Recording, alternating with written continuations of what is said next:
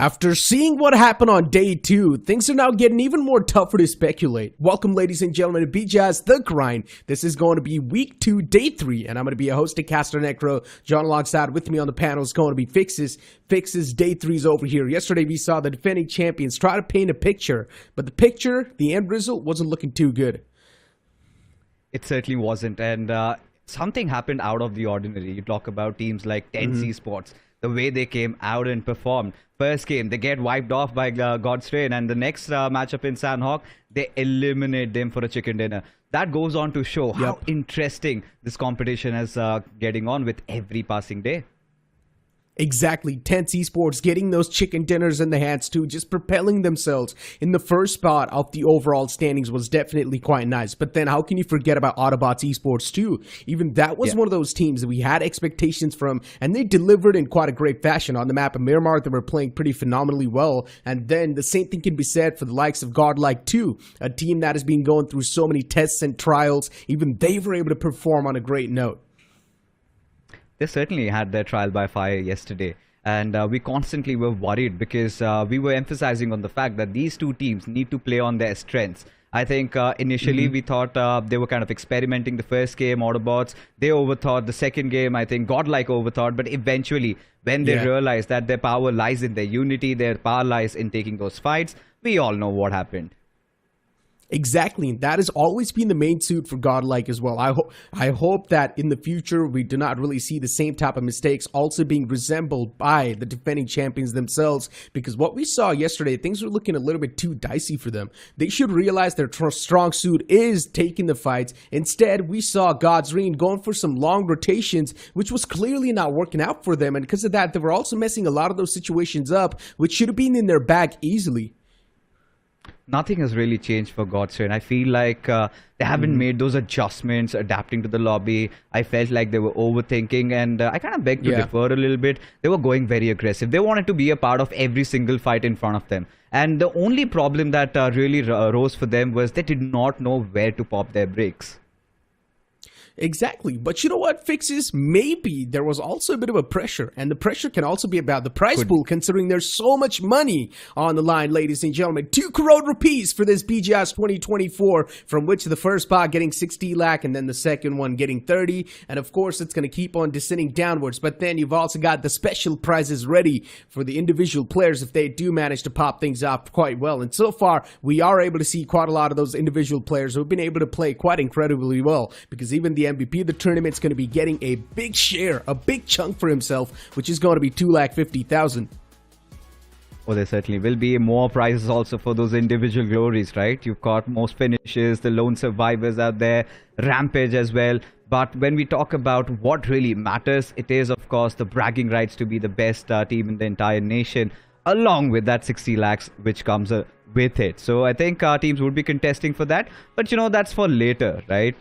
We're still in the grind phases. We need to get to the main event, and it's kind of a roadmap, and it's been established very well. That is true. But then another thing we need to tell the new audience that is currently joining inside of the broadcast has to be the format as well. How this tournament's going to be functioning in the future. How has it been functioning so far? As you do, guys, as we do move on forward towards the formats, right now it is the grind stage, and it's out of the grind. We've got 256 invited teams, and those teams will be divided into groups. Now, once again, these teams will try to duke it out in the first 2 weeks, and each team will get a chance to play 3 games. And after the span of 2 weeks, once again, the groups will be reassembled based on the overall standings. Yeah, and you know, there will be that shuffling. We will have another set of new groups coming in together. Everybody gets 6 matches to play, and in those you have to ensure that you are at least in the top 16 to receive the major benefits out of the entire grind. Because the teams that stand from the first to the 16th position, they get a direct entry to the round 4, and then the others, well, it kind of keeps on reducing down. And after that, the main event shall start. We do have a couple of more rounds. We've got the wildcards and all. We're gonna be slowly talking about that. But what the grind is based on is so far to gauge where the teams have been since the last BGIS, how they've been performing, and what can they put on the table. Exactly. In the end, you just need to make sure that you're placing yourself somewhere in the top 64 out of the 256 teams. If you do manage to place yourself anywhere between 1st to 16, then you will directly be moving on forward towards the round for the BGIS. If you manage to place yourself anywhere between 17 to 32, you will be moving towards the round 3, and then 33 to 64, you will be moving towards the round 2. In general, if you do get a better standing for yourself, if you do manage to place yourself between 1st to 16, you're going to be having the biggest head start inside of the tournament, so you can just sit back and lay back, have some popcorns, and watch the other teams duke it out, and maybe take down some notes. Moving on forward and taking a look at the points distribution as well. Now, this points distribution has definitely added a nice mix of emotions. First spot getting 10 points, second spot getting 6 points, and then of course it's going to keep on descending downwards until from 9th till 16th you're not going to get anything. Indeed, and that is one of those things that has changed from the last BGIS, hasn't it?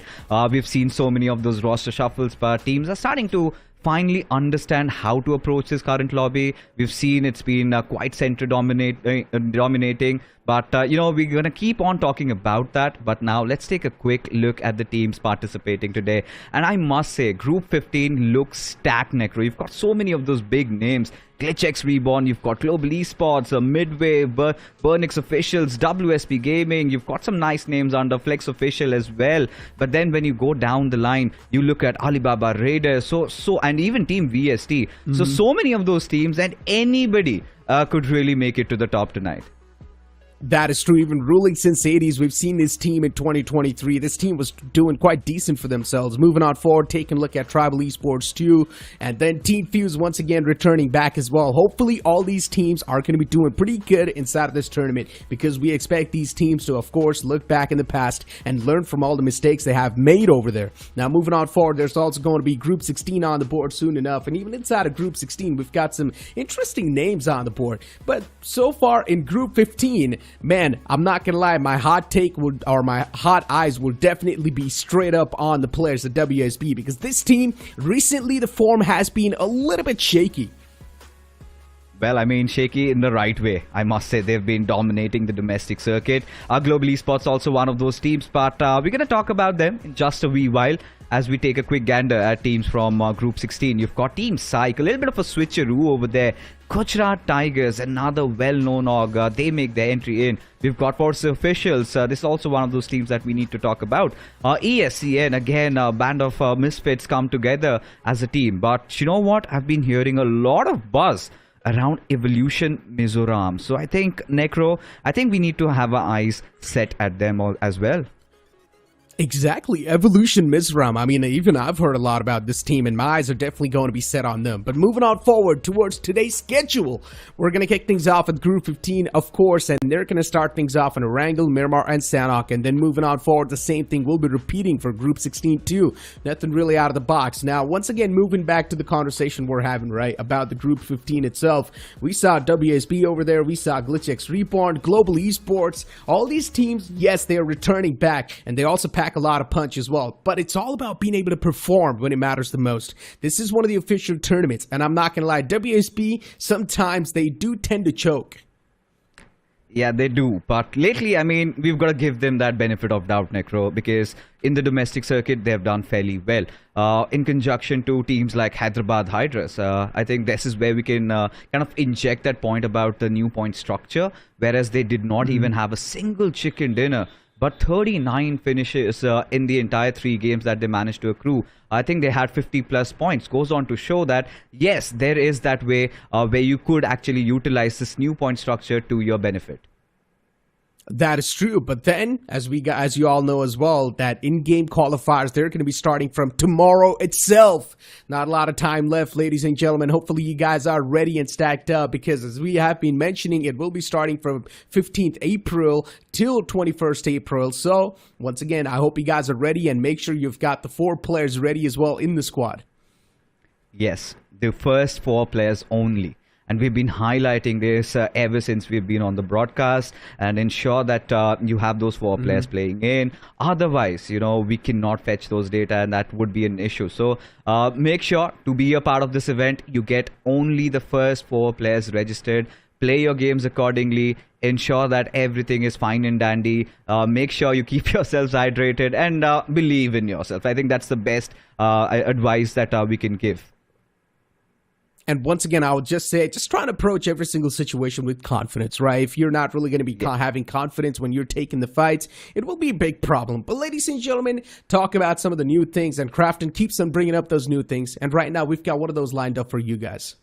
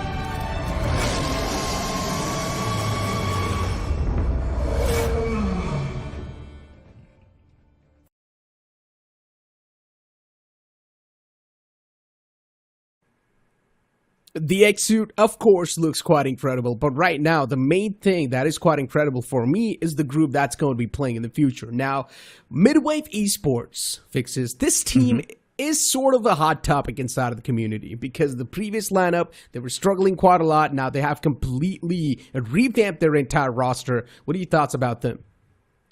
I think Team MIDWAVE might have made the most major changes.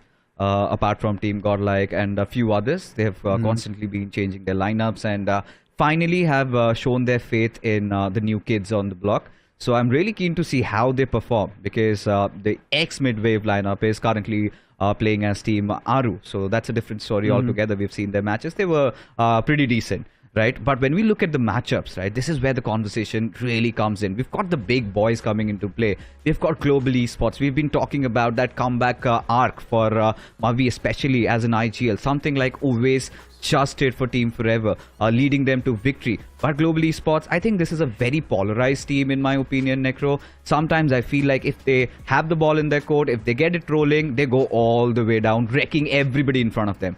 But if they do not have a good start, I think things really get bad for them. Exactly. I mean, it's all about the momentum, right? And if global esports do find themselves in the good shoes of things, then it's all good. If things are not really going that great, then sometimes they do tend to crumble. Hopefully, the same thing is not going to be happening here, though. Once again, as we do know, global esports is one of those known teams. They've got some of the most known players inside of the community, too. So one thing is for sure, their mental is probably going to be better than all the other teams that are currently over here.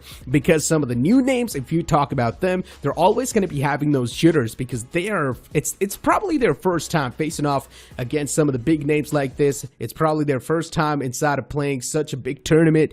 But once again, there are quite a lot of returning names as well. So hopefully, as I mentioned, they have looked back in the past and learned from the mistakes they have made.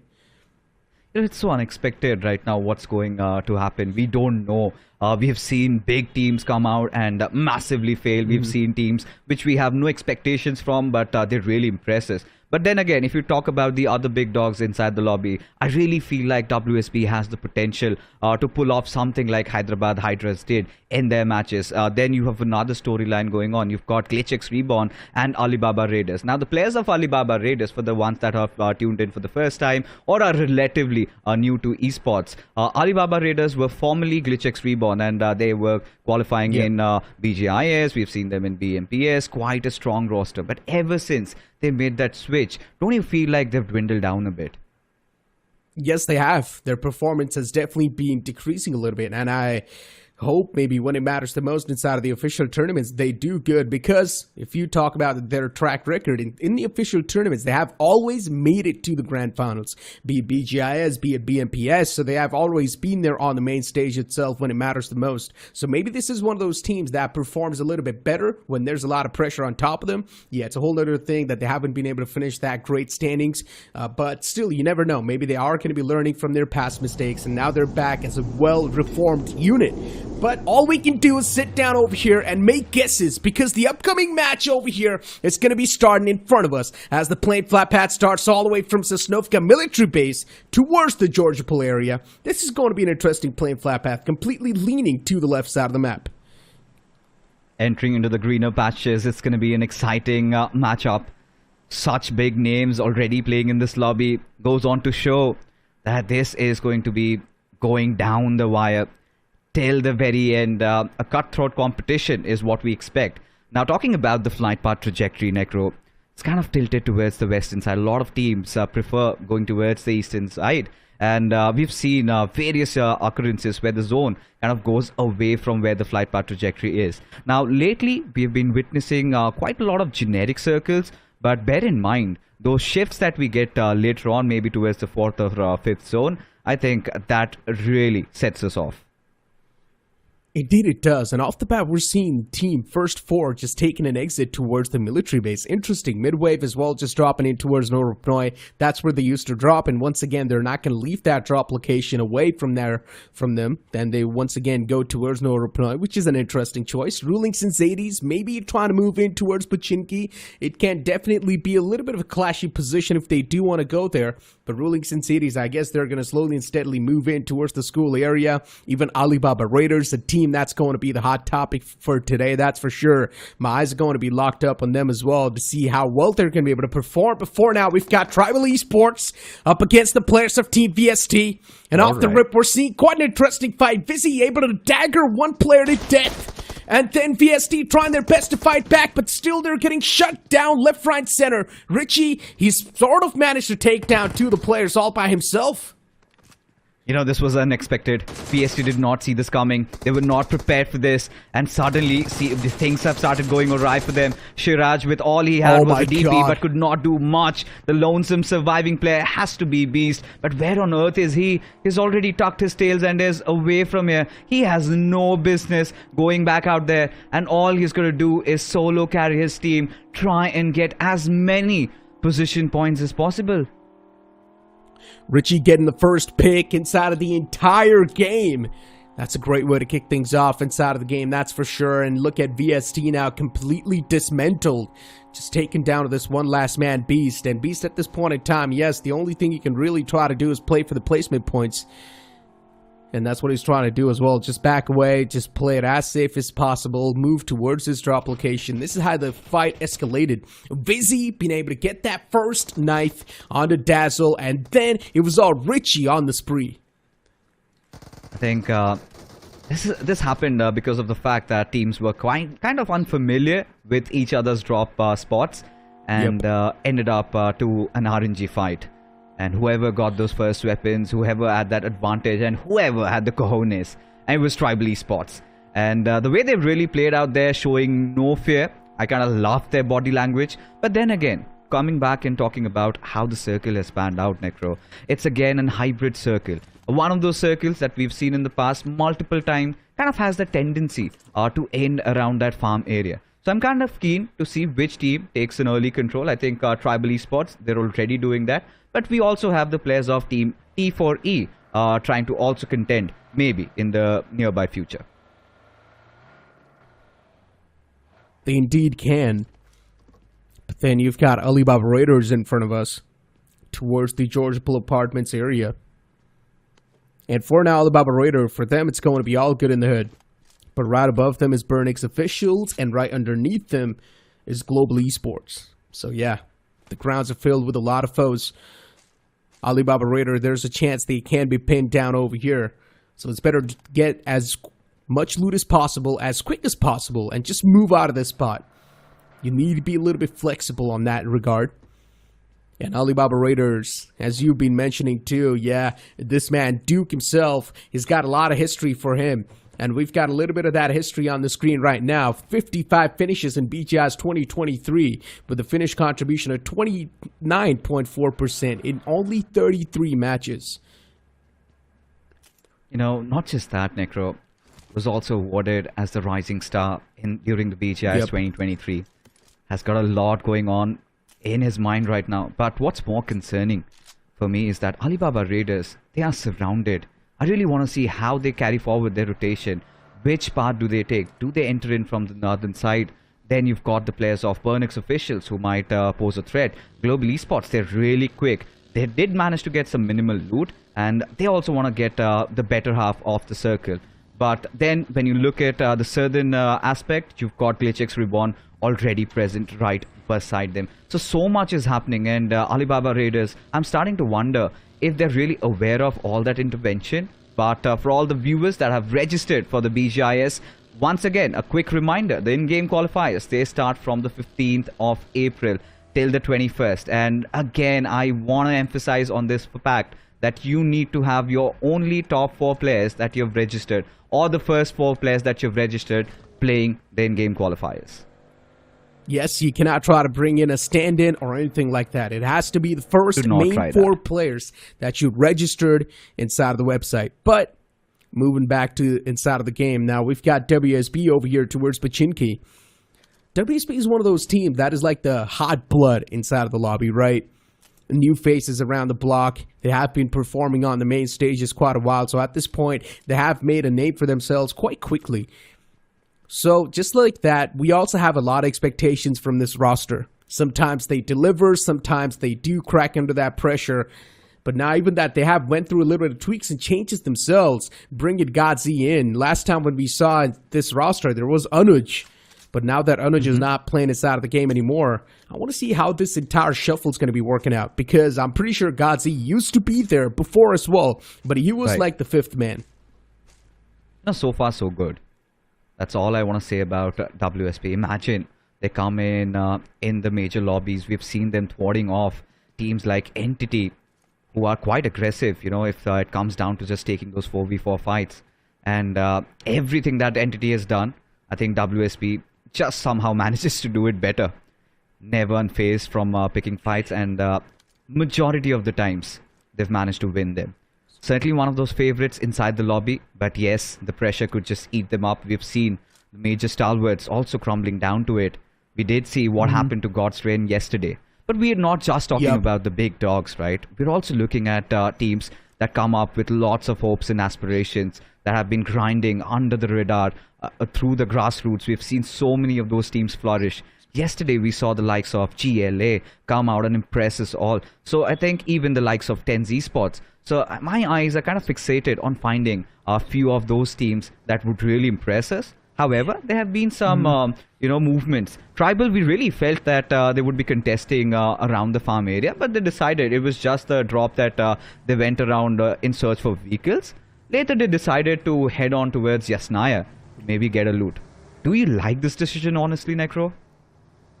I think so. That is their main drop location. It's only because of the plain flat path they dropped down on a temporary spot. Before now, we've got GH getting approached by a couple of foes, and instantly the man just decides to back away. That's a good decision. Team HB just playing around that warehouse. Ryzie will have a complete back end, and that's why he just backs away from that fight. But still a good knock from the players. HP in a big wall of trouble. Cobra knocked out for now. The resurrection seems next to impossible, and Ryzie will instantly get the confirmation as well.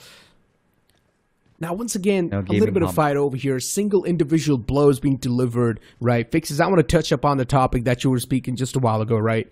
And honestly speaking, some of the big dogs are the ones who tend to overthink a lot of the scenarios. And yesterday, God's Reign was a prime example for that. They were overthinking some of the main things too much. And that's why they were going for some of the longest rotations that we saw inside of the game, all the way from the blue, tanking so much damage, and then they would just end up colliding against a team that they had no clue about. I think, Necro, I love you a lot. I hope you know that. But, I kind of have a little bit of a contrasting opinion. I really felt like they weren't thinking much. They were just trying to pick up any single fight that they can, and they were kind of living in the moment. is the best possible way I can describe them. Because if you go on, Okay, the first game in Wrangle, they saw that two teams were fighting. What they did, they just went in there, eliminated everybody, and marched inside the circle. And it was around church where they were dealt with. And that was also another place where they kind of wanted to pick up a fight. That sort of continued.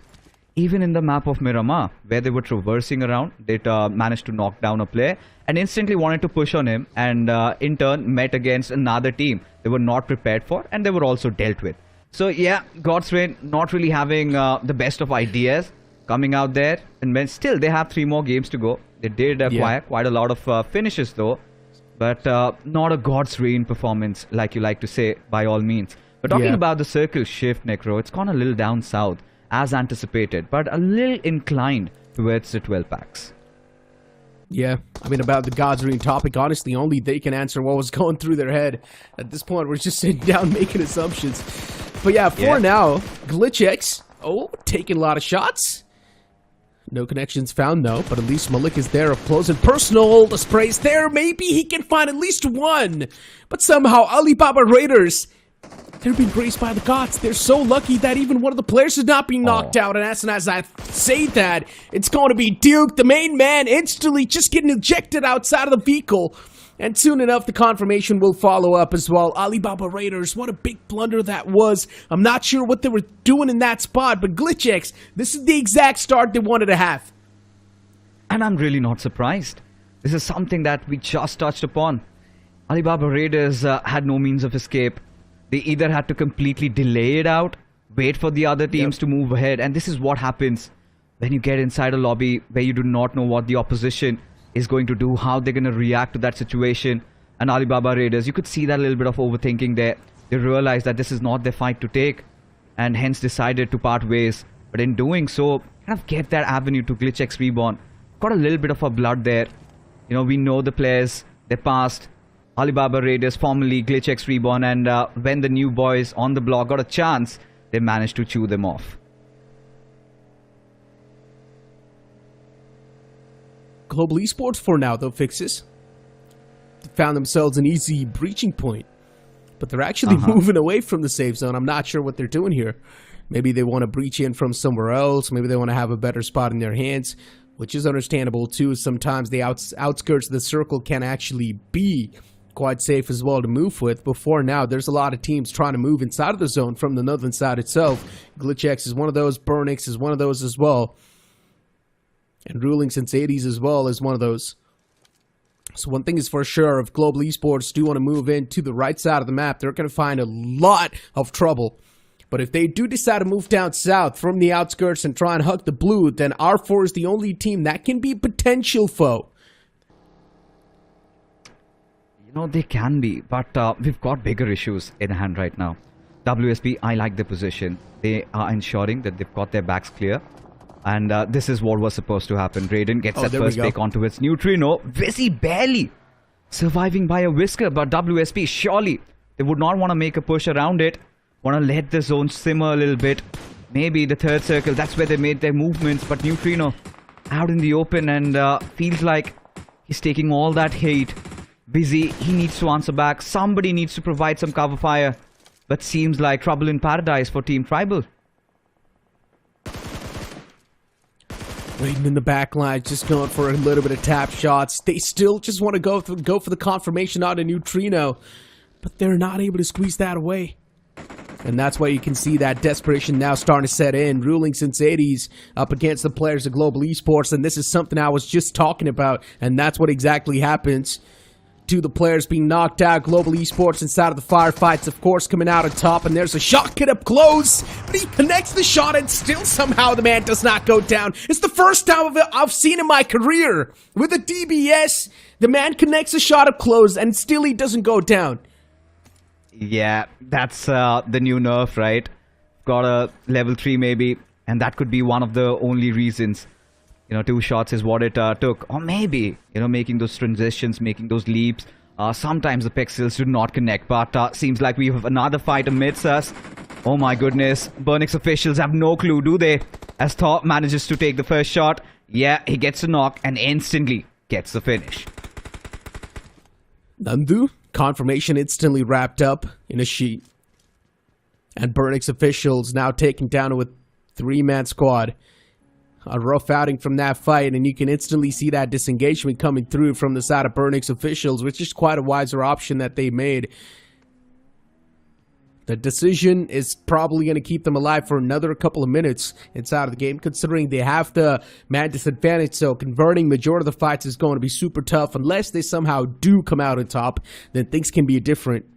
But for now, BURNX officials, even they're off to a rough start. Still, you've got 15 teams alive inside of the lobby. It feels really bad for VST to start things off with only a 1-man. Yeah, that's quite unfortunate. Left to fend for himself, and this is a shift that we've been talking about. Still goes around the Sugar Cube Hills, which is yet to be occupied.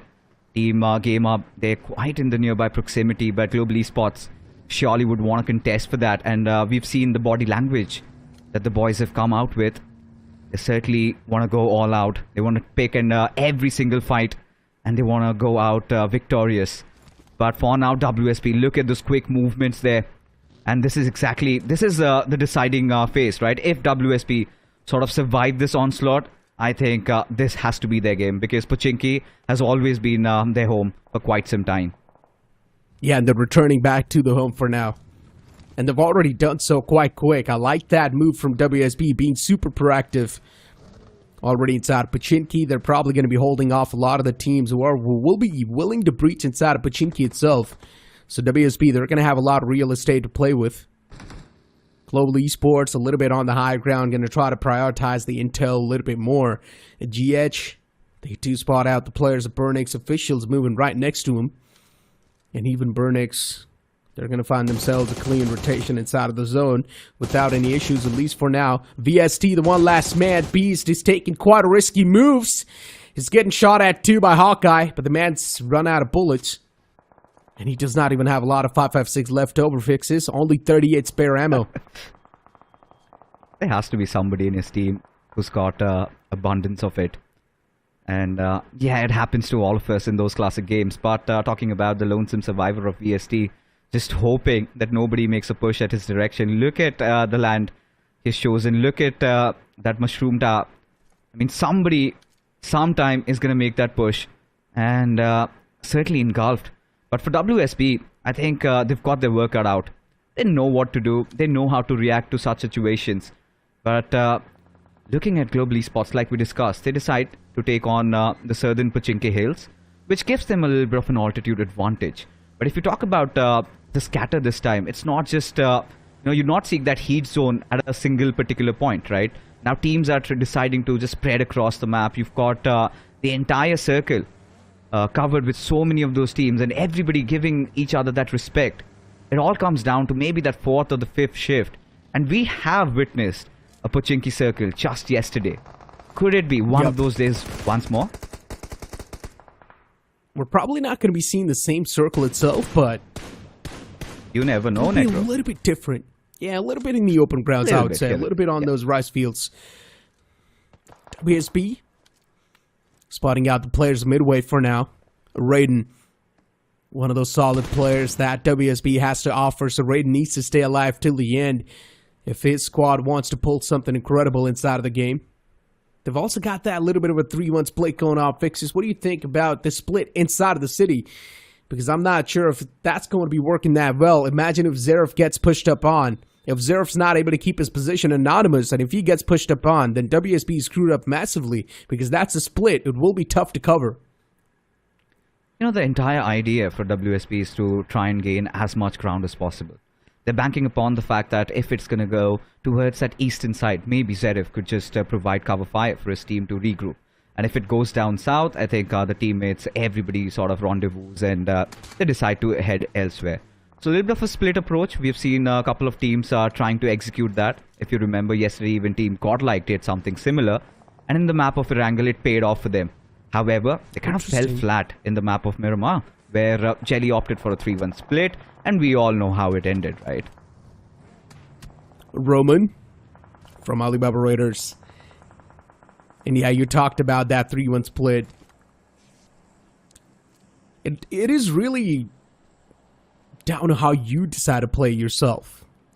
In my opinion, the man who's split out, or in my opinion, the man who's spread out from the 3 players, he's supposed to keep his position anonymous till the end and just give that information away. Or sometimes he can also be like the insurance policy, where he can try to place himself a little bit further ahead, and if the circle does move on towards that spot, then the rest of the team can try and close in that distance. There's so many ways the splits can be played, right? It's not just during the combat, it's also during the positioning overall. Before now, Global Esports on the screens, been able to get 4 eliminations so far. Unfortunately, Ninja Boy is one of those players that has been the decorated players inside of the lobby, but he's been taken down off the rip, so that's not a good news. That's like a big firepower cutoff right there. BURNX officials too facing the brunt against the players of WSB as they do kick things off in a great note. BURNX officials taken down with just a 2-man squad. We'll make that just 1 man because I do see another player getting blown to smithereens, and Taurus, even he gets confirmed. BURNX officials in a whole world of trouble, I've got to say that, because ever since the first player got taken down, they kind of seem quite unregulated. They do not know what they want to accomplish, no objectives over here. They're just scouting through the land, finding any semblance of cover. That has so far been the intention. WSP, however, I think they're going to get those revives. Should not be a big concern for them. But Team R4, they've got another team in front of them. It is going to be the players of FUZE. You've got First 4 also in front of you. And this is going to be an interesting showdown. Already Shagil losing on to his life. And then we've got the players of Alibaba Raiders. Some quick early losses, but they've managed to gain a couple of finish points. Few knocks here and there. I think that's all good and dandy. But somebody needs to remind them they've got to make a movement inside the zone. R4 really looking forward to take this fight. The nade was tossed in quite close. A big mistake from FUZE. 1 man knocked out, but the return's going to be there on the dead man, and dead man is almost a dead man.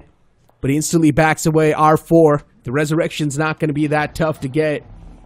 And R4, they started things off with only a 3-man inside of the lobby, which is already a disadvantage for them. And taking this fight, if they do lose out another player, that's going to be another disadvantage added on top, and that's going to happen.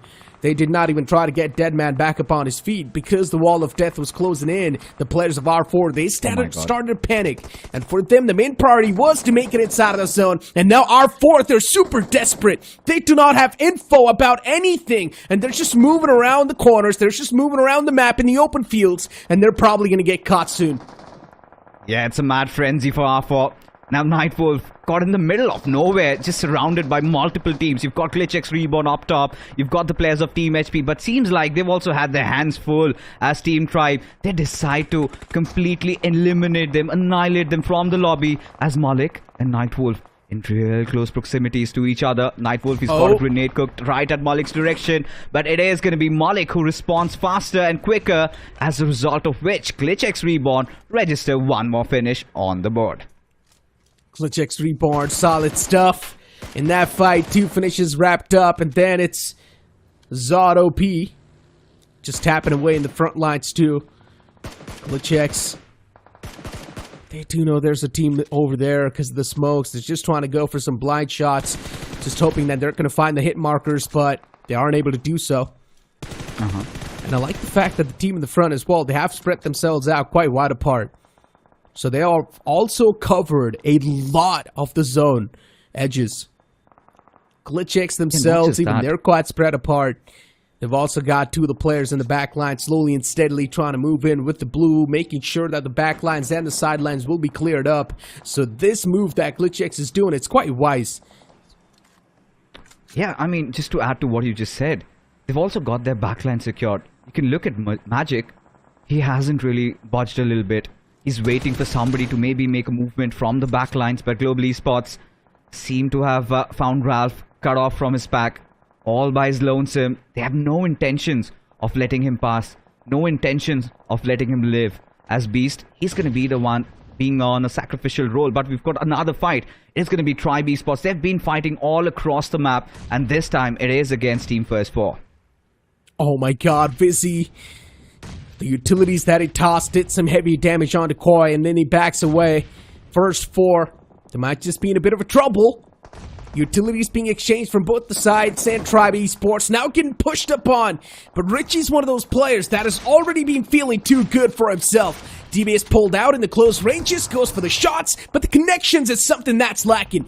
Tribal, they've already got one of the players being knocked out in the name of Richie, and that's going to be the star player for this game. Richie with the 4 elimination points, not inside of the game anymore. That's a big subtraction when it comes to the firepower. But Koi, he keeps on constantly tossing those utilities in the front lines, and that's really keeping the players of Tribal Esports on the knees.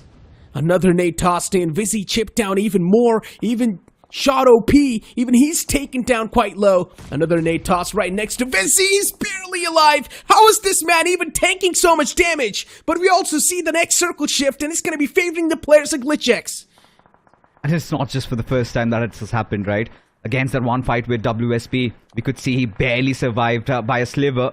But for now, with the way the circle has shifted, GLITCHxREBORN really having that wry smile on their face. They know that they can convert this into a chicken dinner. But for what it's worth, Tribe, they've been picking up a lot of fights. Mavi, he was trying to take a couple of shots, but from the backlines, you've got Rockstar, who puts an end to him, knocks him out as the entire army pours in, and Global Esports annihilated from the lobby. RE on the screens for now, and you've got Cannery and the squad, of course, in the game too. But Wizzy, what a perfect knock that was! Another fight going on somewhere else on the map, and Tribal Esports too now starting to face a lot of problems in that fight. But eventually, it's going to be first 4 to be completely eliminated from the game, and Tribal Esports back on feet with all the 3 players. But then you've got RE Esports as well, just taking a lot of shots against the team in the front, and RE, the constant pressure they're building up on the players of Tribal Esports, it's really keeping them on their knees. Another nade being cooked up, and it's going to be tossed to the perfection. It's being tossed at the right direction, but still a little bit of an overshoot coming in from them. Just they need to make sure that the nade's hitting the exact mark they want to. But look at Vizzy once again connects that nade. And Vizzy slowly and steadily now trying to move with the zone, but unfortunately the wall of death is causing a lot of issues for Tribal Esports. They're being forced outside of their comfort zone, and that's where RE, they get the main advantage. But Cannery, he's being left out. Of course, you've got to cut on your losses. Richie Whitey, however, being spotted out. Oh my goodness, that was a nice trade coming in from the back lines. And it is pandemonium throughout the map. Everybody going after each other. Nobody showing any sense of mercy. As GLITCHxREBORN, this is the moment that they have been waiting for. They've been calm, they've been patient, but now they have to march their way inside the circle. Whilst all of it is happening, T4E just survived with Toy, another player who's got a lot of potential, but needs to make some quick work, needs to get his teammate back alive, and then make it inside the zone, considering the fact that he's already being watched over. The new boys from GLITCHx, they've got a lot to prove, and so far they're doing a really good job in proving that. Rockstar knocked out, not that good of a start once again for the late game for the players of RE, as they're just taken down to a 2-man squad, and within a matter of seconds, the entire RE gets eliminated from the game. You've still got GLITCHx alive in the game. GH with a 3-man squad. Unfortunately for GLITCHx, with this 2-man, it will be tough to convert the chicken dinner, but at least they can try and squeeze away as many points as possible. So far, they've gotten 7 finish points wrapped up. Toy on the left lines from T4E. This will be a tough one to get out from Toy. Considering he's all the way outside of the zone, he will need to move out in the open, so Toy's done for. Look at GameHub. That beautiful spread out there. As Toy just fighting with death, doing whatever possible against the entire world. It is a dance that he wants to remember. It is his moment for glory, but he fails. Miserably falls down on the ground, but kudos to that effort. But GameHub, I think they've got this in the bag already. GLITCHxREBORN, the position absolutely compromised as Rexy's got a beautiful flank angle. Could absolutely just pincer them down to that one corner. GLITCHxREBORN, how do they get themselves out of there? They have to claw and scratch their way inside the circle. They've got one smoke grenade in the front, and that's what they're trying to use as a cover. And you can see Magic slowly and steadily creeping and crawling his way inside the zone 2. Drops down his level 3 backpack to make sure their bump is not going to be witnessed by the opponents. So, of course, compromises on a bit of a loot there. But then still Magic gets spotted. Level 3 backpack drop down. Still, it's not really going to mean anything. And then you've also got Zato P who peeks out, but he's not going to be surviving for too long. It's going to be GH, ladies and gentlemen, with the game one in their hands. GH, a team that's came in out of nowhere. They start things off in a great news. In style and in fashion, this is exactly the kind of a start that we wanted. Somebody unknown. We've seen them in BGIS, we've seen them in PMPS, in round 3s, round 4s, but when it mattered, here in grind, they yet to deliver. They finally delivered. Now, the big fight that they took was against WSP. That was not covered. We did see the players of WSP. They were kind of hunkered around the entire Pochinki area.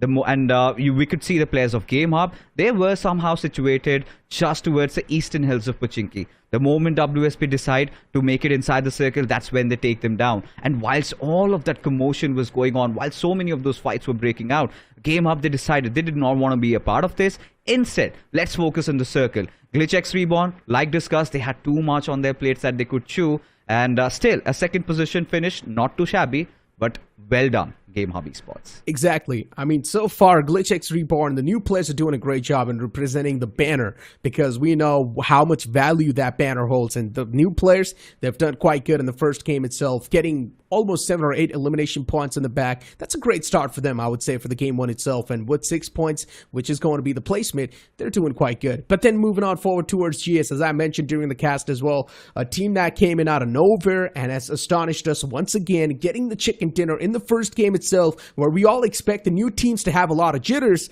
GH, they made quite a lot of clean moves on the board. In the end, they had 3-man squad, also the main zone control, so they knew that the opponents would need to push outside of their comfort zone anyways. We do not need to do anything, just spread ourselves out and wait for the opponents to showcase themselves. As soon as GLITCHxREBORN, they moved out in the open, they spotted the player slowly and steadily, they took him down. That was pretty much like the entire storyline.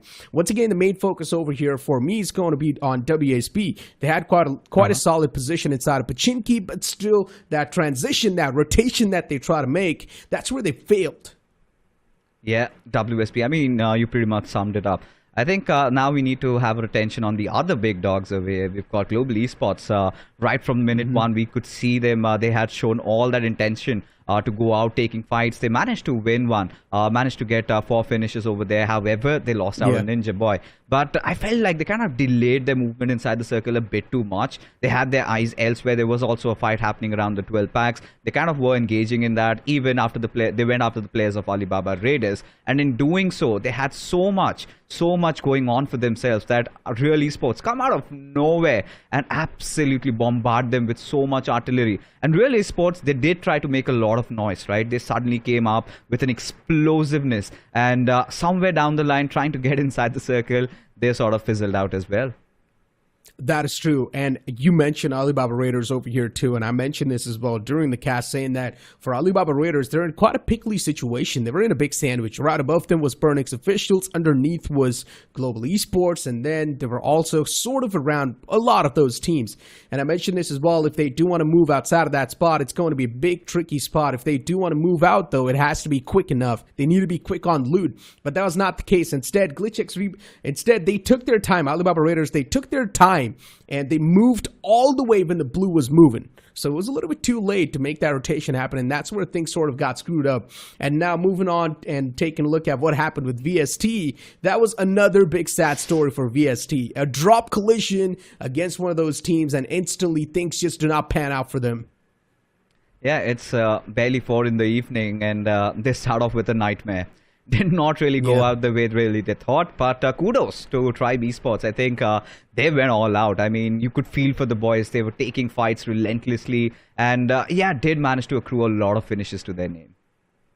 That is true, but now it's time to find out who's going to be the MVP of the previous game. And it's going to be Risey OP from the side of GHEsports, with 5 finishes wrapped up and map impact of 9% and finished contribution of 45% too. So I guess GameHub, they really do have a decent amount of finishes wrapped up on the back. So in general, it was quite a great performance, a decent performance from them to kick things off. Now, once again, we've seen a lot of those teams fixes who are not really able to continue with that momentum. And hopefully the same thing's not going to be here with GH.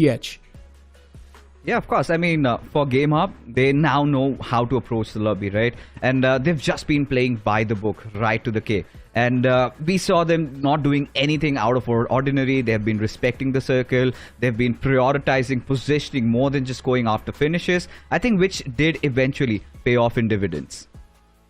That is true. Now it's time to move on and look at the top 5 performers of the previous game. And we're going to be seeing, of course, Ryzy OP over there. But then even Zod OP from GLITCHX is there. Richie YT from Tribal Esports. This man was putting some insane numbers on the board with 4 finishes wrapped up. And then you've also got Magic from GLITCHX. And then you see Global Esports' Beast. Of course, Beast and Ninja Boy. These 2 players from Global Esports, they pack a lot of punch. And all it takes is that momentum. And once these players do tend to find that momentum, things will start swinging their way in quite a good fashion. Oh yeah, I mean, when you look at all these players, I think we did see them on the boards, and GLITCHxREBORN really did impress us. But Richie YT, I think Necro, during the cast, you were also mentioning about him, and he was the one who started to roll the ball. He was the one who had a dagger, just went through, pierced through the hearts of his opponents in the form of PST, and 4 more finishes. I think 3 more finishes acquired after that. But yeah, I think it was quite a wholesome game, and this is exactly what we came in looking for, right? We were talking about, yes, this lobby is stacked. We had a lot of big performers. Yes, few did perform to our expectations, but majorly, it was the new rising stars that impressed us the most. That is true. Point standing soon enough will be in front of us to clear the blurry vision a little bit more. Yeah, and GH getting 21 points in total. GLITCHxREBORN with 14 points. That's a solid start. Tribal Esports, a team that is quite new inside of the scene and still getting 12 points in the first game itself. It's quite a great start for them too. Real Esports with 10. You've got Forever Esports with 9 points. Global Esports, the big dogs inside of the lobby, struggling up a little bit. WSB Gaming, a team that I personally had a lot of expectations from, with only 6 points from the first one. And then you've also got First for MIZORAM with only 2 points. Yeah, First for MIZORAM, they were caught between a rock and a hard place. We all saw what happened to them, taking a fight against the players of Team Tribe, and then we had Real Esports also chiming in. But for Global Esports, look at that, those 8 finishes, and that has given them that little bit of a leeway. You've got 9 points on the board. Majorly looking forward to maybe doing something better in the maps of Miramar. I think that has been their strong suit. But moving on ahead, into page number 2, this is where, the talk of the town, MIDWAVE Esports. I barely could even see them on the map, barely could see any action from their side. Somehow managed to garner 2 finishes, but that's pretty much it. But Alibaba Raiders, they were raided, they were surrounded, had no means of escape, and things started really going awry the moment they lost out on Duke. We did talk about him. He was the rising star during the BGIS 23, but I think he has a lot to prove right now in the grind 2024.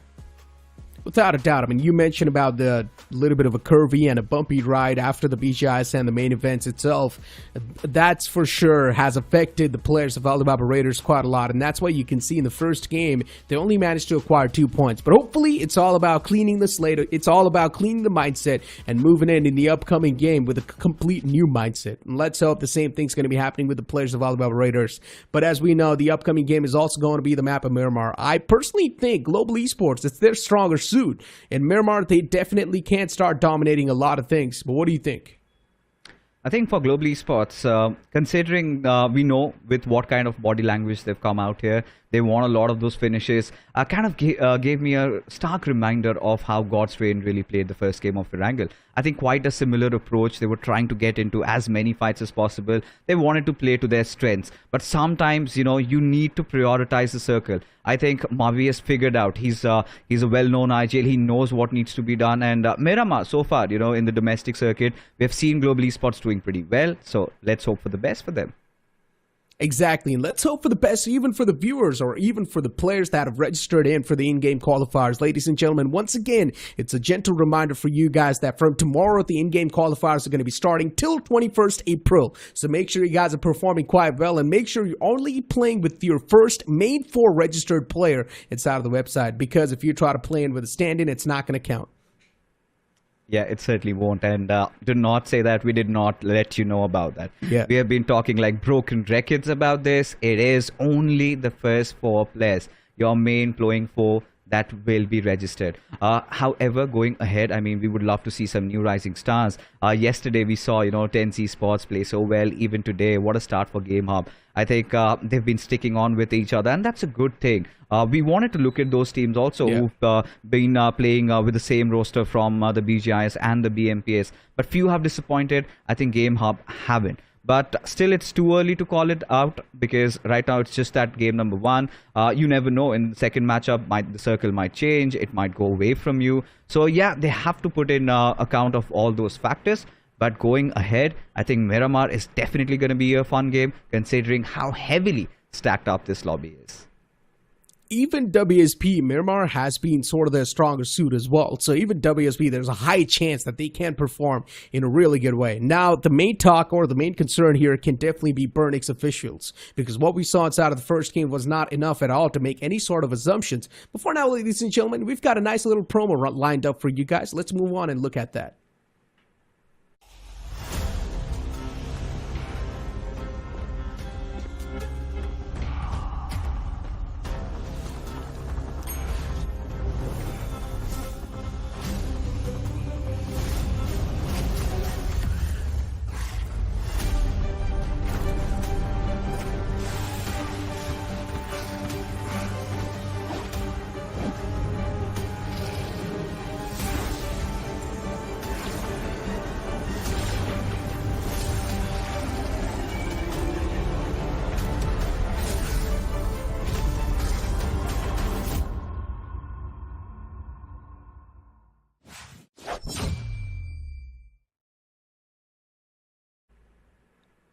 I mean, at this point, every single person inside of the chat probably knows I'm a big fan of cosmetics, right? Fixes. So I do not want to keep on mentioning it over and over again until to the point where some of these guys just try to slide in my DMs and say, why do you keep on mentioning it? So I'm not going to mention it once again, okay? Let's just focus on the upcoming game, which is going to be the map of Miramar, right?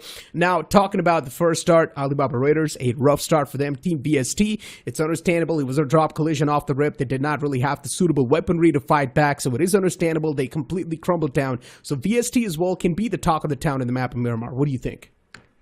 I hope so, because they need an absolute mental reset. They need to forget what has just happened and need to focus on the next 2 maps in front of them. Exactly. And now soon enough, the matchup is going to be there in front of us too, because BURNX officials, I mentioned this as well, because BURNX officials, even they're going to be feeling a lot of that pressure. Real Esports, they did quite decent, but decent's not enough. Yeah, decent, certainly not enough, and they've got to dig a little bit deeper. Whilst all of that is happening, Necro is going to be taking a chill breather, just kind of being on the sidelines. But this gives me an opportunity to welcome the next man on the desk. The reason why I've been starting to have those gray hairs, somebody who kind of gets down to the throat and shows no mercy, somebody who always loves tickling me with all sort of those analysis he puts on board. So ladies and gentlemen, put your hands together for my lovely friend Arka, who's been watching all these games from the sidelines. And I'm pretty sure the moment he comes in front of you, he's gonna bombard me with so much stuff of what just happened. So Arka, I wanna love to see your face right now, if that's possible. But yes, how are you feeling, buddy? Oh, I'm absolutely feeling amazing right now. The most important thing is, yes, I was warming the bench enough, and finally now with the opportunity given to me, like you were expecting me to do so, I'm just gonna blabber around whatever I know, because I've been holding back a lot of information. You certainly have been, haven't you? And you witnessed the entire game of Wrangle. I'm pretty sure you were watching from the sidelines. Any more pointers that you want to put forth that maybe might have just gone past by? Anything substantial that you want to mention right now? I mean, I might be wrong saying this, but I strongly feel those teams who did not go for longer rotation, stuck to the corners of the circle, made those small rotations, were the team to survive until the very end.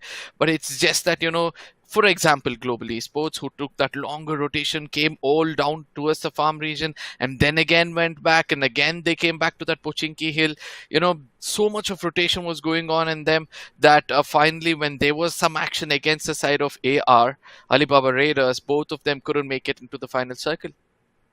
Yeah, I think, we've got to give it to the teams at least a little bit of a leeway there, because the way the iterations of the zone have been, I think they've been sort of modified, not the usual circle shifts that we kind of tend to anticipate. Even I was anticipating some movement around that farm area. However, it did happen over there, but a little towards the western side. I think the teams were constantly being thrown off, because there were moments when you could notice so many of those teams were kind of hunkered down on the shorelines. We could see WSP, we had BURNX officials, they were also trying to establish that real estate. That did not happen, and then the circle suddenly shifts towards those 12 packs. And then when we were thinking, yeah, maybe around the Sugar Cube Hills, but then there's another eastern shift. So much going on, and it's very difficult. I feel like teams had to make those hasty decisions, and that's how the cookie crumbled. Obviously, right? And those teams who chose to go to those shorelines were the teams who suffered the most, rather than those teams who stuck right next to the Pochinki region. But still, it was just the first game. The 2 more games in hand, and with the new point system coming up very, very easily. A good example was set yesterday by the side of Team Godlike, who did so well, even though there was a bit of a downfall in the second game they played. So let's see, keeping my fingers crossed for all the teams out there. And the throwables, I'm still watching them to explode. I think there were a lot of throwables used by the players of Real Esports when they just came in, wiped out Global Esports, and it felt like they were in mood for some carnage, and that did happen. But talking about Miramar, right? Necro has already expressed his favorites, right? He's going to be rooting for WSP. I really feel like this could be a Global Esports game, but certainly would not be complete if we did not take your opinion. So, dear sir, who do you think does have the best chance here? Yeah, it's Global Esports if you ask me. But yes, if I have to choose otherwise, by the way our esports was showing their aggression, Real Esports, they might be coming into the top 3 as well. Let's hope for the best, and we directly dive into the deserts of Miramar. Now, as Arca, you've already known, there have been a few changes here and there. We did see some action happening around Truck Stop, hoping that some does happen around today as well. But looking at the flight path trajectory, nothing really out of the ordinary, slightly inclined towards the western side. But yeah, Minas del Valle towards La Cobreria. Where do you think the circle is going to be panning out? Somewhere towards the Los Leones region. I mean, the new circle has been not my strongest forte to, try to tell you that this is where the first circle might form in. But somewhere I feel it's going to be to the eastern side of the map, either towards the Los Leones region or the Torre Hemura region. We've been, honestly, truth be told, I'm bored of those Los Leones zones. We've had enough. I think it's time we go a little up top, maybe towards Torre Hemura, like you said, or maybe towards El Azhar. Maybe something happening around that truck stop, because a lot of new viewers do tune in and who haven't played a Miramar or all the changes, who are kind of not aware with it. So please, guys, what are you doing? Just log into the game after this broadcast and maybe try your rank push in Divas in Miramar itself. But before that all happens, we've got a fight amidst Sarka. Is going to be Team R4 taking on T4E. Oh, the hunger for the first finish is kind of visible in front of our screens. Toy has got the deadly gun, no vest or no proper, helmet whatsoever. It all comes down to the basics of that crosshair, and eventually it's the number of bullets which comes into picture. The Uzi doesn't have much, and eventually R4 will be able to register the first finish.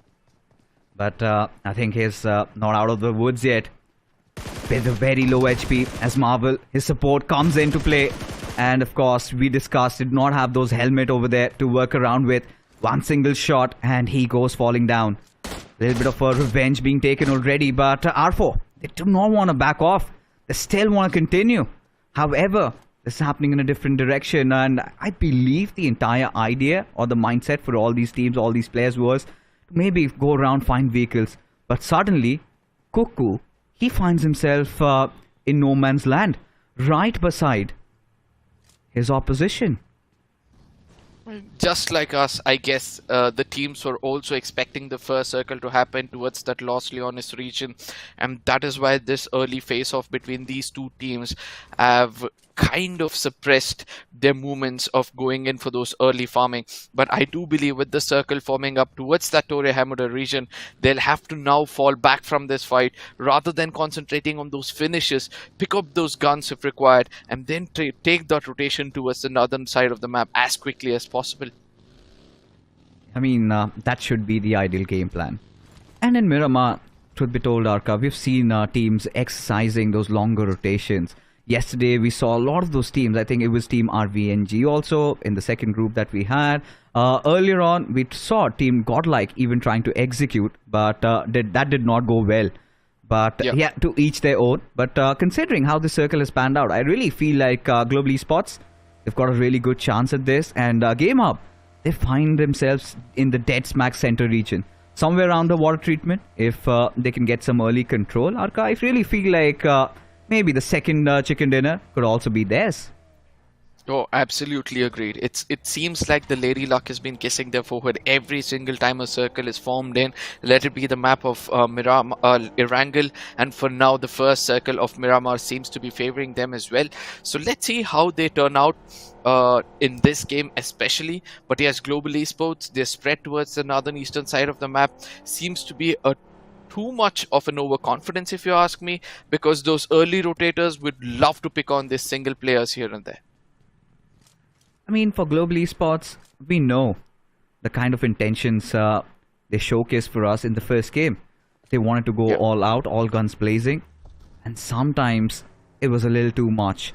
But still, those 8 finishes did come in handy. Ended up with 9 points overall. But Alibaba Raiders, surely, they have seen better days than this. And even you have cast them on various occasions, Arka. They were back in the days in GLITCHxREBORN. Don't you even feel the same? That ever since they came into Alibaba Raiders, that hunger sort of has languished somewhere.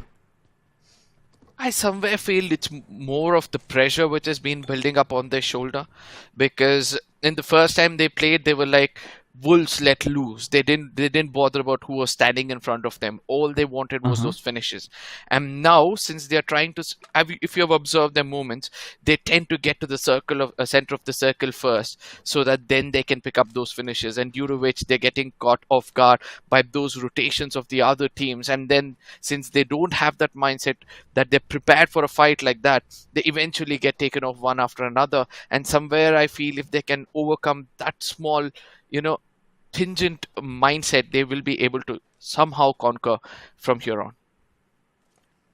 From what you just said, summing it up, I guess it's right to go on and say that they've kind of been on that Big Brothers track, haven't they?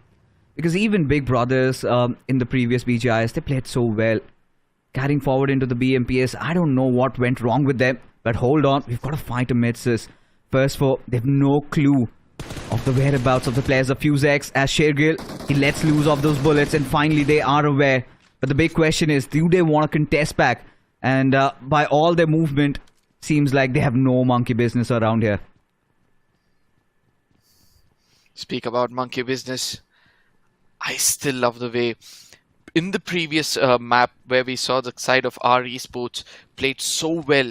When required is when they struck, and they are not far away from the circle as well. They hold almost to the center bottom part of the circle, so let's see whether they'll be able to somehow take that rotation to the center and try to get into a fight between the rotations of first four as well as FUZE.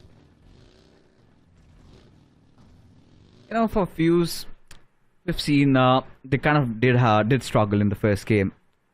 Felt like their heads were cut off. What kind of Clueless was kind of stuck around the 12 packs area, where they had so much on their hands. But for now, they're itching for a fight. Look at Gopal. He's a little aloof from his pack. He's decided to get a different angle on a 3-1 split. And if he can maybe connect, does not have the best of weaponry though. Does not have a lot of scopes to work around with. And with AKM, maybe the Yump, that could be his best way out. He could maybe connect those shots from afar. But still, when you go into the intrinsic details, it's gonna be a long shot, to be honest. But Shergill, he's been making those movements, and first four, I think they need to apprehend the threat that is looming over their heads.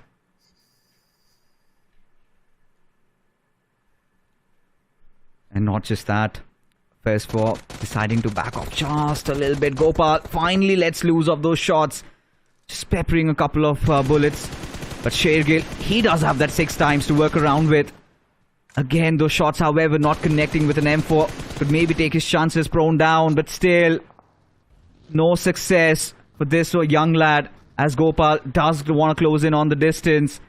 And FUZE really want to take this fight. They feel like they've got the upper edge, but you never know. I feel like FUZE do not have all that information of those players. It's going to be an interesting bout, however. Oh, this is special. This is special if you ask me, because this fight is going to kind of, extend for a longer period of time, because I can see several other teams trying to make it from the El Pozo region, and this fight seems to be taking place right next to that El Pozo region.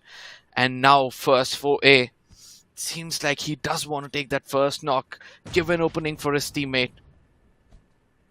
Zaza, can he get the first one with those throwables?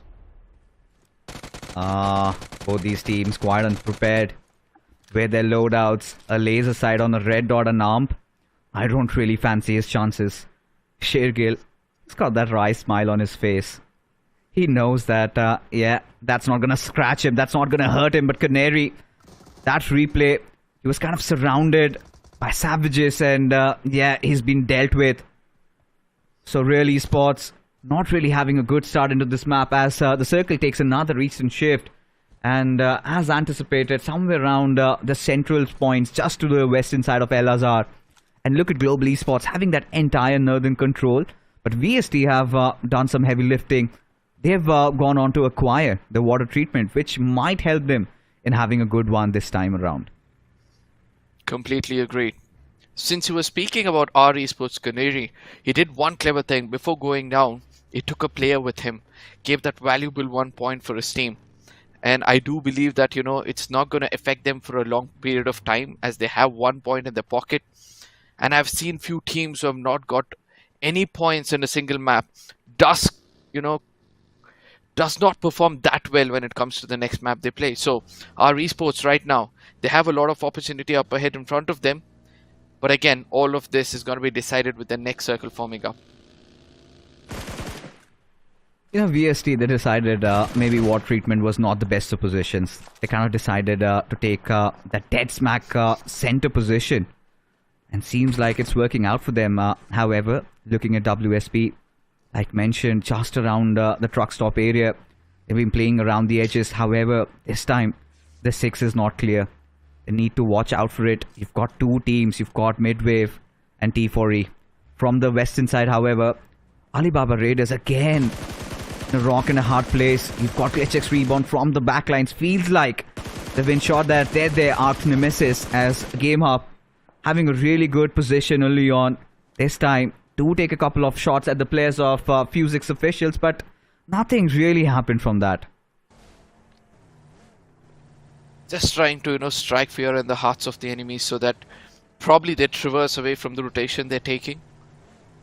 But I still miss the aggression coming in from the side of Global Esports, if you ask me. Because they are one of those teams who tend to have early 4 finishes, and with that confidence boost go on further to dominate throughout the lobby. Yes, they've got ample amount of loot, right, because they own the whole of Torre Amura. Yeah. Now this is the time. This is the time. You know what, ladies and gentlemen, folks watching this broadcast, yeah, be very careful when you're treading through Miramar. One of the most important point is, whilst you play those in-game qualifiers, and 15 to 21, make sure you're only playing for partaking in that. Whilst all of that is happening, finally, you get some respite. He gets one finish to his name, as multiple fights have broken out. ESPORTS find themselves in a little bit of a situation over there, a little bit of a pickle, but they seem to be the one inflicting all that damage. But Alibaba Raiders seems like they're enraged at this point. Roman IGL pouring in all that lead, but however not finding that success. I think they bought in their aggression, right? So since Alibaba Raiders have gone back to their true form, we can expect them to put some decent amount of points on the board. And let's not forget that Roman had 51 finishes. That is 27% of contribution coming in from 33 matches for his team. So if he can, kind of open up for his team, then he can bring in a lot of damage. And he can inflict a lot of damage to the opponents and also get some finishes for his team. Yeah, the statistics, the figures on the board of the BGIS 2023. And being an IGL, I think those are really good numbers, don't you think, Arka? Because, Yes. you know, for Alibaba Raiders back in the days when they were representing GLITCHxREBORN, could really feel that hunger, could really feel that zeal to perform. But they need to find their way back in. They need to show us hope and all their fans. But getting back to what's in hand, Tribe, they've had a really good start in Erangel and fairly a decent game by all means. But this time, they've been rather taking their time to cook. Something quite similar to what Global Esports has been doing. Very much. And since in the map of Erangel, many people were looking out for those early confrontation, this time it's the other way around. Everybody wants to keep it as safe as possible, find compounds which is going to help them in the latter stages when the circle shifts. But I still wonder what Global Esports are thinking. I mean, courtesy to the map feed we have right now, Cruz de Valle, 3 different players at 3 different positions, and Mavi slowly making his way into the circle. An interesting turn of events from the side of Global Esports. You know, it could be Mavi's gambit. I don't know how it's going to pay off. Surely Global Esports, you know, that's some big, bold moves out there. But for GameHub and a few replays here and there, Alibaba Raiders also finding some success. It was Duke, I think, who managed to get that one finish. But for Global Esports, I think the only idea is to have the next circle control once the zone shrinks in. And all of them, they're going to regroup, reunite their forces, and then maybe play accordingly. Because Mavi has realized that, you know, you could not just charge in with your blinders on. You have to be careful. You have to, you know, figure out some good positioning points, get that vantage point, and maybe then decide to go all out. Let's see whether that's going to be the case. And the perfect rotation coming in from the side of Global Esports to get that Cruz de Valle's eastern side of the map. TRB as well, they went in for that long rotation, trying to play it safe. They're going to be rewarded as well.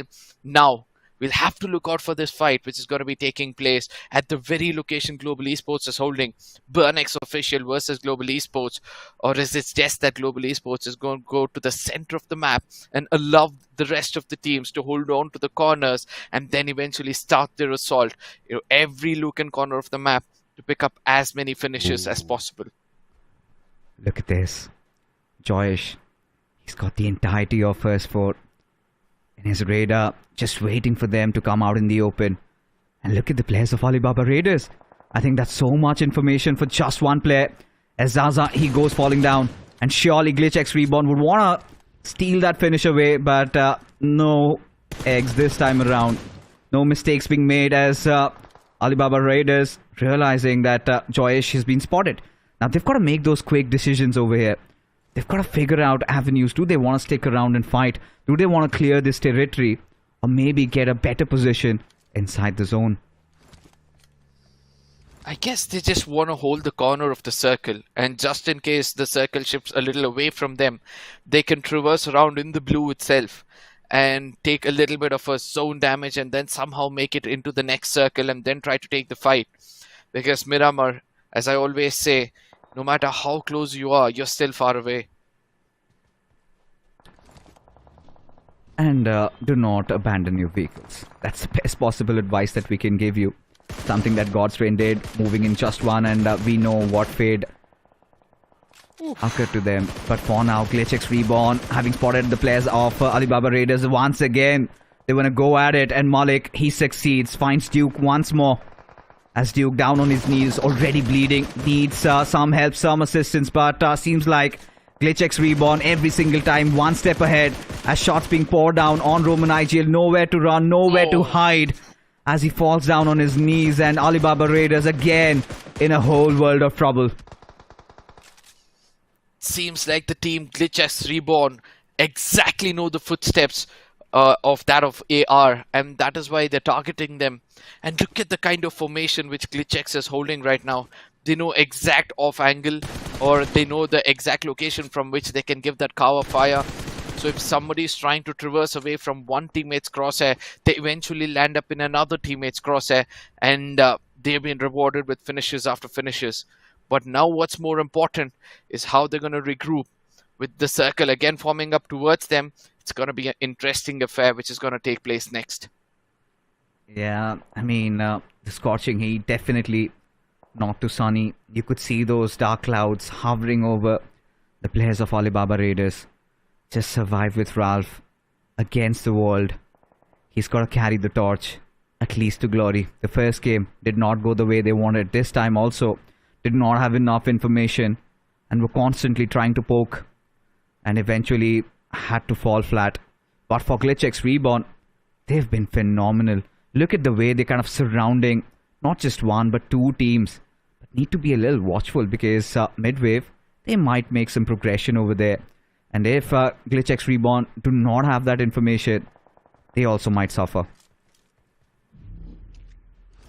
Still, Mavi continues to impress me, holding the dead center of the circle and a guaranteed position into the next circle itself. And I would love to see when the team is going to start assaulting.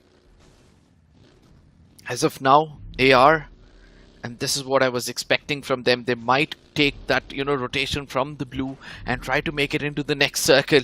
But it's just that Ralph will be the only man to do so, trying to play for position points. And in case he does survive, he has that capability to pick up few finishes in the final circles so that he can put up at least 5 to 6 points in total for his team. You know, what would be more lucrative is if Ralph just gets a couple of finishes, maybe steal a few away, and just survive till the end. Because it's a new point structure, Yep. It's more rewarding that way. To get something really substantial, you need to end up in the top 3, top 4 for it to really matter. But yeah, I think Ralph is aware of that. But I'm liking what WSP did. A little bit of a, kind of a split that Global Esports were also exercising. But this time, they've got the dead smack center. And they've been making a lot of headlines recently in the domestic circuit, winning a couple of those tournaments. But Ralph finally has been put to sleep, into a slumber. I don't know if Alibaba Raiders could ever even recover from that. It's important for Global Esports to now take charge of things rather, try to get as many finishes as possible. They've got enough bullets, and it seems like there's going to be the first knock and finish towards their flavor. Slug will be able to register it. And what's more important right now is to look at where our esports are, somewhere to the southern side of the map. But yes, Mavi holding the right corner of that compound, or probably the right position in that compound, giving all the information required to these wild assaulters. And trust me, if anybody tries to make it into the circle through the Global Esports region, I don't think so it's going to be an easy path for them. You know, this was ought to happen. You could see how undisciplined the players were. For a moment, Slug went right out in the open. Thankfully, he went unchecked. But Mavi, a little too eager, a little too overwhelmed over there, has been picked off. But there comes that push right on the players of GameHub, as they're absolutely prepared for it, as the one grenade goes out. First four already have lost out on one of their players. Now this is a desperate attempt, and now another grenade goes out, but still somehow manages to tuck it away, manages to survive the brunt of it, as Risey, he's being pushed upon at, but still somehow managing to get those couple of knocks here and there. He's lost out on one of his teammates already, as GAMEHUB, they decide to go out. That kind of goes against them, as Hawkeye, he also falls down, but still 4 finishes to their name. They've somehow managed to defend their territory. Oh yes, at a loss of a person, but 4 finishes already in their pocket. Now they can play it a little bit safer, but somewhere BURNX official now getting into action with the throwable doing so much damage. MIDWAVE Esports out of nowhere come into this fight, and it seems like they're on the receiving end of things, as BURNX official can now somehow toss in a grenade or two and get some finishes in their name as well. But you've got Global Esports already instilling so much of that hurt, so much of that pain. Look at Rishabh's HP, he's barely even surviving. Will finally administer that medkit. But now BURNX official do understand the gravity of the situation. MIDWAVE, Lucifer, the last lonesome survivor, and he has also been put down to the ground and has met his makers.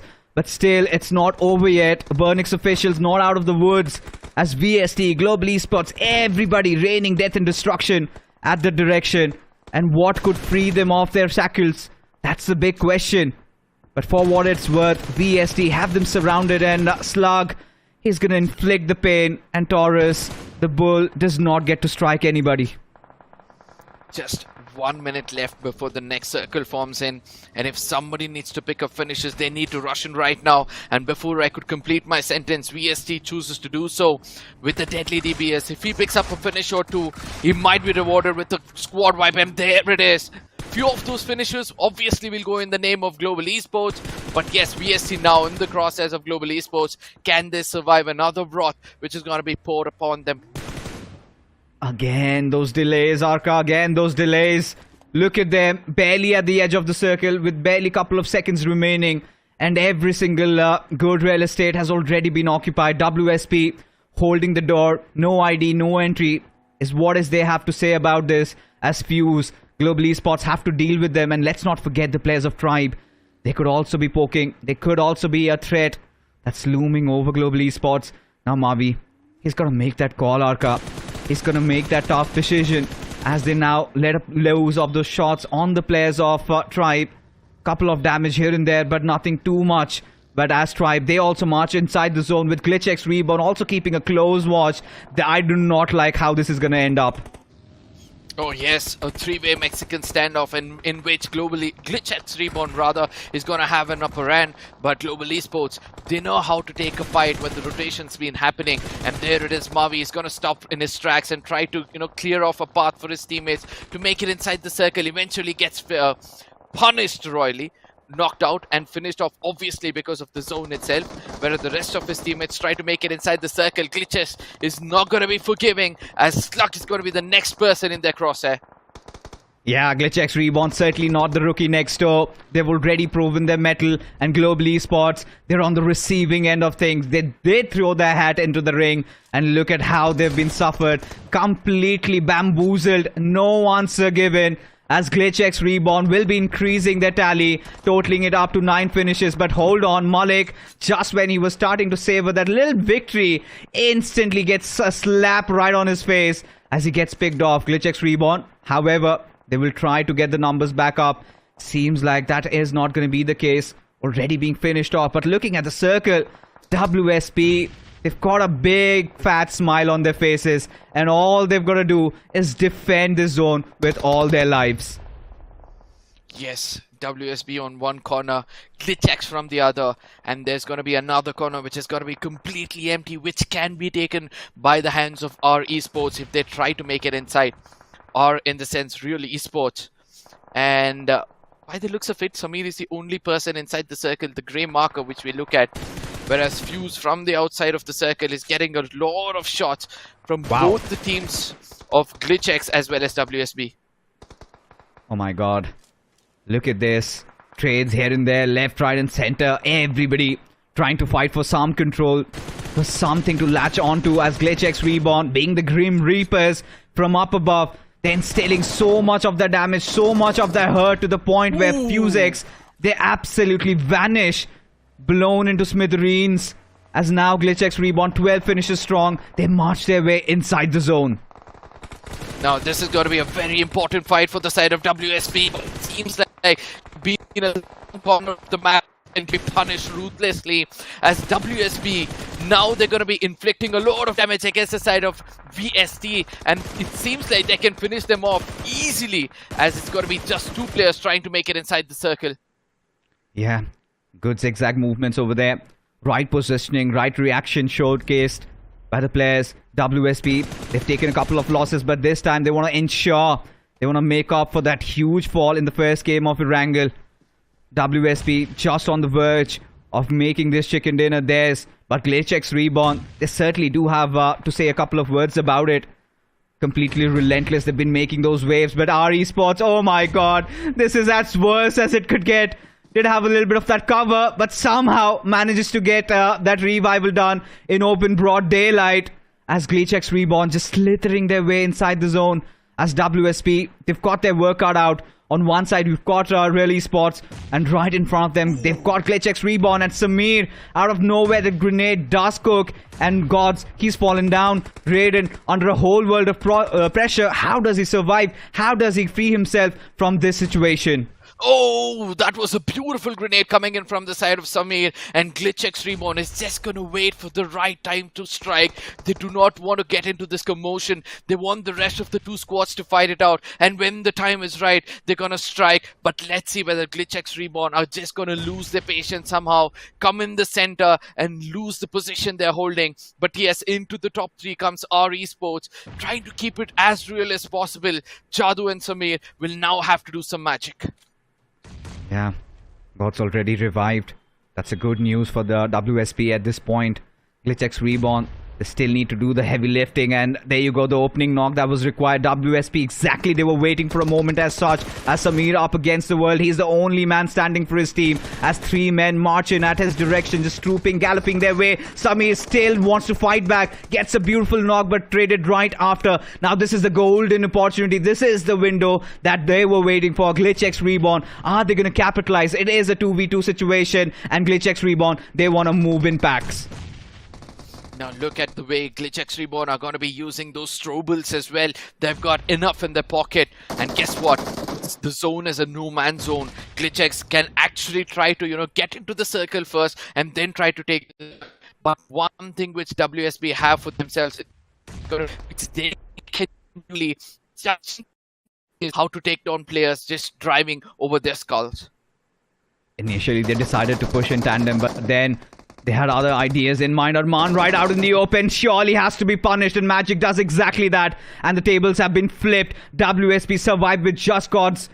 Has that DBS on his hands, and he wants to take that fight, needs to get that positional advantage. Yes, he does. Now it all rides down to a 1v1. GLITCHxREBORN's Joyesh against Gods. We have been talking about this mad lad. He has been phenomenal. He has been spectacular. But is he up for the task? That is the big question. Out of ammunition, Joyesh surely has to push. And indeed he does. Secures his chicken dinner in style. GLITCHxREBORN, they bounce back once again. 2 successive good games. 1 in Erangel. Now ending up with a chicken dinner in Miramar. It seems like GLITCHxREBORN are turning out to be the new favorites for all those people watching right now, because this was the least expected team to pick up that chicken dinner, at least from the English desk. And, yes, RESports, WSP and Global Esports were the 3 teams we were vouching for, amongst which 2 had come through. But Global Esports, what do you have to say about them? When they had all the opportunity to strike, make it into the circle first, they chose to go a little bit offensive and had to pay a very, very hefty price. Yeah, not looking at the bigger picture. Did come down to haunt them towards the very end, didn't it? But GLITCHxREBORN, kudos, man. I think the entire purpose of having the grind is to find out and to carve and give opportunities to talents such as GLITCHxREBORN. I mean, just before this, we did not have a lot to say about this team. I'm pretty sure after what we have witnessed from their side, folks, tales will be told about them. Surely they will be garnering a couple of fan bases here and there. But what a match of Miramar it was. I think right after that 4th or the 5th shift, we could go on to say that yes, it was WSP's game to lose. But I really felt towards the end, they kind of lost that cool. They were not there in the moment.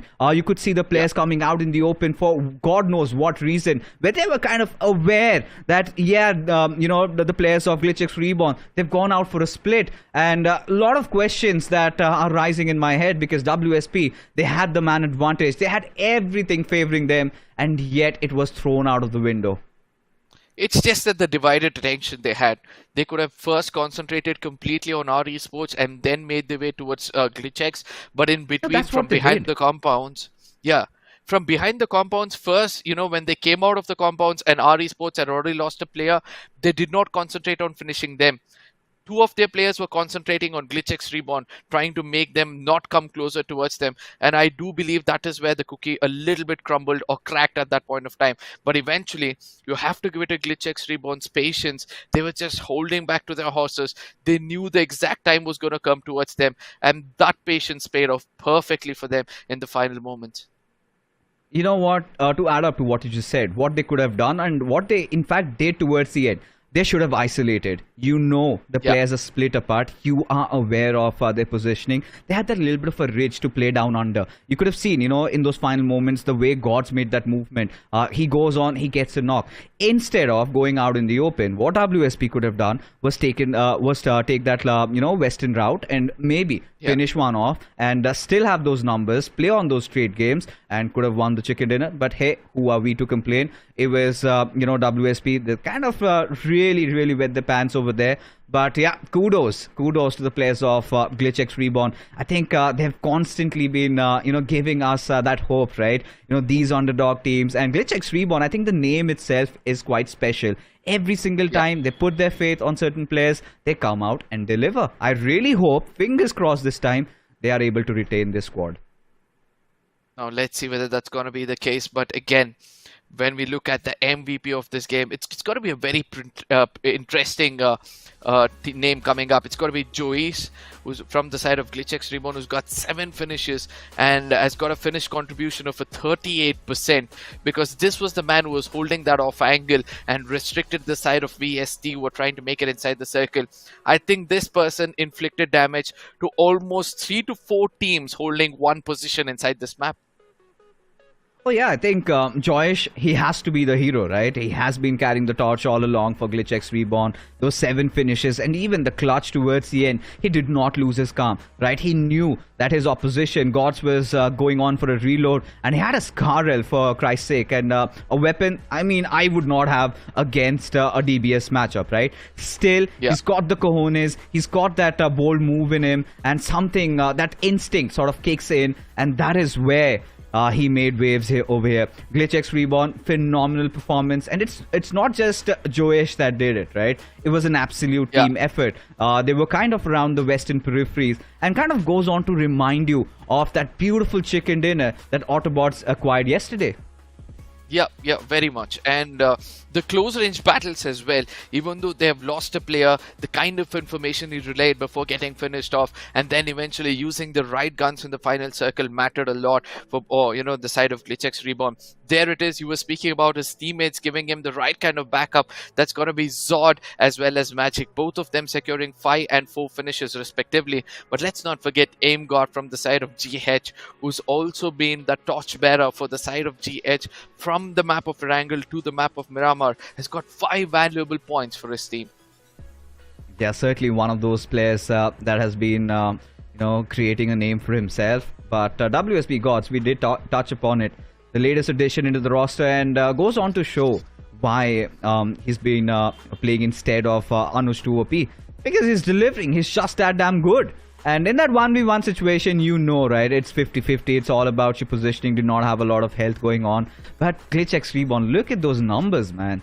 12, 40, I think 16 finishes just out of those 3 players. I'm rather really keen to see how much points have they accrued from this one map. They've been quite consistent, even for the likes of GameHub. They also did get a couple of finishes to their name. And there you have it, 28 points just by the virtue of one game. WSP Gaming, a little bit of a recovery from that huge setback in Erangel, where they kind of started off really well, but finally it goes on to show, yeah, this team is here to dominate. And yeah, for majority of the halves in the map, they did dominate, in fact.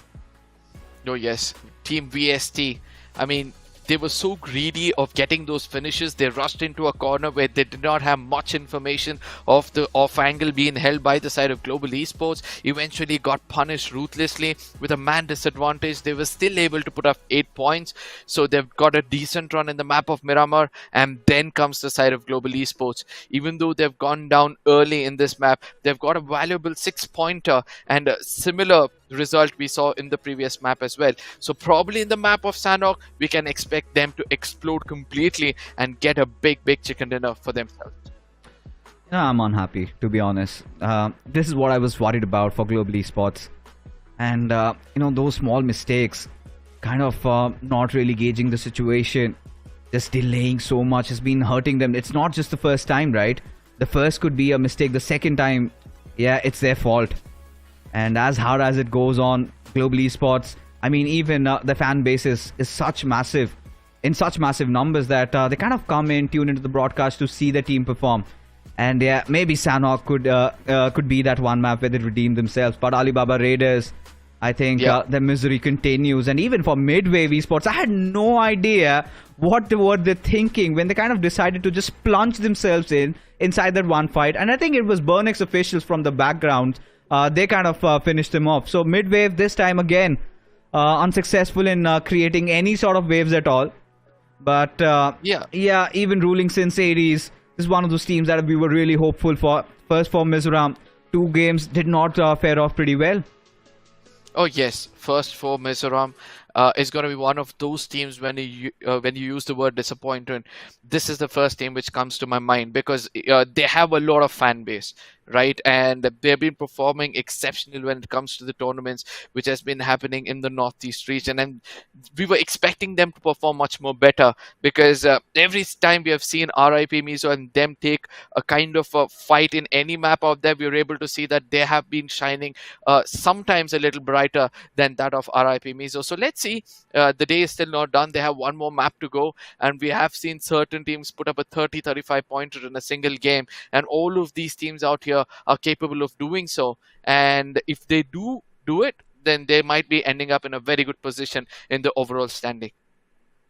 You know, just fingers crossed is what I can say. And yeah, we've constantly been harping about the fact that 2 teams that perform, the teams that perform really well in Erangel and Miramar usually tend to fall off in Sanhok. It's somebody out of the blue that always gets the chicken. Could be the case this time around as well. But would love to see a storyline change. But for the ones watching this broadcast, and for the ones that have already registered for the BGIS 2024, here's your chance, guys. You've got your in-game qualifier starting from the 15th of April till the 21st of April. And again, we have been talking about it. Only the first 4 players that you've registered in your main lineup, barring the subshoots, only those games are going to be taken into account. So if you're getting maybe, somebody else into your roster that you might have registered as a subshoot and you play your in-game qualifier games with him, I think that's not going to count. And in fact, I don't think I'm giving you that assertion that it is not going to count. And do not come back and blame it to either Arca or me or Necro as a matter of fact. Exactly. I've seen few teams actually DM us asking so many doubts, but if you guys are watching the stream, it's going to be more than enough for you guys to, kind of eradicate all those doubts, because all information about whatever happens in the online qualifiers is going to be given right here. So share it among your friends so that they can also come and get the app information and also enjoy the games and learn from the mistakes being done by the big dogs out there, so that you can perform much, much better and be the next person to pull off and make that big wave in this game. This is exactly what we want, new rising stars coming in here, doing wonders. We're giving them that opportunity, giving them that platform. And that is exactly the idea of this entire event. But it is just not what Crafton is up to. They've been making some amazing games. And here's a promo of one amazing game right in front of you now. Right. Left. अरे यार, railway track की तरफ ले. Left. गाड़ी के पीछे चले. अरे यार, right. जल्दी.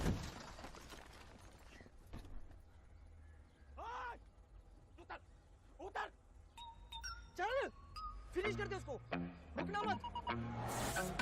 Action redefined, even on the go. Download Bullet Echo today.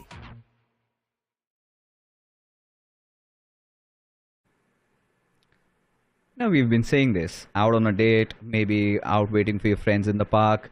Might as well just tune in. Just a couple of moments to spare, 3-4 minutes, one game, and gets over in a jiffy. And gives you all that fun, all that action. Bullet Echo, definitely check it out, guys. But coming back to business, Arca, Sanhok, the final map, we know this is one of those maps which is quite unpredictable. But the circle lately has been quite predictable, has been quite boring. I really hope that I get to see something different. I guess it's all about the gameplay which makes things interesting, if you ask me. No matter where the circle is, you have one dominators in the map of Sanhok moving around here and there, picking up as many finishes as possible. I do believe that the entertainment factor just follows that one single team. We have seen that happen in the hands of Global East, Godlike previously. But yes, I can expect the same to take place from the hands of Global Esports, especially in this map. If they don't bounce back here, I don't think so that they'll have enough enough energy to bounce back in week 2. Hey, look, Arca, now it's me, Necro, okay? And I'm not gonna lie, first of all, it's great to see you back on the desk. I'm not gonna lie, my friend. But did I just hear that right? Fixes said he's gonna be playing Bullet Echo on a date? What are your thoughts about that?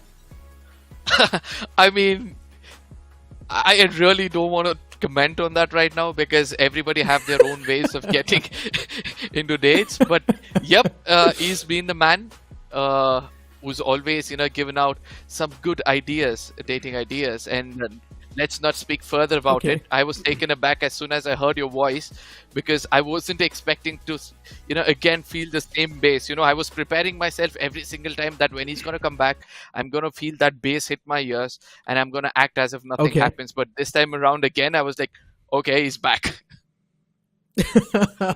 And I'm not gonna lie, feels great to be back alongside you on the desk. And Arca, I was looking at the previous game, just sitting back, relaxing. One thing is for sure, man, GLITCHxREBORN, this team is being super consistent. First game, second finish, second game, first finish. The same thing can also be said for our esports. First game, they managed to get 10 points. The second game, they're also sort of averaging around 10 points. So pretty much they're trying to get 10 points per game, which is quite good in my opinion. Even if you do manage to get somewhere around 29 or 30 points in the 3 games, I would say that's still quite a solid start for the tournament. Oh, yes, absolutely. Because you have another week of another 3 days left out. And then you're going to have a clear picture of all the other teams out there. Since they're going to be an open book, it becomes much more easier for you to kind of strategize against them. But yes, one prediction from your side coming out absolutely right of WSB in the map of Miramar kind of took me, into a shock state because you were not that kind of a person who used to predict things that well. And I used to be like, okay, Necro, someday I'll be waiting, I know that you're going to bounce back well. And I think this is going to be the day where we're going to have a debate as to which is going to be that team which is going to be performing well in the map of Sandhawk, which is going to be coming up next. I mean, hey, for now, it's time for us to step things inside off the rainforest of Sandhawk, ladies and gentlemen, as the plain flat pat's going to be in front of us, too. And soon enough, we're pretty sure things are going to be quite aggressive on this map, too. Plain flat path starting all the way from Camp Charlie, all the way towards Cow. And once again, this plain flat path is pretty balanced, so teams are not going to be having any issues whatsoever trying to traverse to their drop location. Going back to the conversation of consistency and inconsistency, and another team that I really would want to shed some light on has to be BURNX officials. This is one of those teams that is not able to perform at all. And then moving on forward towards a couple of more team that's going to be MIDWAVE. Even this team is sort of fallen off. ALIBABA Raiders, a team that has made their name on so many grounds, and even they have fallen off pretty hard. I mean, the hardest fall which I can feel right now has to be the side of global esports, if you ask me. No matter how well they're composed, no matter how aggressive they've been in the recent past, it seems like they're not able to find the right kind of synergy or the right kind of momentum when it comes to the map of Erangel or Miramar, which was their strongest forte, to be frank. So let's see how they're going to be performing with all the other names that you just took up, because all of them are going to be feeling that pressure of putting up at least 20 points in this map. The pressure indeed is going to be there even on global esports, because the first 2 games, yes, they're trying to be aggressive inside of the lobby, but being aggressive is really not everything. Positioning game is something that matters a lot, and so far the positioning game has been phenomenal from GLITCHxREBORN. The rotations they're pulling off, they always find themselves in the great shoes. Yeah, in the final few moments, they do not really have all the 4 players alive, but still, it's all about being able to secure that big cake, and they're always able to get their hands onto that chicken dinner. Is it just me, or, is it that first 4 are always the team which is going to be targeted in the drop location, or have they chosen to go into the eastern side of the map where they do know that there are going to be teams present over here and they want to go in for this early skirmish? I would just say it's just that the known teams being stubborn and dropping on the same spot they have been dropping. Once again, these teams, they haven't really faced off against each other in the past, right? They haven't played on the map of Sandhawk. They haven't played on the map of Miramar. The same thing can be said for Erangel too. So drop collisions and contentions, it is completely normal, because these teams just do not exactly know what the drop locations for the other guys is going to be. So I guess it is completely okay as long as they're not fighting against each other and sort of coming down to a stalemate situation. it's all okay. But when the situation comes to a stalemate, that's when the real problem really starts to hit the deck, because you're pretty much wasting your time and the opponent's time too. Before now, we've got the little bit of a stat about Ralph OG from Alibaba Raiders all the way from 2023, when this player used to play under the banner of GLITCHxREBORN with 41 finishes and 21.9 finish contribution and 33 matches played. I really want to see them come back to this form. The stats which comes up on our screens right now, right? I just want to see them go back to that form completely. Yes, it was the side of, you know, probably the round 3 of BGIS 2023 is the stats which we saw on our screens. So let's see how it goes. WSB towards Paradise Resort. Interesting. WSB is one of those teams that has been asserting their dominance inside of the lobby. First game, quite decent from the side of WSB. I wouldn't say it was that great, but still, at least they got some sort of point secured. They were not all the way on the latter half of the board. The second game, on the second spot with decent amount of finish points. Once again, the overall standings are going to be in their favor. Now, if they do manage to convert this Sanok game too, then things are definitely going to be better, because WSB, their Sanok has been pretty strong as well. I'm not going to lie. The stats, they speak for itself, and WSB Sanok, it has been phenomenal.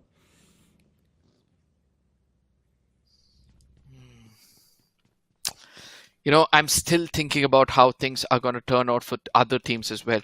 Just like our esports were trying to be so consistent. And then you have the side of Team HB, who did so well in map 1 and now trying to do the same when it comes to, who did try to do their best when it comes to the map of Miramar, and now trying to, you know, somehow get a late rotation into the circle. And then you have the side of AR. I really want to see them take off. I've been persistent on saying this again and again, because I know once they start to take off, they're just going to hit the sky immediately. Tribal Esports, Vizzy, all by himself. He spots the entire squad of Alibaba Raiders. I mean, we know it's AR, but he does not. Tribal Esports is one of those teams. For now, the wind is in their sails. They can definitely feel the momentum. But Vizzy, once again, being all by himself, he does not have any type of backup of his teammates. I don't think so. It's going to be a wiser option to go for the fight. And that's why you can see him delaying as much as possible for him to step on that island. Roman, somewhere down line, just trying to scout out the grounds in the front. Alibaba Raiders. Yeah, for now, they're like the Wounded Lions, considering the first 2 games, it was a complete bomb. But you never know. All it takes is one solid game to be back inside of the race, right? You know, speaking about comebacks or teams which, you know, have changed the table when it comes to a single game, I would love you to shed some light as to which team or which of those teams were the teams which you feel did amazing comeback when it comes to the week 1 so far. You know what? We will talk about the comebacks. Before now, let's talk about the upcoming teams that will be there in the BGS main event. Ladies and gentlemen, I've got a little bit of an announcement for you guys once again to make, that in-game qualifiers will be starting from tomorrow itself. So be ready with the main playing 4 that you have registered on the website. If you try to play the games with any other players inside of the squad, the games will not be counted. So you need to make sure that you're playing with the main playing 4 that you have registered on the website itself. And now getting back inside of the conversation, the teams that has surprised me has to be GLITCHxREBORN. 2 games back-to-back. GLITCHxREBORN was one of those teams. I did not expect them to play that well, but then they just came in out of nowhere, and they astonished all of us. Oh, yes. And let's see which is going to be the other team who's going to be, you know, surprising similar to that of Kratic.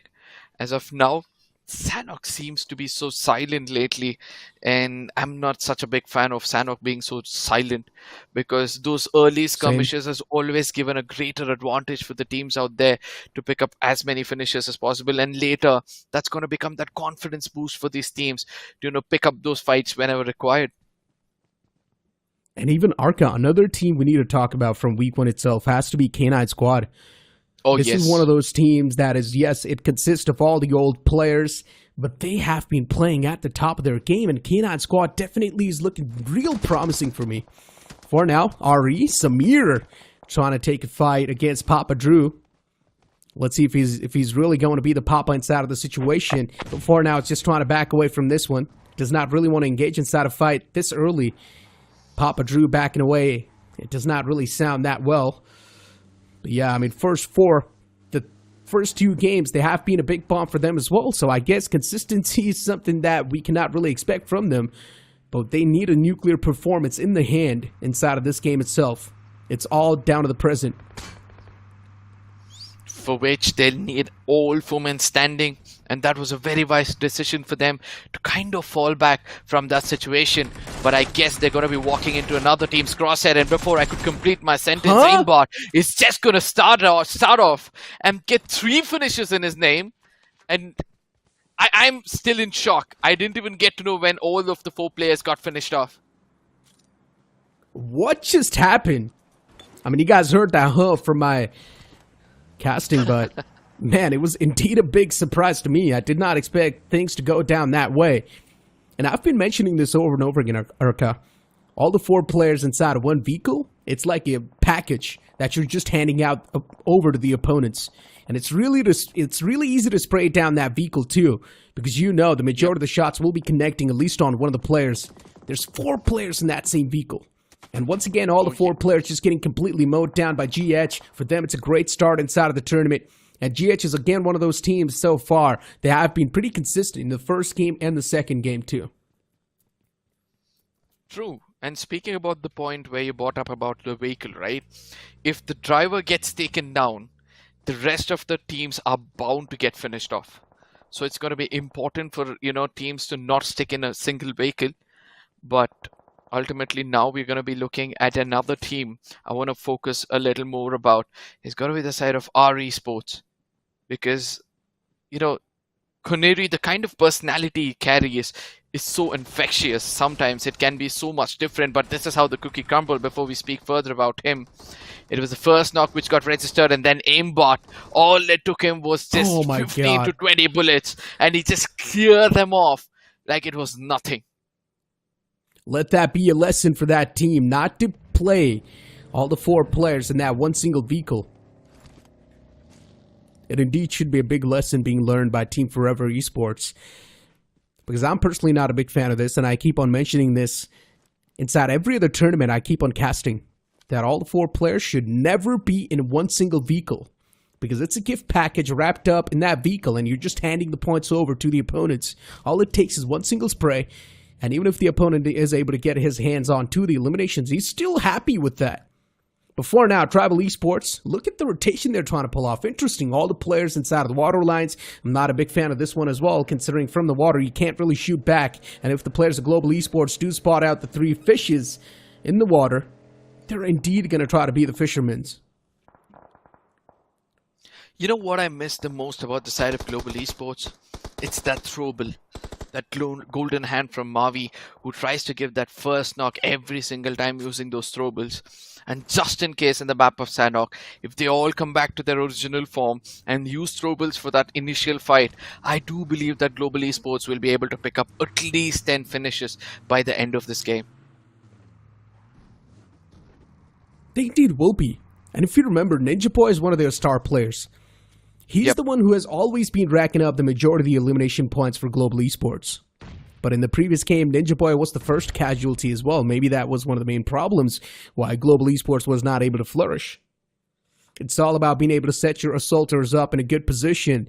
Before now, talk about not being in that good of a position. It's Mullik all by himself behind this rock. Hopefully his position's not going to be contested or compromised by the opponents. Because GLITCHx, they're going for a 3-1 split. 3 players inside of the house, that one single man behind the rock. One thing is for sure, even if he does get pushed up on, there will be Joyish in the back lines just mowing down the lawn, so the cover fire is going to be there.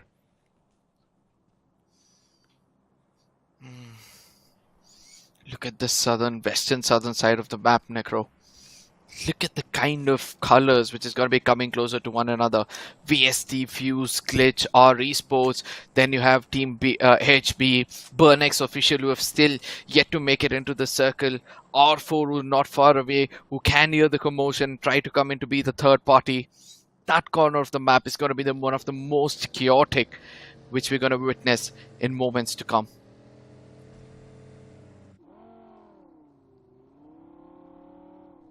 The chaos indeed will be there. And at this point in time, every single team is just waiting for the zone to shrink a little bit more, so that the vision can be a little bit more clear on where exactly you need to position yourself. And then from then on, things can be a little bit more predictable. Before now, as you mentioned, towards the bottom left side of the map, there's a big cluster of teams. And as soon as all the teams, they start to get desperate, and when they do realize it's time to close in towards the safe zone, that's when the real problems are going to start to brew up. We might just see those rotation clash happen. I've been given a lot of props to GLITCHxREBORN's position gameplay, but inside of this map, the position's not looking that fine, at least for now, though. You never know what the future stances are going to be like, because there is a team of the front lines that is looking forward to take the fight. As soon as I talk about GLITCHxREBORN, it's magic to get taken down. Already losing out on one of their men. This is not something you expect from a team like GLITCHxREBORN, who's been super consistent in the first 2 games.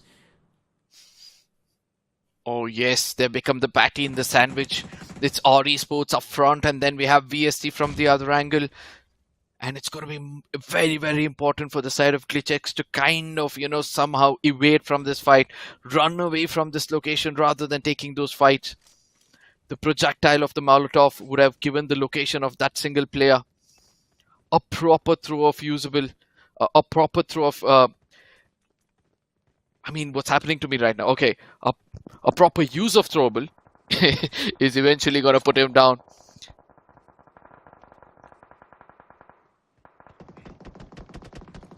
Indeed, it is a proper way to use the throwables, but still, this high ground the players have already have, it's really causing some big concerns for GLITCHx. Look at Joyous, almost on the verge of getting knocked out. He's still barely alive with pixel of an HP, and he's trying to patch himself back up to full. GLITCHxREBORN with only 3 players left alive. RE clearly having a big advantage. Real Esports can start to feel it coursing through the wind, that there's a chance this fight can be converted in their way. There's one single man in the name of Mullik who's actually quite up close. If Mullik even is able to find one single knockout, then once again, the grounds will be down to an equal stance. But Real Esports really quite hesitant to go for those peaks. Instead, they're trying to play it as safe as possible. They're just trying to play on the man advantage, which is understandable too. The next zone's going to be shifting completely away from the majority of their teams. And this is where the real panic and the real fights are going to start to happen.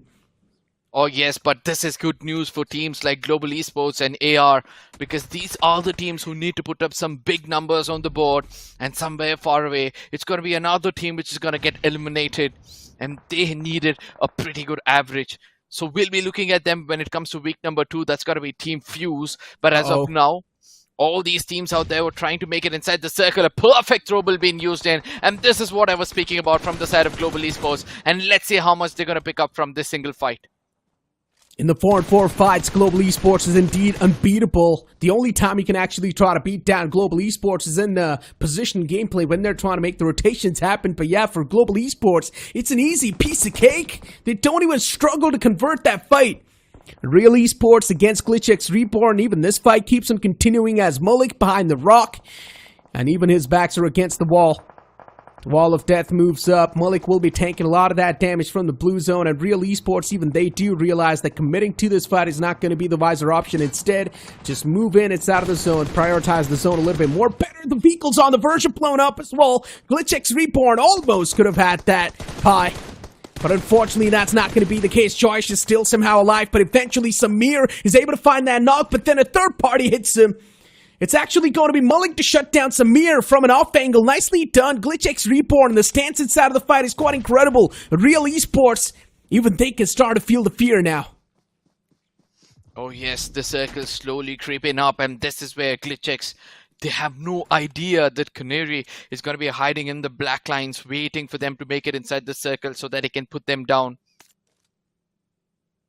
But RESports, they could have still made it inside the circle. There was no necessity for them to extend this fight so much. When they had those vehicles, they had to just make a move.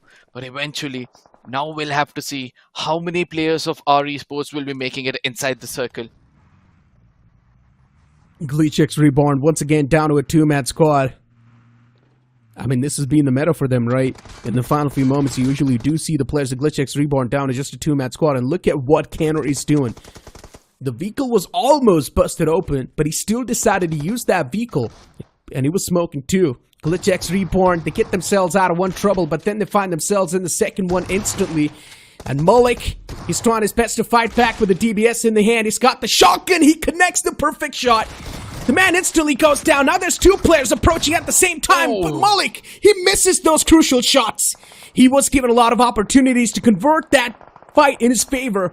But he missed those two shots, and that's where everything came crumbling down. Ruling since 80s, now up against the players of T4E. Ruling since 80s can definitely have a solid chance of converting this one too, but their backs are against the wall as well. So Ruling since 80s, they need to make this fight as quick as possible. If the stalemate elongates, and if it keeps on stretching up, it's a big red flag. Oh, completely agreed. One good grenade being tossed in from either sides. We can expect either the side of R8 or the side of T4 to get finished off. But yes, win the map feed, we saw Global Esports yet again going for a unique, split, a 1v3 split between players. And I do believe that now regrouping and trying to hold the corners of the circle might reward them with much more finishes. And eventually Toy is going to be losing his patience, coming in a bit more closer. Basic form, waiting for the perfect opportunity. He's going to be striking perfectly. The first one connects, the second one also connects. Will be getting both of them down, but eventually he'll need the backup from the other side because the third parties are coming in and all that hard work is going to be reaped out of their hands. And I don't know who picked up all those finishes. Oh no. MIDWAVE just around the corner, just waiting for the players to move outside of that compound, and as soon as they do, they collect the last elimination. AR Duke been able to instantly spot out the players of R4 Hero, and he's able to shut down that man with the utility. Alibaba Raiders too, maybe slowly and steadily starting to feel that groove. Real Esports eliminated from the game completely. Unfortunately, we're talking about them being consistent inside of the game and averaging 10 points per match, but I guess this time that consistency is broken down. So Real Esports, the outing in the overall standing is not going to be that strong anyways. WSB though, Arman and Godz still alive. And WSB with this two-man squad, things are definitely convertible.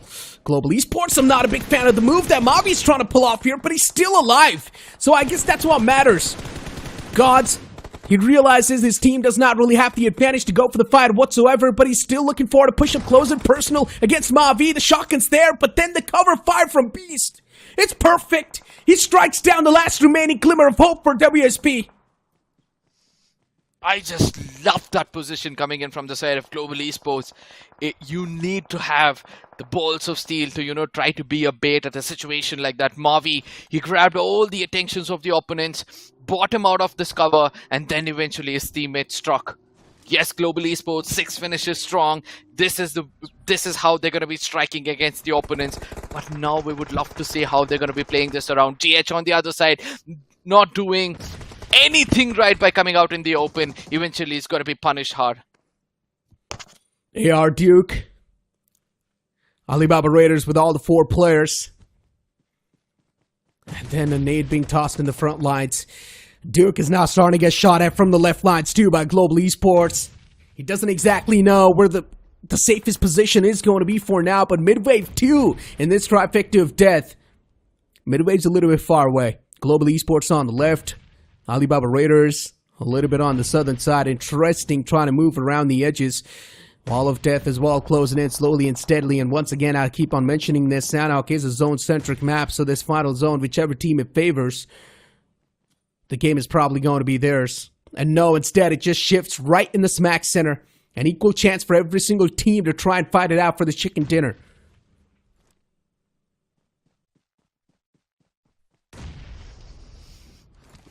This is going to be a very important phase for the side of MIDWAVE. They've got 4 finishes, they've got information, they've almost got the control of one corner of the circle. There it is, Slug comes into the crosshair of one of the players and eventually going to get punished. But Mavi is still going to go back, beat that team man, pick up his teammate and try to revive him so that it becomes easier. Thor and his teammate on the other side. The carpet bombing begins so that they can register the second knock as well. But eventually they get revived. Thanks to that ridge region, now they'll be able to make it inside the circle. Slug healed himself and now making himself safe. Look at Alibaba Raiders. They've already moved quite close to the zone, but this nade from MIDWAVE can actually be quite damaging, quite hurtful. Instead, it was a Molotov. Molotov been able to find the opener, but Global Esports, things are not going in their way at all. Even Alibaba Raiders, they're losing out on the man number slowly and steadily. The same thing can be said for MIDWAVE too. Every single team inside of this final few moments, they're losing out on the man number, including Alibaba Raiders. Even Ralph is taken down super low. Alibaba Raiders will need to try and prioritize the resurrection, but look at Polaring. This man is all by himself, being the one with the nature. Completely prone down. He's a slithering snake, just looking to sting someone. And his venom is also going to be super toxic. There we go. One single nade might just find the package, and he does so. All the 4 players take it down and dusted. And MIDWAVE, they've got the man advantage inside of the final moments, but then they're also facing off against Ninja Boy. This one single man is known to be a one-man army, but can this time he pull off this clutch? Because the zone is also favoring MIDWAVE, and they do not need to do anything. Just wait for Ninja Boy to leave his comfort zone.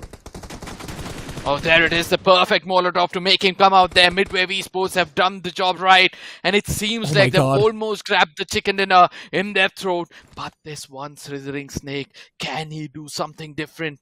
He's got to be using a stun. Trying to get in a bit more closer. One man already down. One man almost down. Oh my god. He tried his best. Ninja Boy, he had too many angles to cover at the same time, and then in the end, he gets strike down. Global Esports, valiant effort in the map of Sanok, but then MIDWAVE Esports, as I was talking about, all it takes is one single game to be back inside of the race, and that's what MIDWAVE Esports are here to prove. They get a solid Sanok chicken dinner in the hands, but then even Global Esports, they get quite a good game in their hands too. Finally, quite close to that chicken dinner. Finally, some good numbers on the board for both these teams. Obviously, but that one grenade to erase off a complete squad, now that is what I call a golden hand or a golden grenade. I mean, 1 or 2 of such grenades, if you're able to pull off in a game, your team is going to be standing in a very, very beautiful position. But ultimately, if there was one team which played impressively in this game, that has to be MIDWAVE. Kept themselves a little silent in the beginning phase of the game, took fights only when required, but ultimately gained information before they could strike that chicken dinner for themselves. And I just feel really bad for GLITCHxREBORN too, not being able to position themselves inside of the zone. Once again, it's just the map of Sanok. You can't really do a lot. This is what Sanok really is, and sometimes we know Sanok is known to be that one of those off maps that really does favor some of those teams that want to get their hands on the chicken dinner desperately, because it is a zone-centric map, and whichever team the zone is favoring, of course, that team's going to be coming out on top. And of course, the final few moments was a prime example of that. The zone shifting right on top of the player of MIDWAVE Esports, and them just instantly stealing that chicken dinner away from Ninja Boy. But Ninja Boy too, you got to give valiant efforts to this man. He could have executed that 1v3, but in the end, both of the players had the line of sight on the Ninja Boy, and Ninja Boy had too many angles to take care of, so even he got strike down. But a solid game from both these teams. Unfortunately, the consistency from some of the teams was not continued, and Real Esports can be a big prime example of that, and the same thing can also be said for GH. Even they were not able to continue that consistency, but still, that one single spray down that we saw from GH, it was quite satisfying to witness. Oh, yes. And also, it would have been much more satisfying if we would have seen Ninja Boy pull off a 1v3. It's just that he did not have a shotgun in his hand. It all he had was ARs. And in that close-range battle, if you're an assaulter who can do wonders, probably a DBS or even an S12K would have been the perfect gun to be holding with a beast like that. But ultimately, everything has gone fine for the side of Global Esports, and the point standing is going to show us what best they've achieved in the final map and where do they place themselves when it comes to the overall standing. Soon enough, the overall standings will be there on the screen, but before the overall standings, we will be also finding out the MVP of the game, and it has to be someone from the side of Global Esports, considering they were taking a lot of the fights too. And I mentioned this during the cast as well, saying that in a 4v4 fights, it's really tough to take down a solid team like Global Esports. The only time you can have a solid chance of taking down Global Esports when they're trying to make the rotations happen, because that's when Global Esports do tend to make a lot of mistakes. But unfortunately, for the other teams, the circle was quite favoring the players of Global Esports as well the majority of the times. But now it's time for us to find out the MVP of the previous game. Who do you think it is going to be?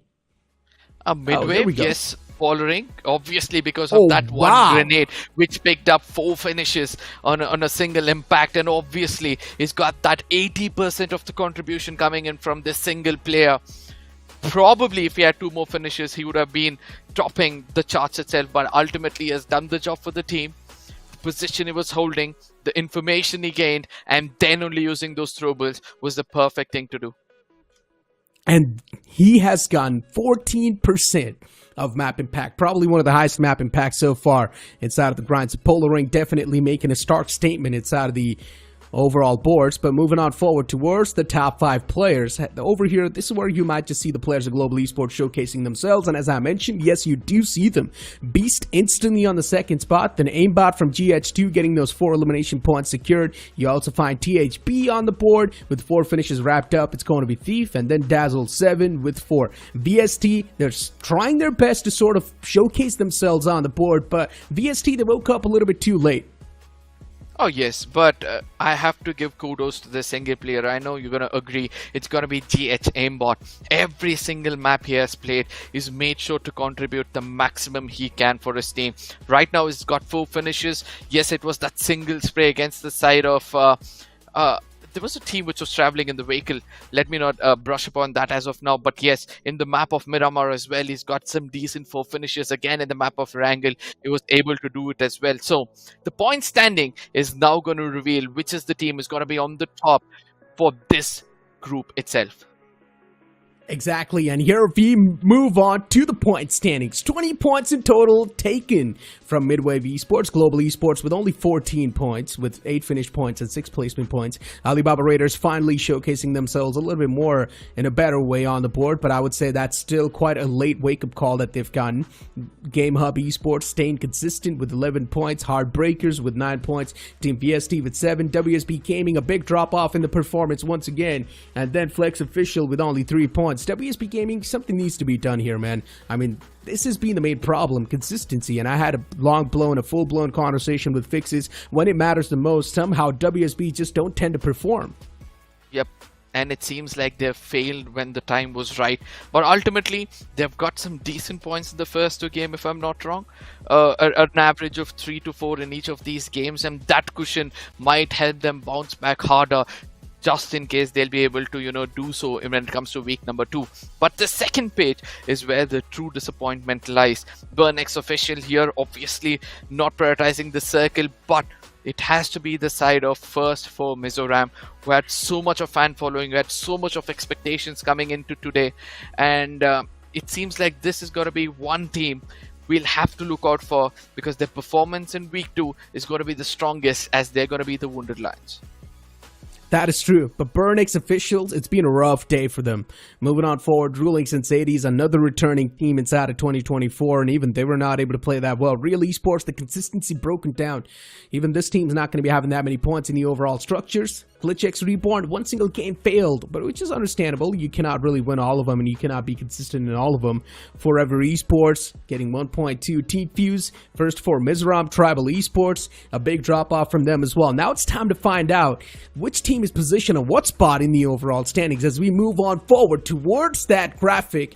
First spot is going to be taken away by GLITCHxREBORN, GameHub Esports on the second, and Global Esports on the third. I mean, I'm not shocked to see Global Esports in the third position, but rather I'm kind of shocked to see that WSB is in the 4th position. Yes, consistency is something which they try to carry in each of those games, but somewhere I felt they'll be in the 6th or the 7th position. But MIDWAVE Esports, even though they did the hard work in the final game, it seems like they've fallen very, very short and not reaching up to the expectations of what we thought they would really do. Exactly. Real Esports, as you mentioned, 23 points. Alibaba Raiders, that final Sanhok game really helped them to be there on the first half of the board with 16 points. VST with 15. Once again, all these teams that have not been able to play that well, they need to understand that now in the leftover 3 games, just imagine the amount of pressure that's going to be there on them. And that pressure might just actually crack them down. There's a chance, and we will be able to find that out in the upcoming weeks. Moving on forward towards the latter half of the board, this is where we're probably going to be seeing a lot of those disappointments. Tribal Esports, the first game was good, but then after that we saw a complete dip in the performance, and that's why they're on the latter half of the board with only 13 points. Oh yes, Heartbreakers, BURNX official, ruling since 80s, Team FUZE and MIZORAM, these are the teams who need to wake up and make sure that they re-strategize themselves. Something has not gone right for all these teams, and they will have to come up with a new strategy altogether, or probably try to understand that sticking to your textbook basics is going to eventually provide you some points or the other. That is true. The basics is something that you actually need to pull out sometimes in some of the lobbies that you've never faced before. And this is one of those lobbies you've never faced off against any of their teams in the past. So it is sort of like a new experience for even for the known teams. So sometimes just sticking to the basic, not really overcomplicating a lot of things can help you a lot. And I've seen a lot of these teams just overcomplicating the rotations that they're not supposed to do so. And one of the prime example was the defending champions themselves yesterday, because I still remember on the map of Erangel, they were all the way down south, and then they try to rotate all the way from the blue towards Pochinki, which was all the way up north, and then they did not exactly knew what was going on inside of the zone. They moved it towards the church, and they got completely ambushed. So these are one of those things that the known team should actually try and avoid. I mean, there was another example. It was the side of Team Entity who also kind of took the same kind of rotation, but later stages, they made sure that they find the right spot inside the circle, not getting attacked. In the map of Erangel, taking that big rotation to the northern side, then slowly coming up to the water cities, and then try to make it into the final moments of the game. I do believe that few teams can pick up, from the teams like these and take those proper rotations. Hands down, Entity is known for their placement game, right? Entity is known for their defensive playstyle, and you expect those type of rotations coming out from a team like Entity. But then you try to put on the same playstyle on a team like Godsreen, which is known for their aggressive nature. It's going to struggle at the start. The struggles will be there at the start, and that's why we saw those struggles yesterday as well. Maybe Godsreen is trying to pull something new. They're trying something new, and that's why we're seeing those struggles. But ladies and gentlemen, for now, we've got a nice little promo lined up for you guys. So let's move on and look at that. रुक यार, jiggle wiggle करके दे दिया. Who's that guy? पकड़ बे कौन है? Jiggle wiggle करके सब लोग बोले मुझे सेंस से. बोलो जिगल विगल करके सारे प्रो अपने लड़के. जिगल विगल करके सब लोग बोले मुझे सेंस से. बोलो जिगल विगल करके सारे प्रो अपने लड़के. जिगल विगल करके सब लोग बोले मुझे सेंस से. BGMI, a game that we all love to play, and we keep on playing it for a longer time as well. But if still there are some of the viewers that haven't tried this game out, I would recommend to go on the App Store or Google Play Store and try this game out. I'm pretty sure you guys will love your experience inside of the game. But going back inside of the conversation about the tournament, now we're going to have a complete new group joining alongside. And inside of that group too, we've got some of the known names. Names like Team PSYCHE, we've got Gujarat Tigers, one of those aggressive names inside of the lobby so far, or inside of the community, is Gujarat Tigers. Oh yes, and I would love to see how the newly formed team, especially the addition of Neo, how it's going to help them boost their confidence and also try to get as many position points and finish points as possible. Because ultimately, lately we are able to see like teams like Team Soul, especially because they have been the prime contenders and the prime example as to how to balance that position points and finish points. Even though you have the aggression, you need to make it to the right corner of the circle to take those fights. Exactly. Ladies and gentlemen, from tomorrow, as we've been mentioning, the in-game qualifiers have been starting, and you guys can actually duke it out on the map of Erangel, Miramar, Sanok, and Vikendi. But make sure you're playing the in-game qualifiers with only the main playing four registered on the website. You cannot try to play the in-game qualifiers with a complete different player or also a standing, because if you do try to do so, the game will not be counted. I've been mentioning this over and over again because I really do care about you guys, and I want to see some of the new teams try and rise up and make waves inside of the competition. But yeah, going back to the overall discussion that we're having, Gujarat Tigers, even this team has went through a little bit of tweaks and changes, but still the main playing four is going to be remaining the same. So I guess you can expect a little bit more improvement from this team. Oh yes, and there's another team which I would like to bring in this conversation, and that has to be the side of AEROBOTZ as well. This is one of those teams who have done very lately in the recent tournaments which I've casted. So I would love to see them do the best when it comes to the further games as well. Yes, these are going to be the teams which are going to be playing now. It's going to be Team PSYCHE and further on.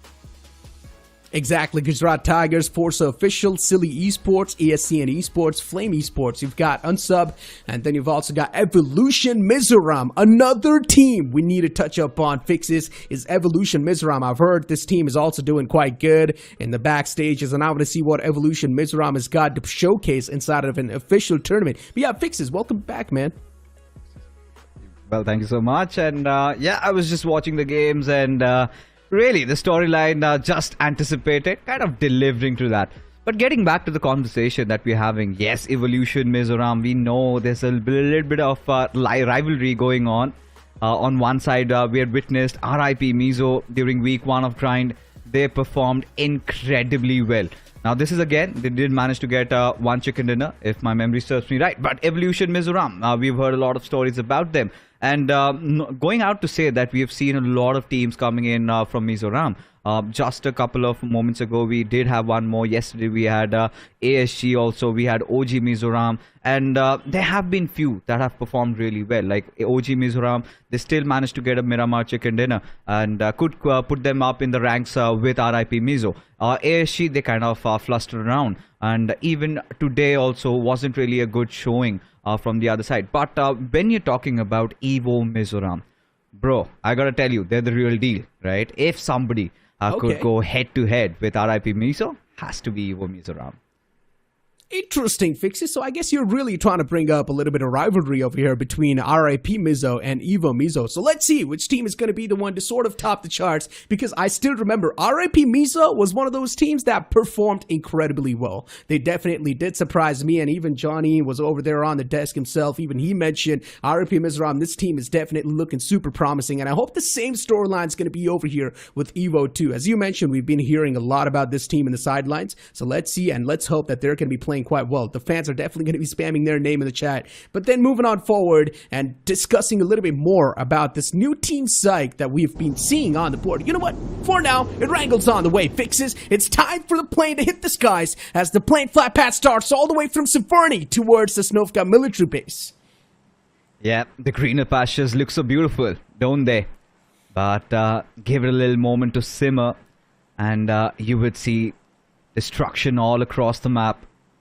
The buildings just blowing across, but yeah, Necro, the flight path trajectory all the way from Severny to Feripe, kind of dissecting the map into two halves. But the big question, howsoever, will be where the circle forms. But getting back to the discussion that we were having, it was around Team Psych. We do remember in the official tournaments recently, BGIS, PMPS, they've had different rosters altogether. The major change has been done. There's been a little bit of a switcheroo. If you remember AEROBOTZ, it was led by Sirvi. However, this time, Psych, it's being led by Mr. Black, now Mr. Ace Black. So I think that is one major thing I really need to look out for as to how they deliver. I think the boys have played with each other from a long time under various other banners. So yeah, one of those teams to watch out for. Let's see what they do. Now, another team that is once again back in the competition in the grind is Team Unsub, UNSB. I saw this team perform in the past in 2023. You talk about the performance. It wasn't too great from them. But maybe they have learned from their past experience, and they're over here like a well-new reformed team. I mean, when you look at Team Unsub, right? We've seen Addy, we've seen Kalki. They've done fairly decent. But to be honest, they've gone through a couple of changes in the roster. And do they have their heads in the right place? But seems like three teams are just beside each other. And Amar, he must be hoping, won't he Necro, that had he had maybe even a VSS or maybe a PP Bison to work around with, yeah, Ashish could have already been a dead man walking. That is true. Shocking that far away, especially that pump shocking, it does not really work. Maybe a DBS could have, considering some of the instances that we've been seeing. DBS has been quite surprising. So yeah. But yeah, for now, we've got GT on the screen. Yeah, one of those aggressive teams inside of the community. And GT has been those teams that will be hitting heavy inside of the lobby. Or at least that's what I expect. GT isn't one of those teams that likes to overthink a lot of the scenarios. They would just straight up try to go for it. And, you know, I'm with that. Let's not jump the gun yet. We've been so hopeful. Yesterday, we were like, yeah, God's train, they're going to dominate. Look what happened. For today, it was all about Global Esports, WSP. I mean, not too shabby, But by their standards, yeah, they kind of faltered down a little bit. But Gujarat Tigers in a little bit of a situation over here, a little bit of a pickle as they surround the players of RDT. Armor put down to rest.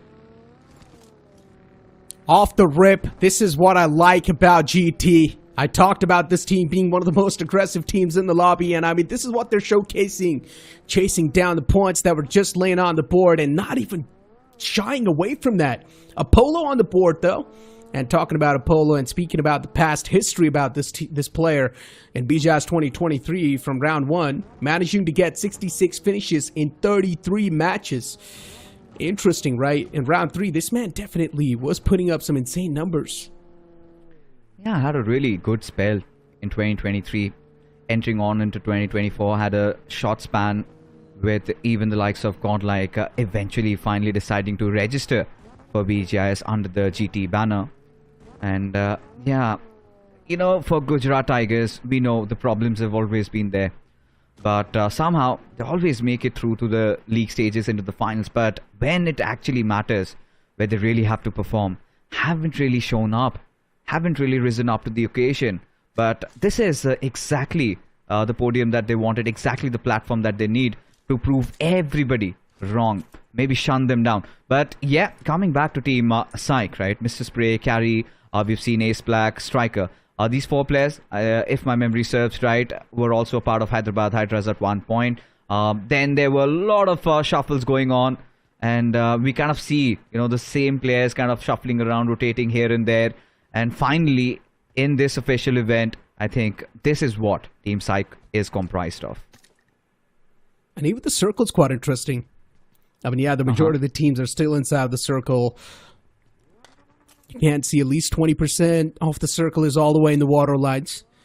So that's going to be unplayable. But yeah, RDT off to a pretty shaky start. Right next to him is another team. FES towards Rozhok. You've got Evo towards the school area, and I like the move from Evo. They're already done looting school, and instantly they're on the rotation towards the centric part of the circle, and I'm a big fan of that. Being proactive, being as quick as possible, being efficient with your looting time. Well, you have to be. And we know this game is quite unforgiving. And the biggest and the best example has to be Global Esports. Kind of holding on through the edges, not really pushing in. And goes on to hurt you. It's always better to kind of get some minimal loot done and get to a good vantage point. But that brings us to another team. It's going to be Team Silly Esports. Now, this is again, we've seen these names. Evil Surya, Bed Baba, Yuva, Foul. Now, the old dogs, at least the first 3. Foul being one of the latest addition. Goes on to, you know, I'm kind of rather keen to see. Does he carry on a God storyline? Something that we witnessed from WSP's side. I mean, that lad, he's been phenomenal, but for Foul, really excited to see what he puts on the board. ESCN up against RDT fixes. A hot topic brewing up for now. And Honey, it doesn't seem like it's got that suitable amount of loot. He's only playing with a pump shotgun. Unless if he actually means to do so, then okay, interesting choice. But ESCN just looking to disengage from this fight completely, and that's a really good decision considering they do know RDT. They've got the high ground to play with, so the overall advantage is also going to be with them. I mean, we know RDT is a 3-man squad, but they don't. You know, when you talk about RDT, they're known as REDECENT Esports. Can you please explain what on earth does REDECENT mean? I mean, I tried looking up on the dictionary. It seems like there's no terminology available. What could it potentially be, Necro? I mean, REDECENT. We get what decent like, is, but what does REDECENT? Yeah, I mean, REDECENT means being decent twice. All right. I mean, or being if we decent ever over have and the over opportunity, again, I guess. I don't know. But hey, you know, again, a gentle reminder: you got to if you've registered already for the BGIS 2024, make sure you partake in the in-game qualifiers starting from the 15th of April till the 21st, and it's not just a wrangle that you can play. You can play all 4 games, all 4 maps, in fact. But just stay away from the event mode. That's what we suggest. and make sure that you have your top 4 players that you've registered playing. But coming back into discussion, right? ESCN, another interesting prospect. We've seen Goku, we've seen Kakarot have a spell with Team ESPORTS, if I'm correct. And they did perform decently, but now they've kind of made a new team around here. Really excited to see what can they put on the table. In general, whenever we see new groups on the board, at least in the first game, there's a lot of question marks, right? And it's pretty much the same thing with this group as well, because there's a lot of new teams inside of this group. While you talk about some of the known names like AEROBOTZ in 2023, they were astonishing. They were performing really well. And I want to see a little bit more of AEROBOTZ in 2024. I want to see that era. I want to see that team's form back inside of 2024. Before now, Team PSYCHE up against the players of GT. It's better to not take a fight against GT, because all it takes is one single knock and then GT will just instantly try to push up against you. They do not really care. They're hungry for the elimination points, and they will try to get those. You know, now that you mentioned AEROBOTZ, if you remember, Kalan and the boys, they did have this spell in week 1. Kind of played decent, to be honest, but ever since, it's a completely revamped roster. Not the same players that we're accustomed to, but certainly they've made a lot of waves around the southern region. Surely would have to deliver in the national circuit. That's what we hope. And you never know, could be a performance like GLITCHxREBORN, but Team PSYCHE, they've gauged the situation. They know that it is going to be Gujarat Tigers right in front of them. We have seen a circle like this before. I think it was GLITCHxREBORN that managed to get a chicken dinner. However, that kind of took a shift towards the northern side around the shooting range area. This looks to be like a game where maybe Team Evo MIZORAM or Team PSYCHE can make some good work out of this zone. Oh, look at the smack center of the zone. It's a big splash of colors, and the amount of teams that are still all the way back in the blue. 5 teams all the way in the blue, just tanking the damage. TMG's the closest one to breach inside of the zone, but already the good slots are taken away, Fixes. And now you would need to try and adjust, or at least satisfy yourself with the leftover slots. Unless if you want to assert some dominance and take over already some of the contested slots, then it will be an entertaining fight to witness. WS as well moving in from the back lines, but WS, if they keep on moving in with the same path, they will be greeted with open arms by TMG. And at this point, the teams that are going to be the late breachers, for them, any of the points will be appreciated. Hail 2 moving in all the way from the left, trying to take the safest approach in the game. And look at what am I seeing? There's a team utilizing the boat. It's actually the players of GT, of course. It's them pulling off shenanigans like that. A little bit of more control, I think, just around those junction points. And this could end really, really bad for Gujarat Tigers. And sooner or later, they finally realize that this idea of taking a quick dip in the summers hasn't really panned out well for them. But you could see what they're trying to carve out of this. They want to be everywhere around the map. Something like, even Global ESPORTS did in the map of Miramar, where they were kind of scattered, waited for the circle to take a shift, and maybe have a good coverage. But yeah, they fell short of it. That plan did backfire. But for now, what it's worth, Team PSYCHE is really trimming them down. Whenever I see teams in the water and a lot of foes around them, I get reminded by a phrase said by someone: a wireless fishing rod is needed. And who was that great personality? A wireless fishing rod? I don't know, man. Someone. I think you need to reconsider that you've been watching Necro. But come on, let's get back to this game. And yeah, I think I really like how Silly have positioned themselves right at the dead smack center. They've got some hills to work around with, but a little bit of a flood pouring in from the eastern side.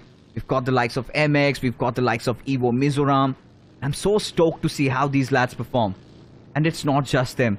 A lot of those teams are making an entry from the eastern side. But one good point that you mentioned about Team Hale, right? They're coming from that western highway.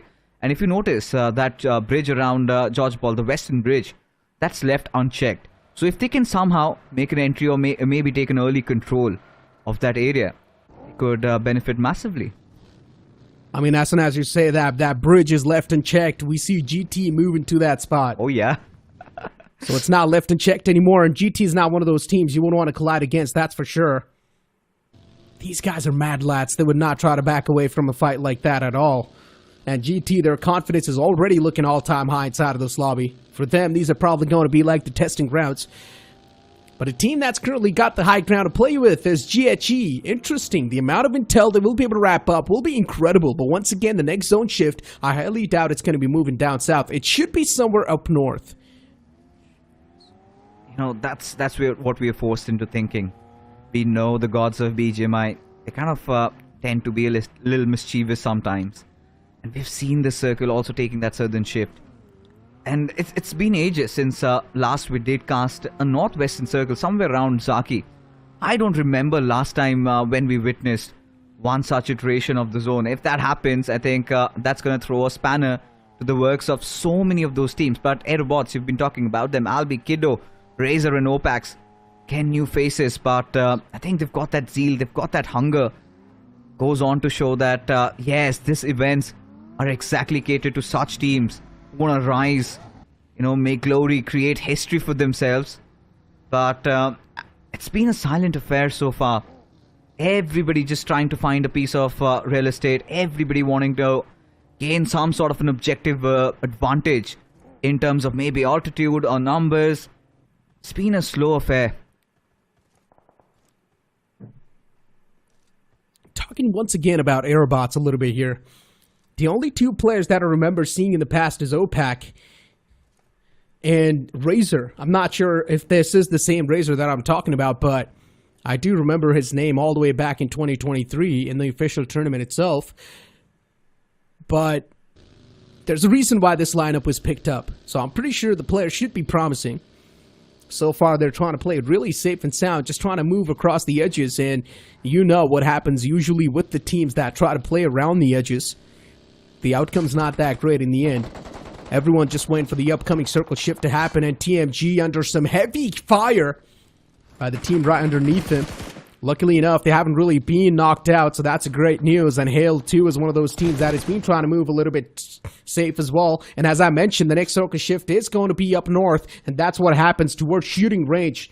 And the team that is currently in the best spot has to be Team PSYCHE, because they're guarding the bridge lines, and they're also going to be gatekeeping so many teams. I think it also could be Team ESPORTS. They want to have that hill control. You've got a little bit of a hill around the ridge you can play across. And if Silly get over there before Team PSYCHE, I think PSYCHE are in here for a beating. They're not prepared for what's coming their way. And I think it has already started. We know it's a little stormy outside, the calm before the storm. The silence still existing in the woods, but in just a little matter of time, I think everything's gonna change. It is gonna be teams fighting each other. Everybody, look at that flood in coming from the northern side. Teams are starting to, you know, contemplate for the fact that, yeah, maybe from the northern entry we make it and consolidate ourselves. But now the fights have already begun, and it's going to be left, right, and center.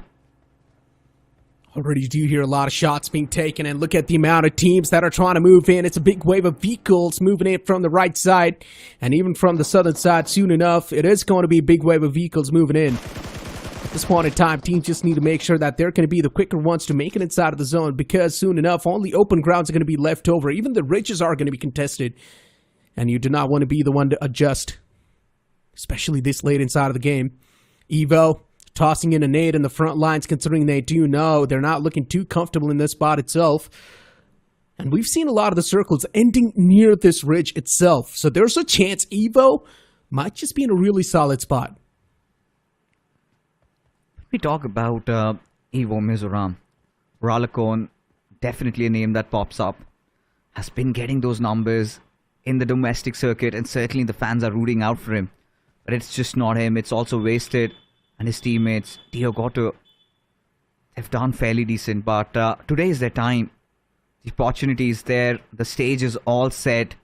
All they've got to do is deliver, play their hearts out, have fun, and get a lot of finishes. That is what the intention is. But when we look at the teams, everybody trying to leave the northwestern Georgia Paul city and maybe hunker down around the hills. just kind of find a good position to hold on to. And I think it's going to be a bloodbath towards the very end. Hopefully it's going to be a bloodbath. Right. And what am I watching? A flip with a Dacia. It's not something you guys can see that often, but this man is a professional athlete, and that's why he's able to pull it off. But even you can be a professional athlete, because the in-game qualifiers are starting from 15th and ending on 21st April. So make sure you're only playing the in-game qualifiers with the main playing for that you've been registering on the website. Now, this is where things start getting interesting, because we've got some commotion happening around the northern side of the map. But hold on, Gujarat Tigers, they were lying in wait for opportunities like this, take a stride back and then instantly pounce upon their enemies. As WS, they're falling down on their numbers. Apollo getting that absolute avenue there. Rawan deleted from the server. As Gujarat Tigers registering 3 on the board. And that lone wolf survives. Surely will wither and decay. I feel so bad for Wolf all by himself in that bridge. Unfortunate stuff for that man. But yeah, GT for them, these are free elimination points that they managed to get.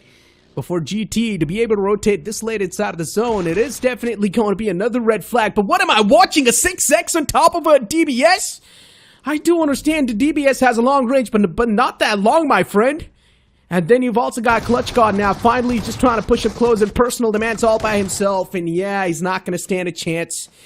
Yadav instantly gets dealt with, and the confirmation to follow it up is there too. That nail in the coffin. And GT, I mean, this is what happens when a dominant team starts to enter inside of the zone. They will start to make their presence known. They will try to assert the domination. And they've been all over the place. I think it was a little bit of a rough start. And did manage to recuperate themselves. But whilst all of that has happened, the circle has shifted up north. And this is good news for Team Psych. Especially the kind of a vantage point they have. Same can be said for the likes of AEROBOTZ. Unsub, kind of away from vegetation over here. Kind of away from any sort of civilization. They do not want to engage right now. They've managed to get a couple of finishes to their name. But look at the flood pouring in from the southern side, Necro. Oh, Shadow almost could have got that knockout. And yes, there's a lot of teams now finally starting to move in. But GT, what a clean rotation that was. They're not that far away from the safe zone. The only team that's going to be a big problem in the foot has to be Team Psych. But even to deal with that team is going to be another big of a task for the players of GT, because Psych is not going for that many peaks. So for GT to find the opener, it's getting even tougher. And what am I watching? Shadow! Another free point claimed up. GT just not shying away from taking the majority of the fights. And then Shadow now trying to move inside of the zone himself. He does realize securing a better spot in the zone is going to be the prime target for GT for now. Psych, indeed at the high ground, will be a big problem, but still for now, they will need to ignore Psych and find a better rotation pathway. Oh my god, Wolf just trampled over.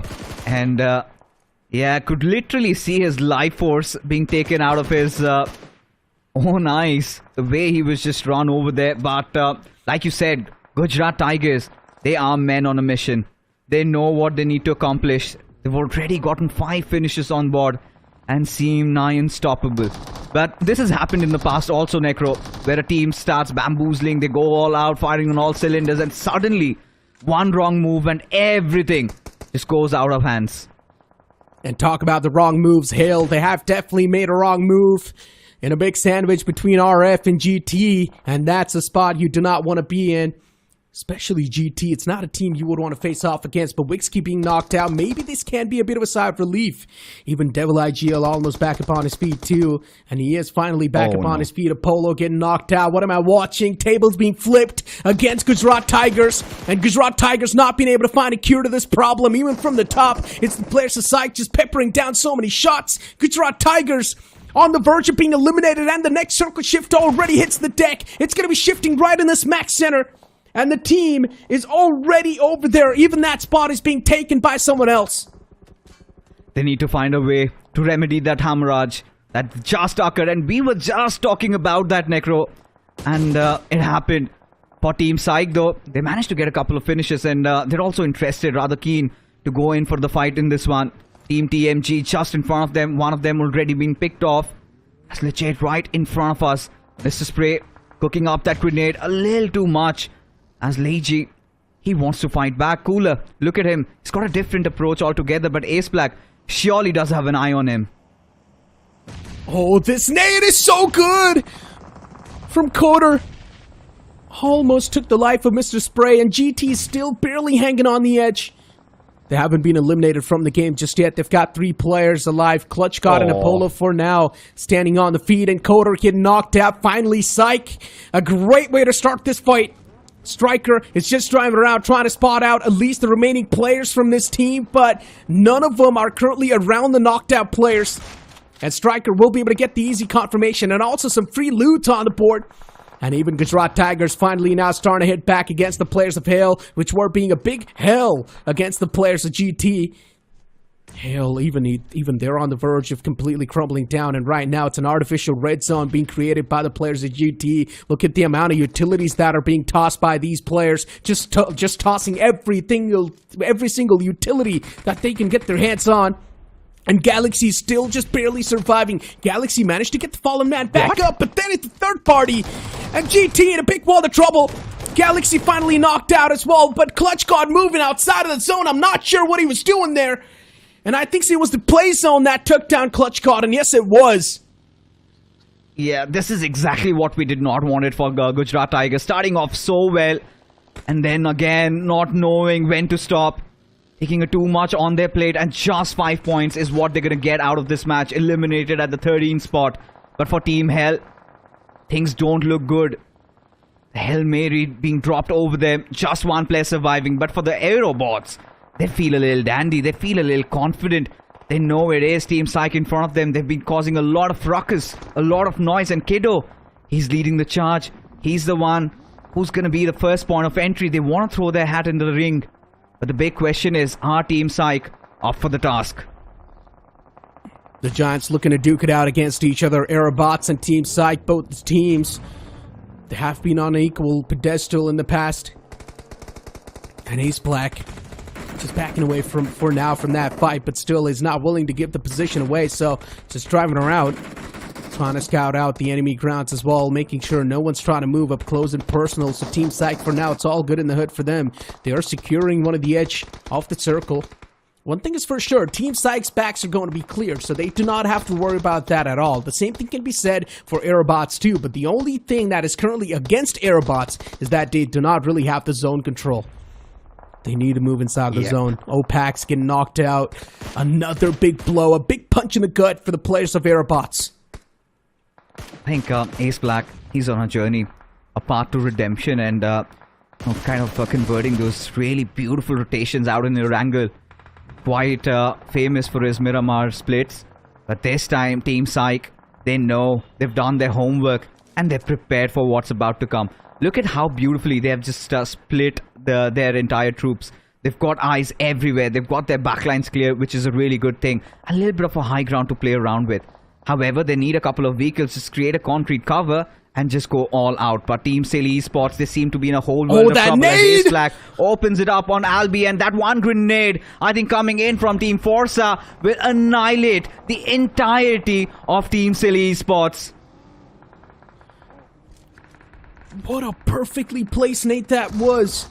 One of the most precise utility utilization from that man. But for now, oh, the team that was in the smack center, that's getting completely dismantled by Evolution MIZORAM. Nicely done. 2 of the players were the cause or the problem over there, but then an instant third party from Team Unsub, and they shut down Evolution MIZORAM. Unfortunate stuff, an unfortunate ending for the Team Evolution MIZORAM, but now look at this, even AEROBOTZ, even they're getting picked off. The next circle is going to move out in the open into no man's land, and every single team is going to be super desperate to get their hands on that circle. FORCA was the closest, but then they're making some rookie mistakes and losing out on the man number. It's a big problem. And Team PSYCHE, they know. The players of AEROBOTZ, they're at their all-time low. It's time to punish them right now. Yeah, indeed. FORCA being on the low ground certainly does not help this situation. And Team PSYCHE, they know they've got them dead to rights. All they need to do is just connect those sprays, maybe a couple of grenades if they have any. And the answer is no. But Striker, he's being relentless. He wants to go in for the push. Look at Team Psych, how well they've orchestrated this entire fight. Just trying to trample over the players. Finally dropping out. Tony against the world. He's managed to take down one. But Striker, he gets the trade. Coming out of the circle. But the deed has been done. It is AEROBOTZ who need to take some control and put an end at maybe Team Psych. Otherwise, they're going to be run over. AEROBOTZ, they need to realize that Team Psych is right now at their all-time low, and this is the right moment to strike. But considering AEROBOTZ, they've still got the more man advantage compared to the players, or Team Psych, they've got the advantage. It's out of the fight. Ace Black is all the way at the high ground, and AEROBOTZ at the low ground. A lot is going wrong for the players of AEROBOTZ. Razor peeks out, instantly gets knocked out in that scenario, and the last man is inside of the shack. And he will not stand a chance, but he still gets taken down eventually. And that's going to be it, ladies and gentlemen. It will be Team Psych with the man advantage to close things off in a really great fashion. I think this chicken dinner was special. This was quite clinical. For a moment, we could never see that Team Psych were actually in any trouble, right? Right from minute one, they had an absolute control over that junction area. They kind of created so much problems for the players of Gujarat Tigers, eventually rotating with the circle and managing everything with ease. They made this chicken dinner look so easy, and going out to say that, you know, a lot of finishes, in fact, to their name goes on to show, yes, they've come prepared. Yes, they're here to rule. Exactly, and this is what we wanted to see from teams like Psych and AEROBOTZ. We had a full-blown conversation about them, but unfortunately, another team that we had a lot of expectations from was Gujarat Tigers, and as I mentioned, inside of this new zone meta and the new point structure, you cannot really try to be the late breachers inside of the zone because already the good spots are being taken away, and then you will need to adjust, and that's what exactly happened with GT. They were playing on the lower grounds. From the top, it was Team Psych. From the back lines, it was Hale Esports moving in. So yeah, it was just all hell breaking loose in the end, and even GT got confused on how to prioritize their fights, and even they end up screwing a lot of things up. But then Evolution MIZORAM even pushing up towards the shack, instantly getting third-partied by a team unsub. A lot of unfortunate moments did happen in that circle.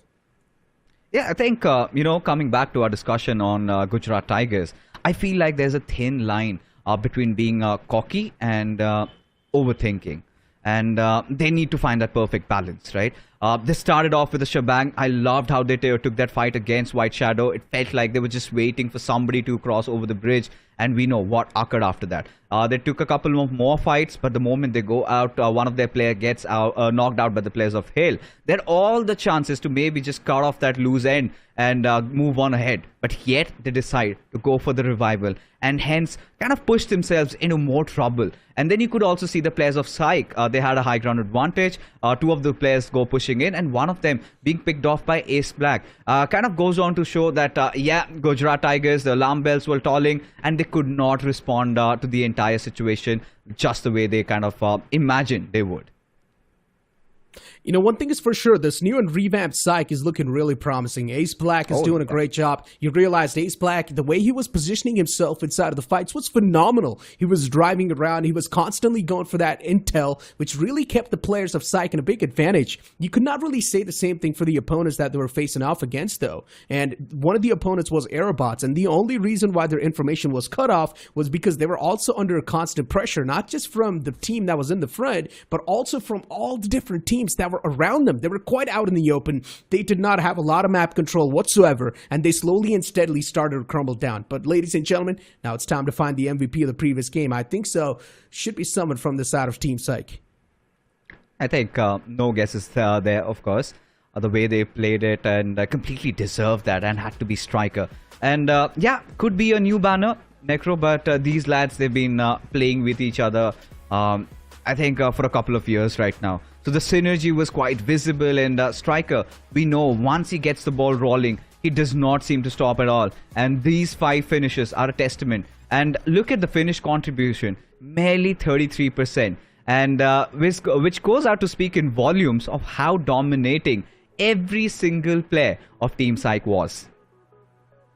Striker, indeed, the confidence that is showcased in the majority of the fights was incredible. I did not expect such a confidence from Team Psych, but coming in with a massive bang and just proving and making a stark statement inside of the lobby. Now, Team Psych might just register themselves at the top of the table as well. Moving on and looking at the top 5 players of that previous game, someone from GT has to be over here too. As Striker with 5 finish points is over there, then Carry 2 from Team Psych is there, even Mr. Spray from Team Psych is over there with 4, and then you find Addy BGMI with 4, and Shadow OG from GT with 3 elimination points. Shadow is the IGL, and still he's managed to register himself on the board, which is interesting. Lately, he's been working on himself a lot, individually getting those frags on the table. But for Ransab, Addy, we've seen him in the past. And yeah, under this new banner, I think he's also delivered. And Sub kind of gaining that northern control right from the very beginning of the game. They knew what they had to do, and they were kind of thriving. They were getting those couple of early eliminations here and there, but kind of took that northern control. And we could see how they inflicted that hurt on the players of Team Evo Mizoram, who were just trying to recover from one fight. But yes, the usual suspects has to be Team Psych, and it was quite a statement that they put up. And I'm not going to be surprised even if they go on to win the Miramar game, because that Necro, I think, is their hood. That is true. Miramar is their strong suit, at least for the previous lineup it was. But now moving on forward towards the point standings. This is where things are definitely going to be revealed and cleared up a little bit more. Team Sub, even though this team was not able to finish in that great of a position, still getting 12 points in total is a solid outing. AEROBOTZ Esports, 10 points in the first game. As I mentioned, even if you do end up with the average of 10 points per game, you're still putting yourself in quite a decent spot in the overall standings. FORCA officials with 10 themselves. Evolution Mizoram, not a bad start at all with 8 points. Gujarat Tigers, the same thing can be said for them too. Not a bad start. Yeah, a little bit of a global esports start. Even the first game, WSP, in the previous group, we saw how they kind of performed. But I think they've kind of got the start. It's not too shabby. The new point structure really helping them in their endeavors. But I really feel you need to find that perfect balance between positioning and finishes, right? So far, the way they're progressing could make it to maybe round 2 or round 3. But if you want a slot in that round 4, you have to be in that top 16. And you have to push a little further. Rising Falcon, another big name. But this time, just 4 finishes is all they could accumulate for themselves. As we move on ahead, take a look at the second half of the standings. And this is where the concern arises, especially Silly Esports. The way they were just blown up with one grenade. I think one of those players of Team FORCA was the one who inflicted that damage. Yep, it was. One single nade and all the 4 elimination points were instantly claimed. And then you've also got REDECENT Esports with 0 points. Not so decent of a performance this time though. And then you've also got Team White Shadow. Off the bat we saw Gujarat Tigers taking a fight against him. So unfortunate start for them. And then TMG Esports with 0 points accumulated too. So in general, the latter half of the board, once again, maybe you can't say it was the first game. So it was probably going to be the jitters. But then the game of Miramar. Expectations once again still lies towards the latter half of the board. You can't still expect them to perform a little bit better because you know at the last moment there's probably going to be that one single team just bouncing back out of nowhere. It's been the meta inside of the grind. I think even for the likes of ESN, we could see this started off really explosively, but kind of fizzled out really early.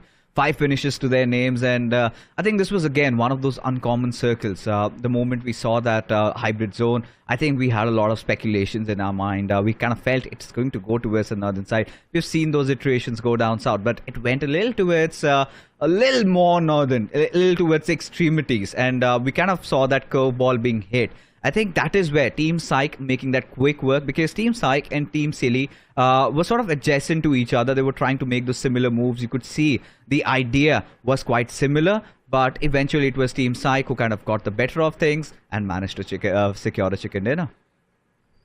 Now, little fixes. I'm going to change the topic over here a little bit and say once again to every single person that is currently watching this broadcast, the in-game qualifiers are starting from 15th of April, which is literally tomorrow. So make sure you've already gotten every single thing ready, and make sure you're also playing with the main playing 4 that you've registered inside of the website. If you try to play with any other stand-ins or any other player, it's not going to work out. The game will not be registered. It will not be counted. So make sure you're playing the games of the in-game qualifiers with the first playing 4. And also, you will be able to play the games on the map like Erangel, Miramar, Sandhawk, and Vikendi Vikendi. So you will be having all the 4 competitive maps on your pool, so give your best shot. One lovely advice from Fixes is going to be stay away from Sandhawk. If you ever dream on qualifying, then stay away from that map. You could choose those 3. I mean, it's your choice. If you feel comfortable with Sandhawk, just go for it. But really feel like Erangel and Miramar should be the choices for all these teams. If you have really been grinding through, if you are well aware of the topography. Whilst topography, I think a lot of the competitive players aren't really aware of how to go round and about of Vikendi. So might as well steer away from it. But lots of things happening, and the next matchup is going to be in Miramar. Kind of makes me really excited to see what the teams will be putting on board. I mean, I might as well face my enemies on the ground where even he's going to be doubting himself. So I would play Sandhawk. That's what I would do inside a competition like this. But ladies and gentlemen, for now, we've got a nice little Exude promo for you guys. Just make sure to look at it.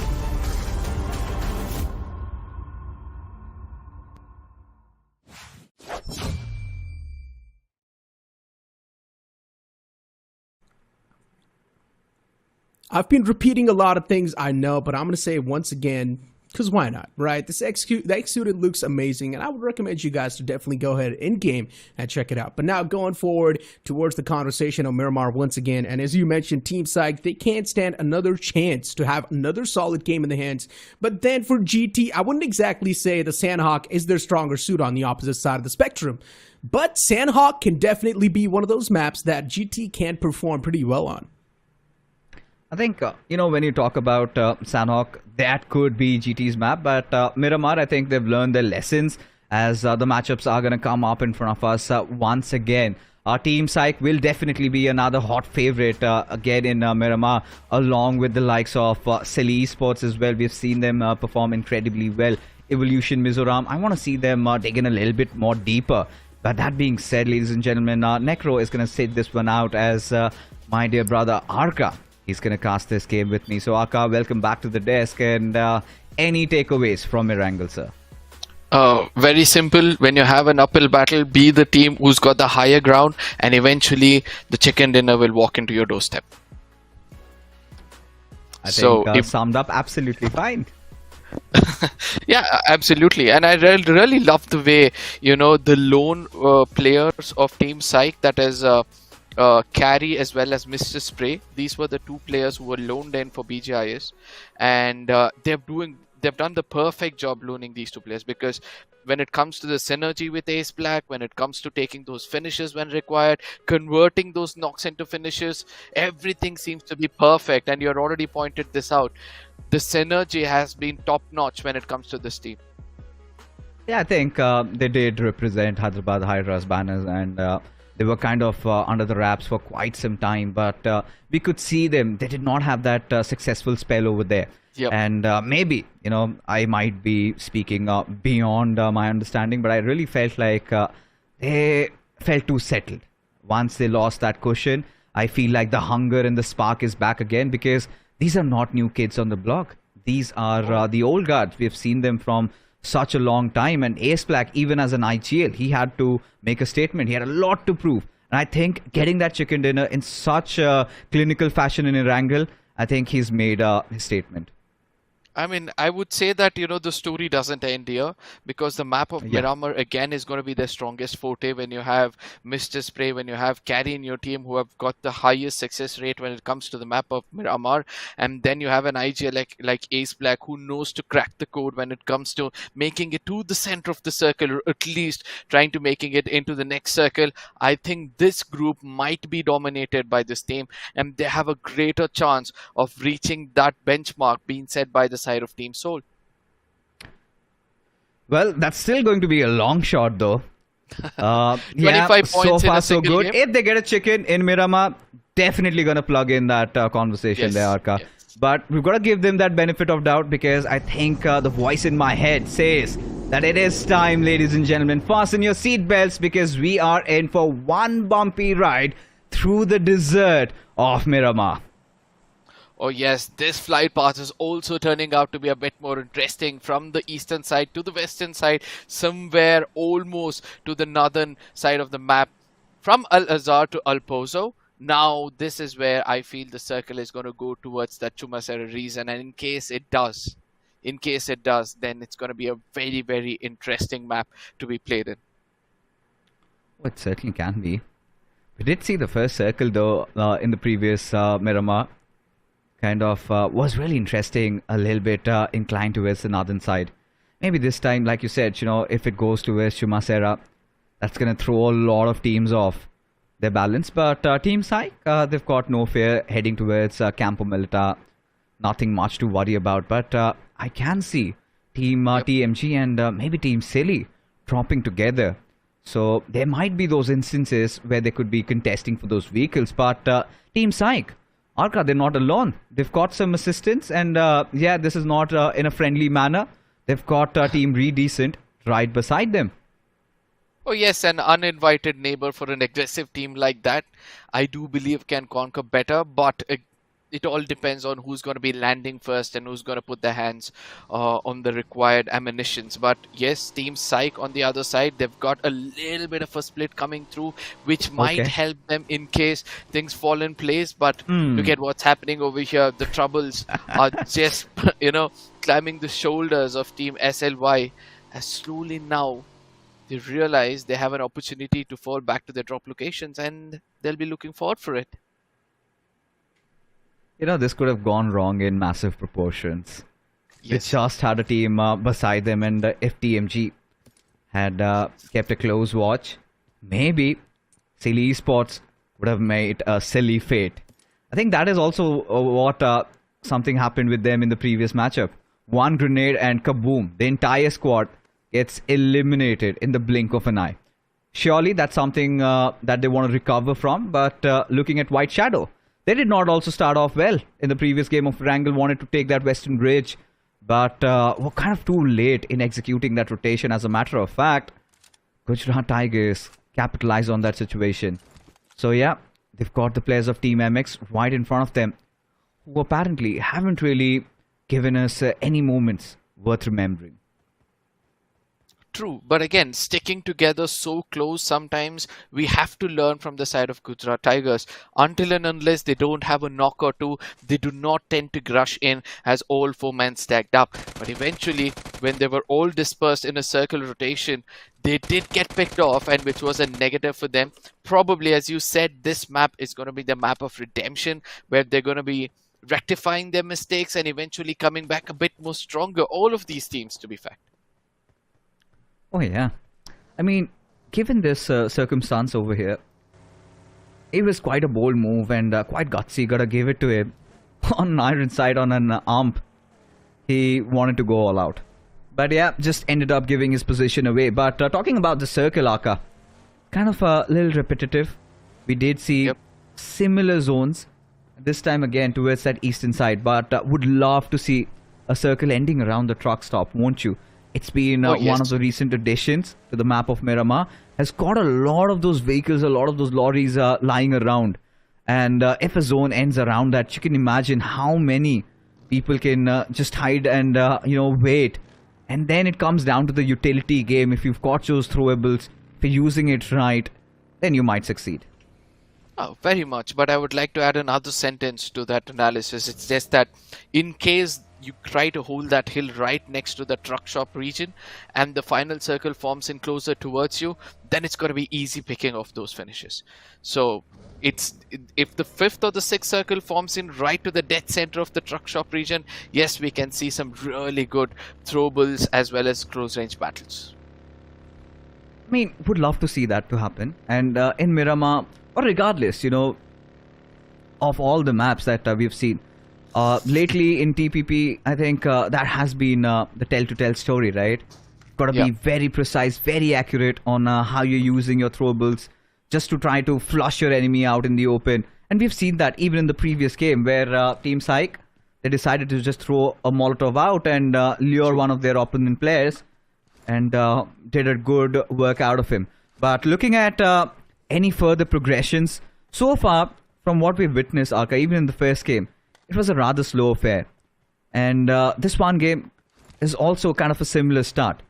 And could really figure out that the teams have taken it quite seriously. They understand the gravity of the situation, but they also need to understand if they do not eliminate those threats early, I think this could come back and haunt them towards the end.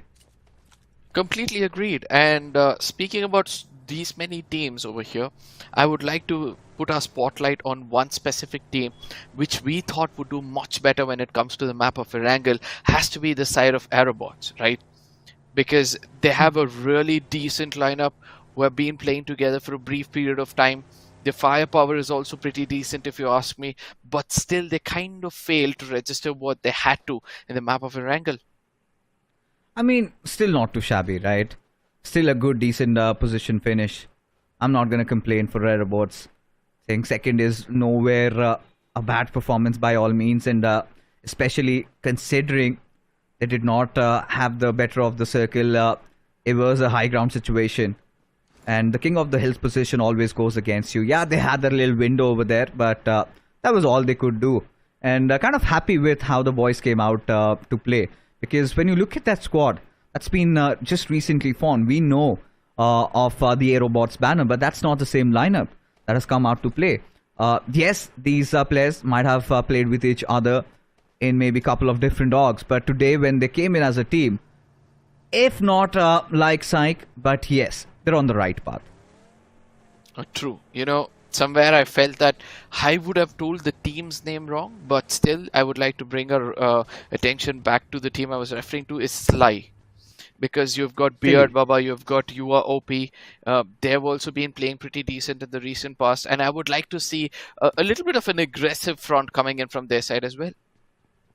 I mean, for silly esports, they've been doing silly things. Even in the previous game, we saw how they got bombarded, naded, one grenade, and kaboom, everybody just blows off. But as you can take a quick look at the northeastern side, Arka, we see that REDECENT and Team Psych are in the mood of a fight. Somebody needs to, you know, kind of start or initiate that fight. I'm pretty sure that Team Psych won't even think twice before diving in. I think they're gonna spread around, make sure they converge in from 4 different directions, just like an anaconda. First, you go around the enemy and slowly tighten them, make them run out of breath, and then try to finish them up. And that is what probably Psych would be looking forward to do with that of RTD. But you know, with the circle almost closer to both these teams, they would rather not choose to take this fight and have a man casualty, but rather concentrate on making that longer rotation, probably making it inside the circle first towards the Torrehemura region, and then look forward because they have information of a team being present at the closer vicinity. I think they've got a different mindset, a different approach altogether to Miramar. Like you said, in the previous matchup, if you remember, centered around that northwestern Georgie, they kind of had the center of the circle. But this time, it's going to be a different approach from the edges. They have to march in, and given the situation that they've got Team REDECENT watching their doors. Now, if REDECENT take it upon themselves to pick a fight over there, then that could be a little bit of a stormy weather for the players of Team Psych, because every single team, you know, given an invitation into grind, have got something special in them, as a result of which they're playing. Now, the top 256 teams of the country, and everybody has those moments. It's all about you kind of thriving under the pressure and just living up to it. Agreed. With the next circle almost forming in, now I would love to see some kind of a challenge being put forward to all these teams out there. I do understand that the southern side of the map have most of the teams, or the southern western side, but guess what? The circle is just going to make sure that it favors every other team out there for now, as they have enough compounds to make it their homes inside the circle.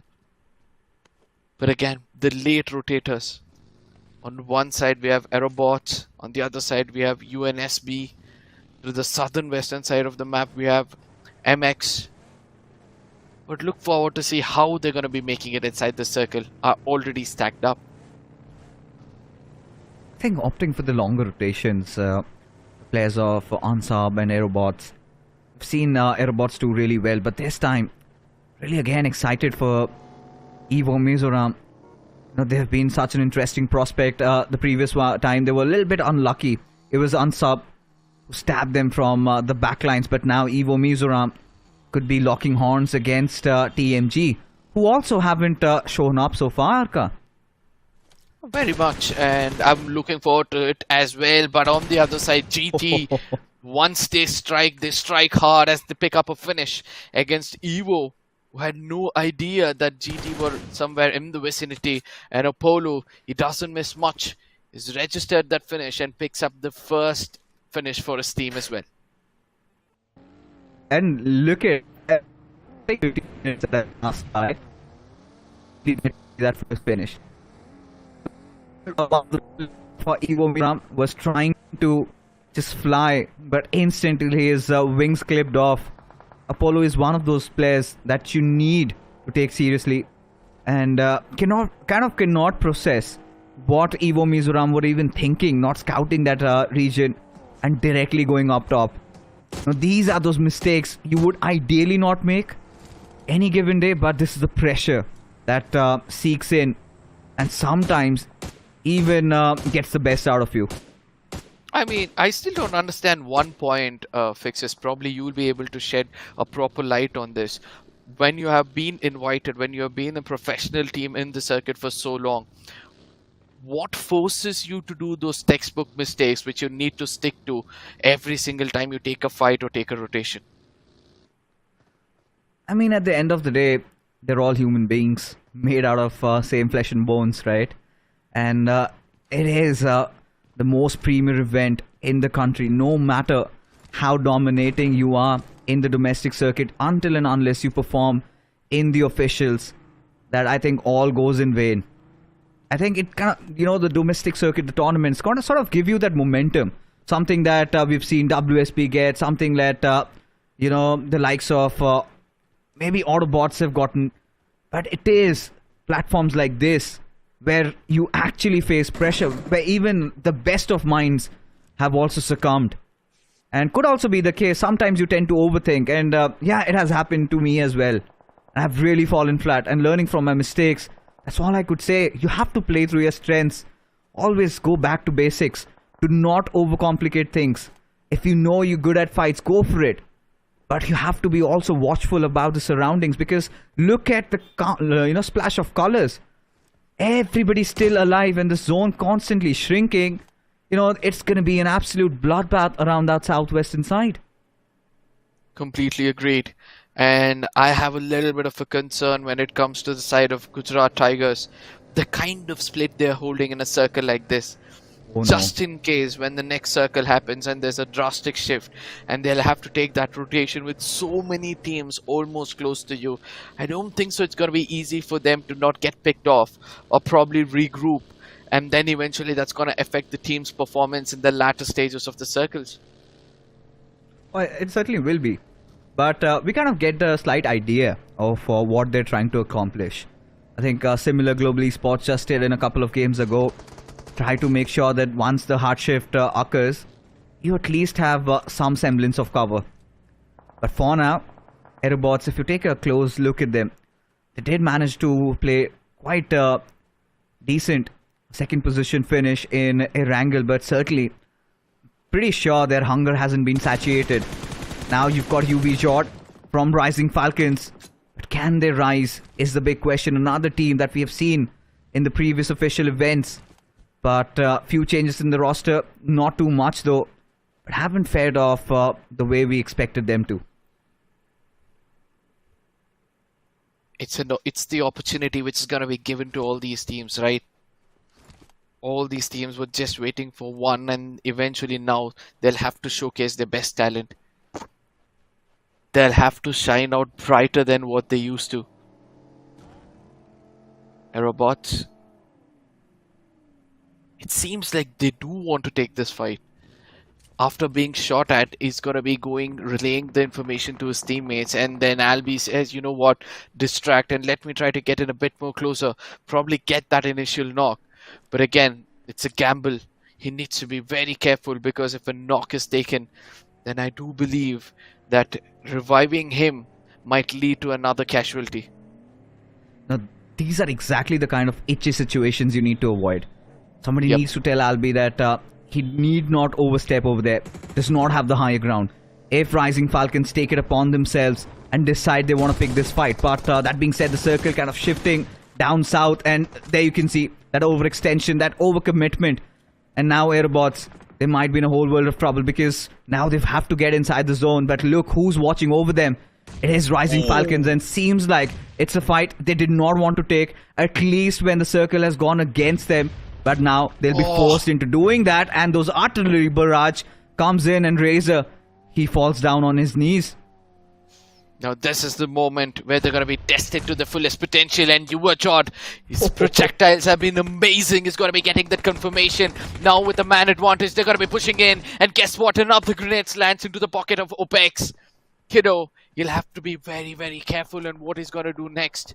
He's got a small opportunity over here to run away and not be a part of all this misery which is going to be poured upon him. But still he chooses to stay, revive his teammate, as UNSB, looking for the opponents. He's run out of throwables. Oh, he certainly has, but just look at him, surviving with a sliver of HP. Almost a dead man walking, still wants to get the job done, has bought enough time, but maybe the revivals on the vintage has not been given out yet. Kiddo and Albi on real low HP, but still they need to pull this one out, need to administer that first aid, and has been done. But UNSB instantly responds back, and kaboom, there you go. Absolutely blown off. And these were those little mistakes that I've been talking about. Knowing when to back off from a fight, knowing when to take on, understanding that you do not have the right position, and still being quite too stubborn.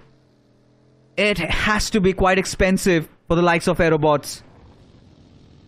Completely agreed. Another uphill battle which has failed to prove this statement, that it's very, very hard or next to impossible for you to win an uphill battle. But for now, we're going to be looking at the center of the circle. GTs have regrouped themselves, holding that graveyard region, but nobody is going to be closer to them, and they will have to step out of their comfort at one point or the other to pick up some early finishes, because those are those points which is going to be helping teams like these to achieve a chicken dinner. No way. Silly now, I cannot coming fathom into the what is doorsteps of happening over here, Arka. EMG. Yes, Fixes, I would love to see you break down this. You know, sorry to cut you off over there, but Team Silly, alright, they've begun things in a good fashion. Already one knock over there. One of the players of TMG being dealt with, but they need to push in. Beard Baba, he's got those knocks, but he needs a little bit more. And now Team Silly, they're starting to slowly but surely take control over the situation. And now Team Silly, they started off with forcing those fights, and seems like they're in the driver's seat.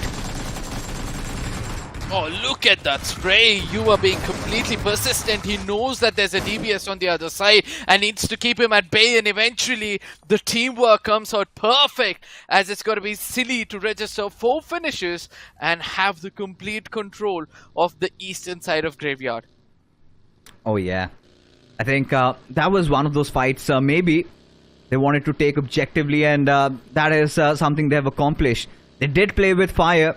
It was a dance against destiny, and they proved successful in their endeavors, and that's going to pay off in dividends right now.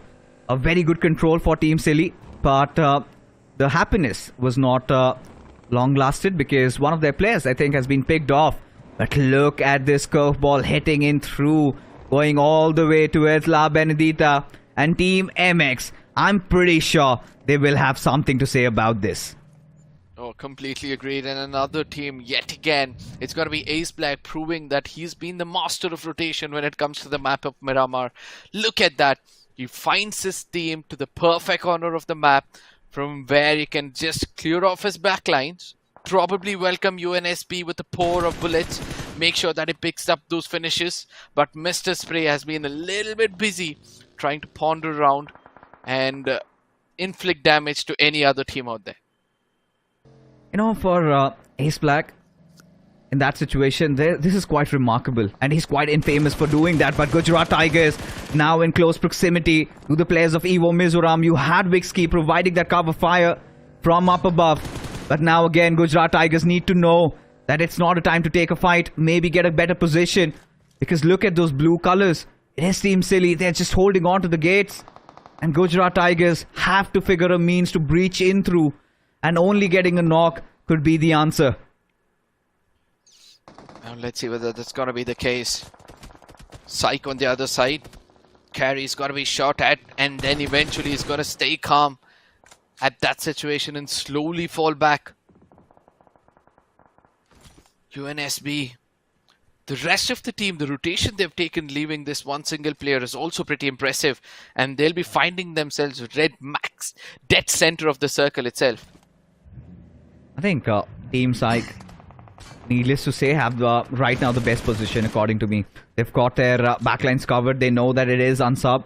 And Appu, considering the fact that he's given his position away, does not have any vehicles to get inside the zone. That kind of adds on to the trouble. But Striker, is he aware of Appu from the backlines? He's caught with his pants down. Somebody needs to tell him.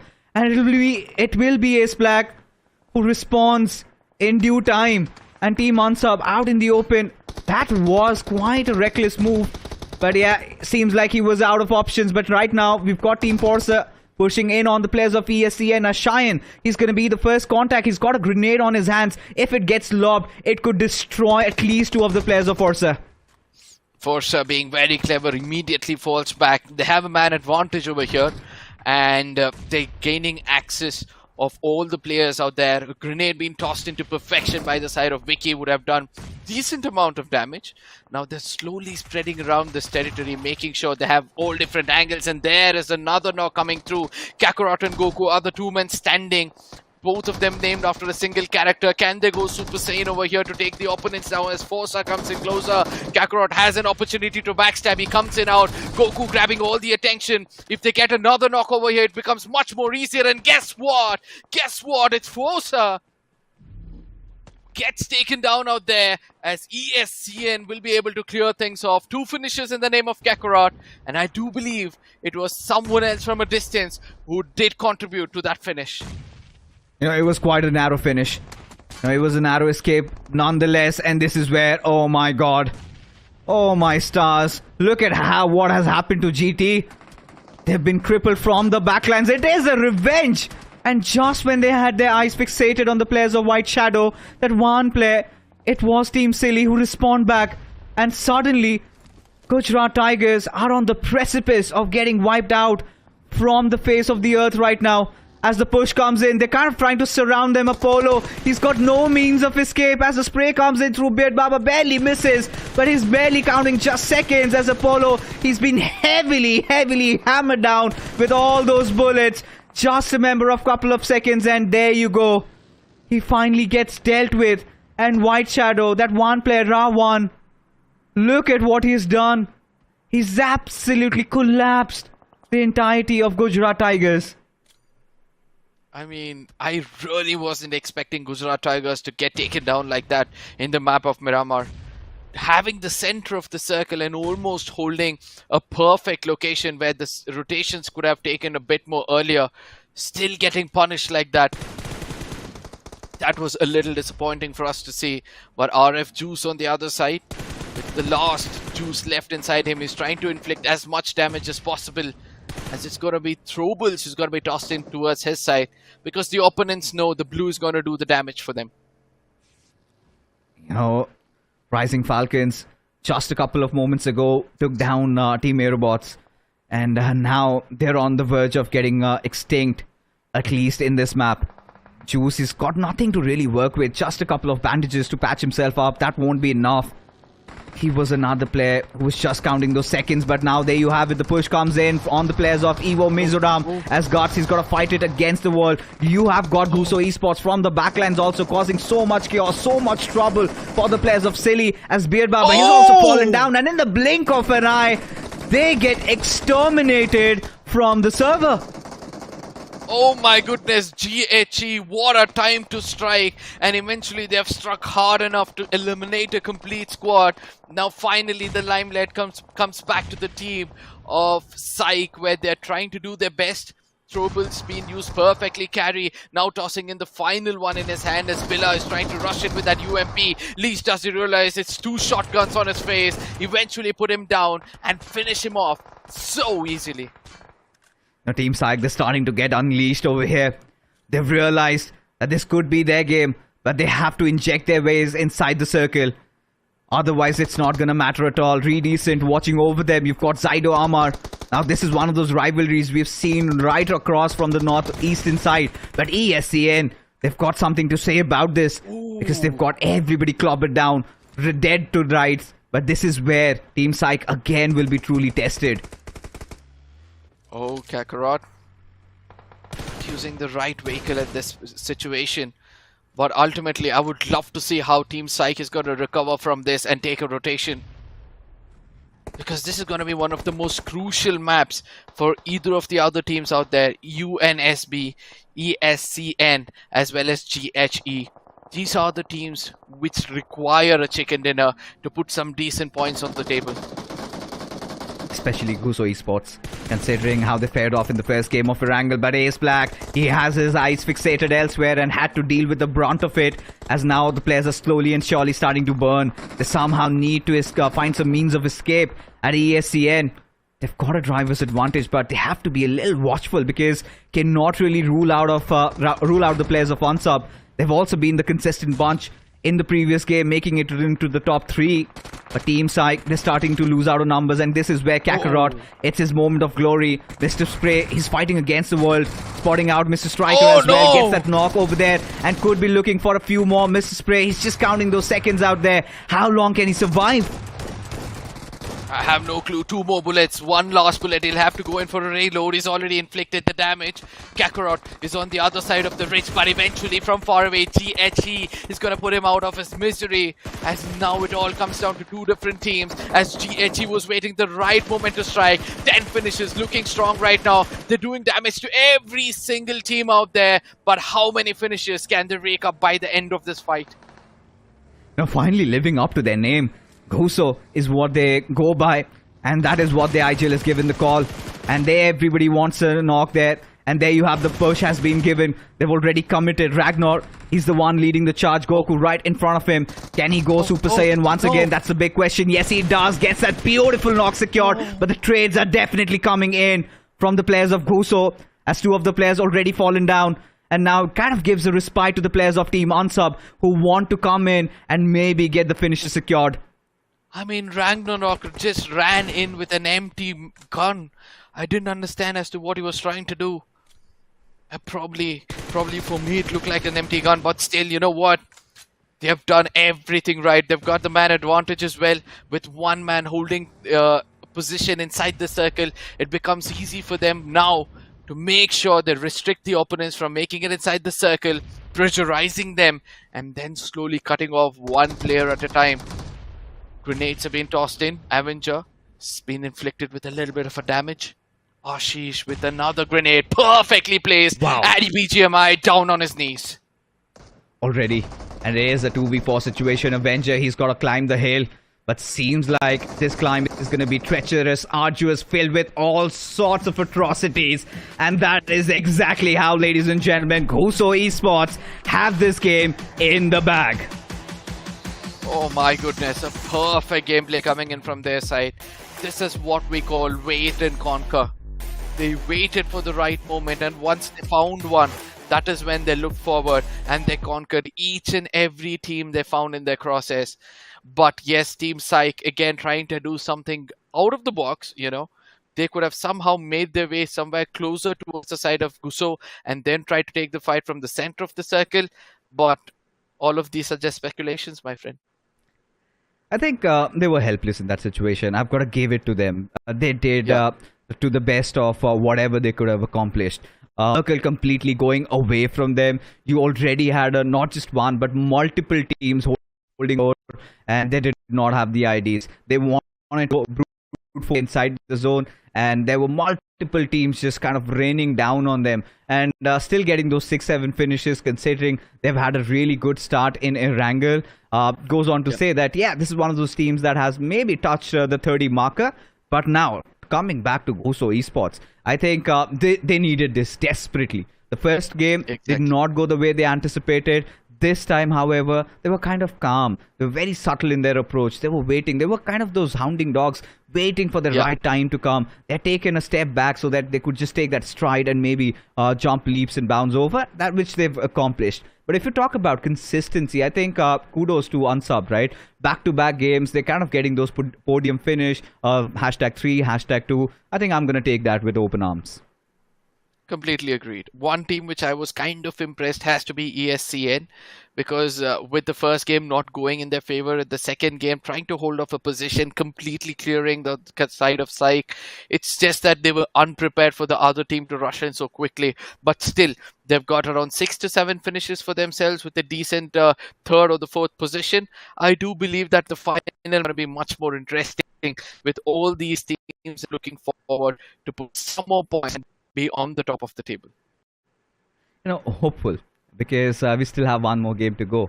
But this was a very interesting map of Miramar. Again, the circle shifts, you know, those curveballs, especially one that hit in the fourth zone, right? Goes way down towards the southeastern side, goes towards La Benedita, and everyone was caught off guard. I think there were a couple of teams. I think Team MX, they had a good commanding position, but I did not see a lot out of them.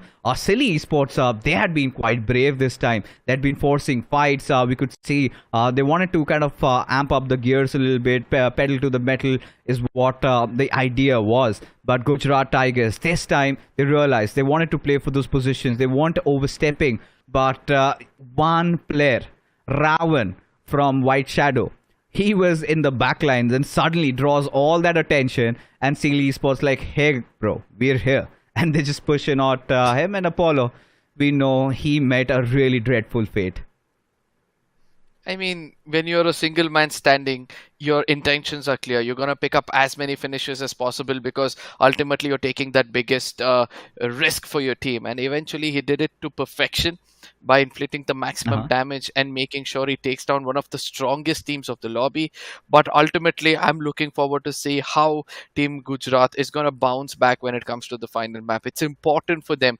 The kind of, fan following they have, they can't let go of their audience being disappointed.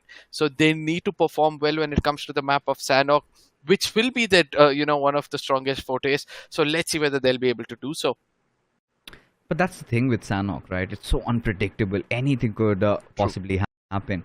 And this, having not two decent games in the first two kind of affects your mental also.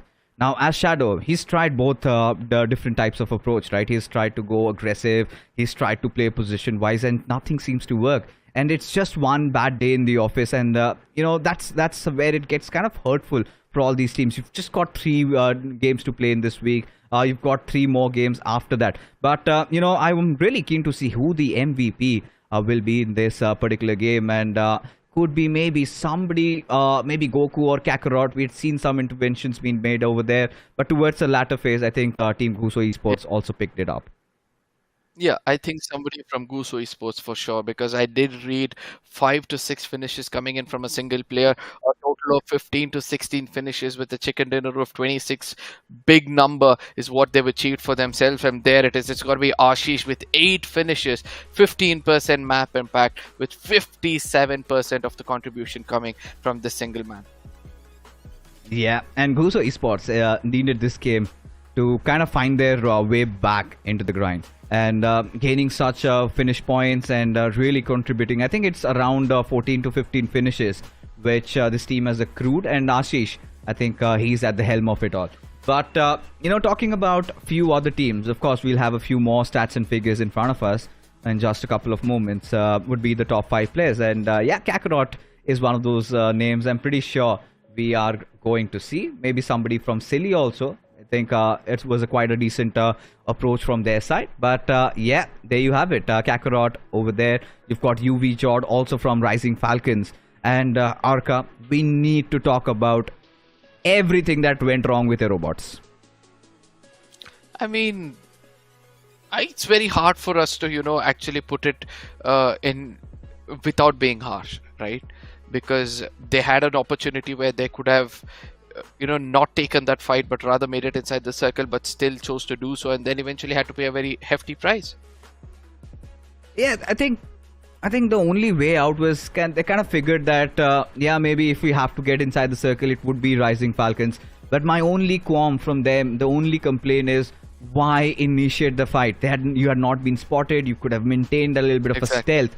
But as we go on ahead, a few more numbers on the board. I'm really keen to see who has garnered how much. And it is going to be GHUSO Esports, 14 finishes to their name, 24 points overall. ESCN, a very commendable effort this time.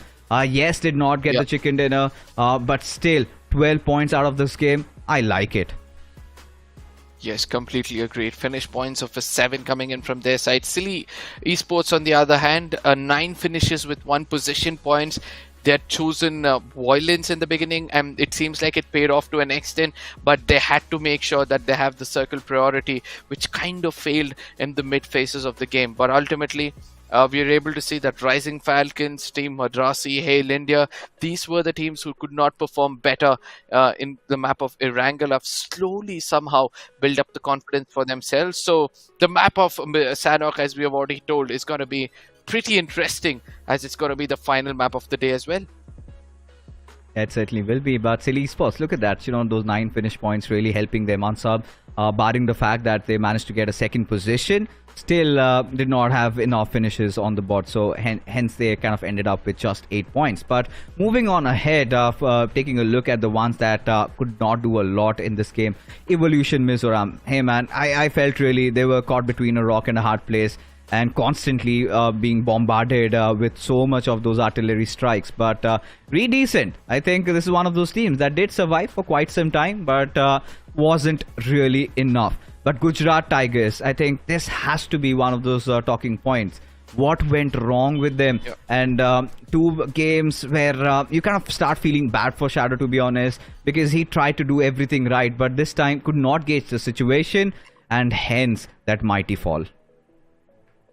I would say that Gujarat Tigers, their intention was pretty clear when it comes to the map of Erangel. Make sure that you go for those early skirmishes, because we did see that they had 5 points even before the second circle was completed. But when it comes to the map of Miramar, they were spread around, they were gaining information. Then later when they regrouped together, they still did not take a fight, but rather they were trying to run away from a fight with a gunpowder like that, and eventually got punished. So probably in the map of Sanhok, we can expect them to be a bit more aggressive and try to look out for those finishes. I don't know. This is where the seed of doubt creeps in your head. What do I do? As an IGL, I've tried 2 different avenues, and both have not been working out. Do I go back to the basics, or maybe kind of do what we've been doing in the domestic circuit? So many questions. I think it goes on to get unraveled inside the map of Sanhok itself. But yeah, for Gujarat Tigers, I think the ball is in their court, and they have to prove it, because every single time we've seen in the recent third-party tournaments as well, league stages, they perform really well. Suddenly into the grand finals, when the pressure starts creeping in, something goes wrong, and it's just not about the players. They've gone through a couple of roster changes. They kind of released MJ. We kind of see Apollo being a part of the active roster. And Apollo, he was the only guy that managed to get that 1 finish. But it does not just end with Gujarat Tigers. I think we need to talk about FORCA official. In the first game, we saw one of their players taking down the entire squad with 1 grenade. But this time, that push on ESCN, I think they went a little too far. Oh yes, and also the way ESN played with their minds. Goku grabbing all the attention, running around each and every look and corner, and Kakarot hiding from one corner, making sure he makes the best use of that shotgun. Everything was set perfectly, and I do believe the calm mind in that fight was obviously ESCN, and that is how they have come out colorful, especially in that fight, and not only in that fight, in the overall performance when it comes to this map itself. All right, for all the viewers, once again, a gentle reminder.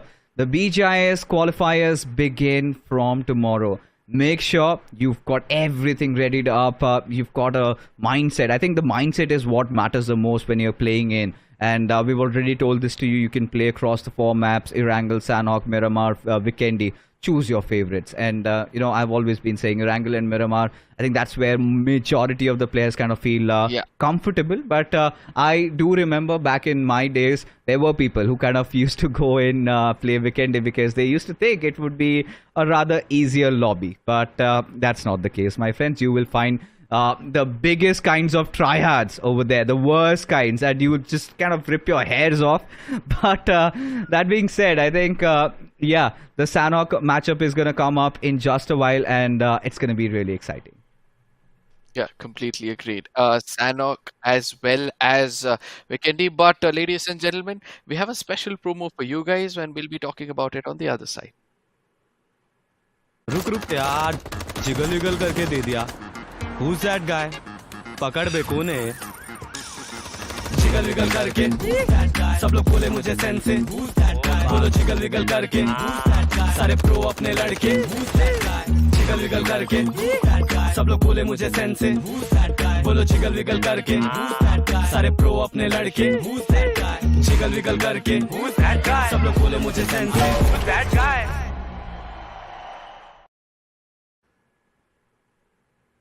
The tagline of the BGIS this time is "Make Waves." I'm pretty sure the figure that you saw over there, Mr. Nimesh Agarwal, he certainly has been making a lot of waves. I mean, what they've been doing for the community.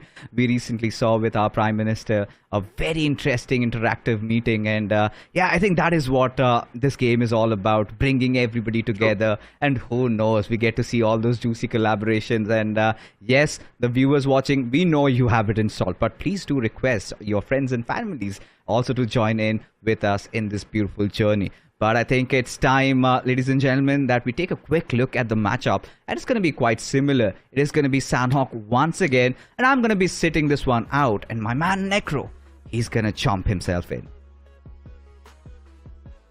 Oh yes, with Necro coming back and the second game going in the hands of almost a new team. I would like to understand what was happening, what was going on in your mind when you were sitting it out and watching one of the new teams dominate out there. Yeah, I mean, this is something I actually saw coming as well. I mentioned this too. It's been the meta inside of the grind. A new team just comes in out of nowhere, completely dominates the game, and astonishes all of us. And this time, it's GUSO Esports. It's a team that I did not see coming on top like that, but hey, they still somehow did. And now that they've got the chicken dinner, it's also like a nice head start in the overall standings. They're going to be feeling themselves before moving in the game of Sanhok. But the real concerns over here really do stick with some of the teams like AEROBOTZ and GT, because the consistency isn't exactly there. GT, for them, they need another solid game. They need at least one solid game to sort of keep themselves somewhere in the top 5 in the overall standings. If that's not going to be the case, then we know in the remaining 3 games, the pressure is going to be even more. And GT is not one of those teams that likes to face that pressure.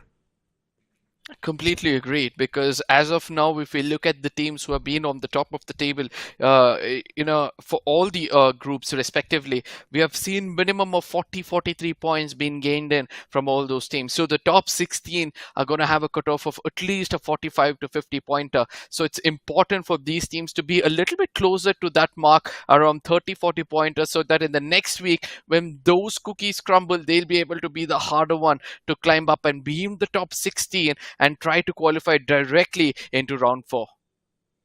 Hey, Arka, but talk about the team that's being consistent.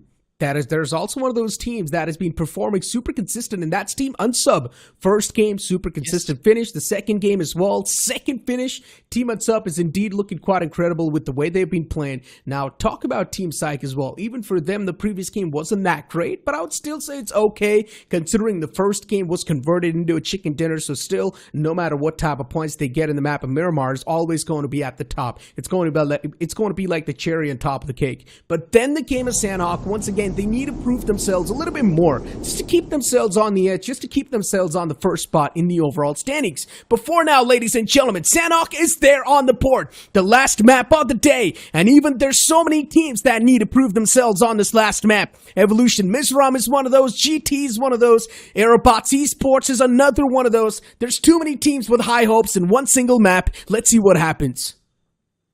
Oh yes, speak about high hopes. There are several other teams, like you already explained. It's got to be GUJARAT, it's got to be ESCN, it's got to be PSYCHE. These are the teams who have been completely consistent. Let's not forget that UNSB is also one of the other teams. So looking forward to end the day on a high note as well.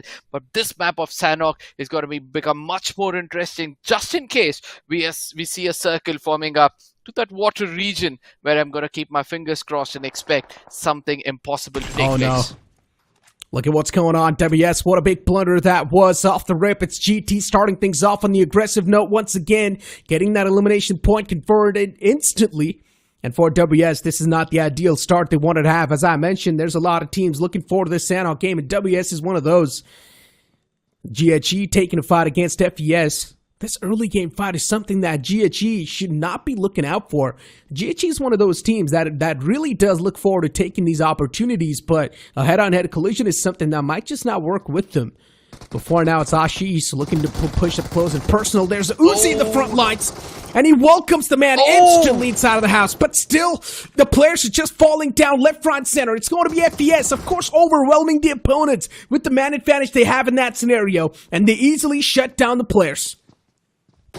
Oh, there's another person walking in, but eventually he'll be able to register the knock and get that finish as well. GUSO will be losing two of their players at the early stages of the game, but what's more important for them right now is to make sure that they convert the other two as well into finishes.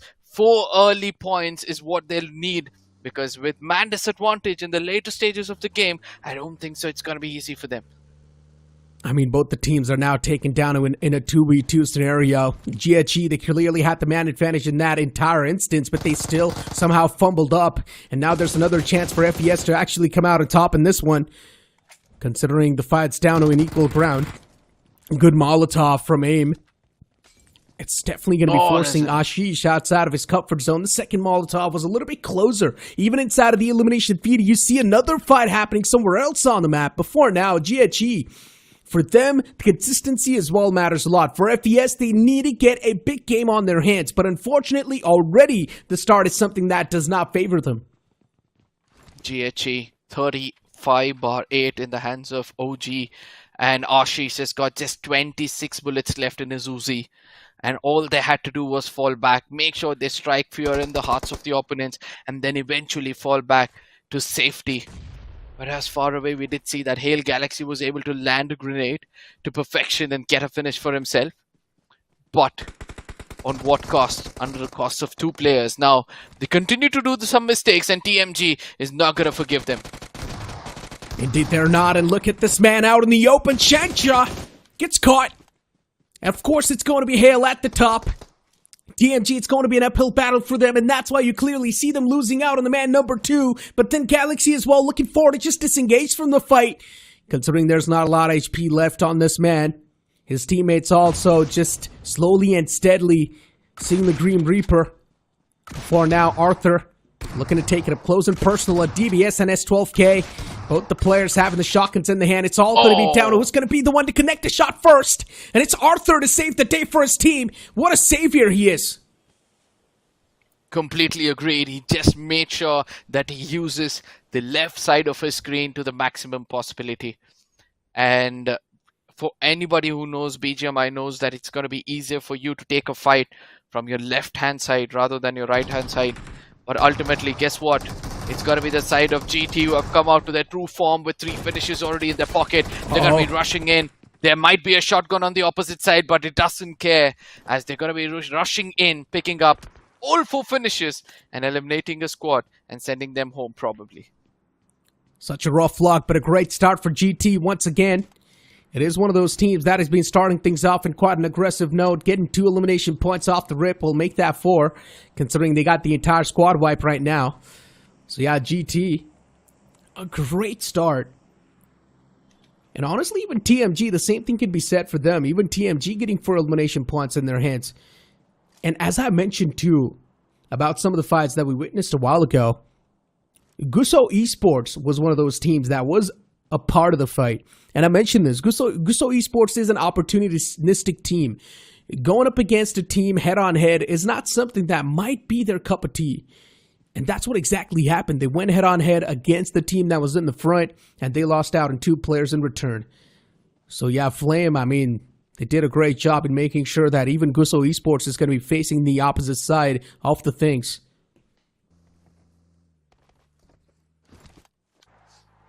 Speak about opposite sides. Look at what Flame FLME have got for themselves. Just the last man standing, but this is how Gujarat started things off. It was Vexy who came out and did the perfect, beginning for the team, and then eventually they were able to dominate on it. But FES, Godsai, he took down 2 players and made it so easy for his team, but eventually GUSO was able to retaliate well in the name of Ashish. The fact that GUSO Esports just got overwhelmed by 2 of the players of the opponents is insane to me. Because GUSO had the clear man advantage in that scenario, and those 2 players pushing together, just giving the elimination points away to the opponent, we knew the man also had his hands on the Uzi. Uzi, the fire rate is quite insane, so you got to make sure you're not directly stepping inside of the line of sight, because you will be shredded apart. And for now, you've got Side Carry. Tosses that nade in the front lines, but the man's still able to escape from that entire spot. Psyche is another one of those teams that is going to be quite thirsty for the elimination points. That's what the opponents do realize, and just trying to back away. Ashish for now is still alive. GUSO Esports, after getting that chicken dinner in the previous game, they must be feeling a little bit better. It is definitely a big sigh of relief, but still, whatever they get in this map of Sanhok can definitely be the cherry on top of the cake, or the icing on top of the cake. Completely agreed. About this game. How are they going to tackle the next circle shift which is going to be coming through? But there it is. If you try to take down Team Psych without a perfect plan, they're just going to eat you up as Evo. They're going to be losing a player who's going to be finished off as quickly as possible. And he's going to give ample amount of loot for the opponents as well.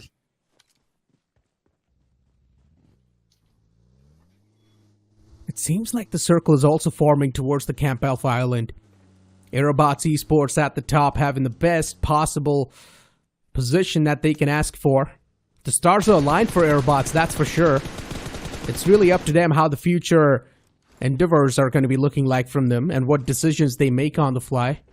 Because so far, the stats haven't been looking that great. So AEROBOTZ Esports, this is the only game they've got so far inside of today's day. And then they will have another 3 games in the upcoming weeks. But still, for now, this game of Sanhok holds a lot of value for them.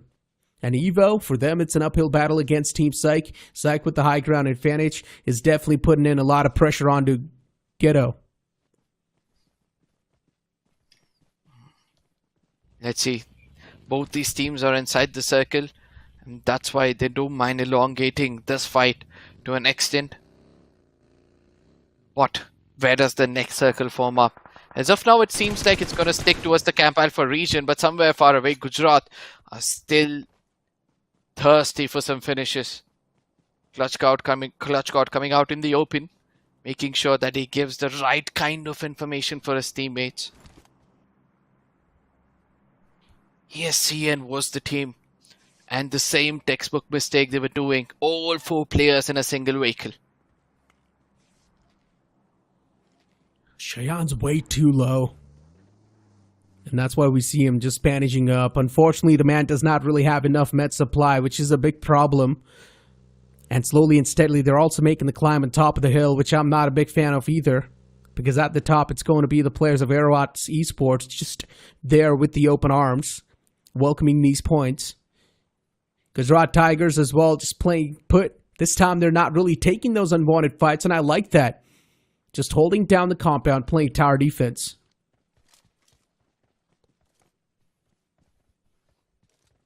Look at this rotation coming in from the side of UNSB.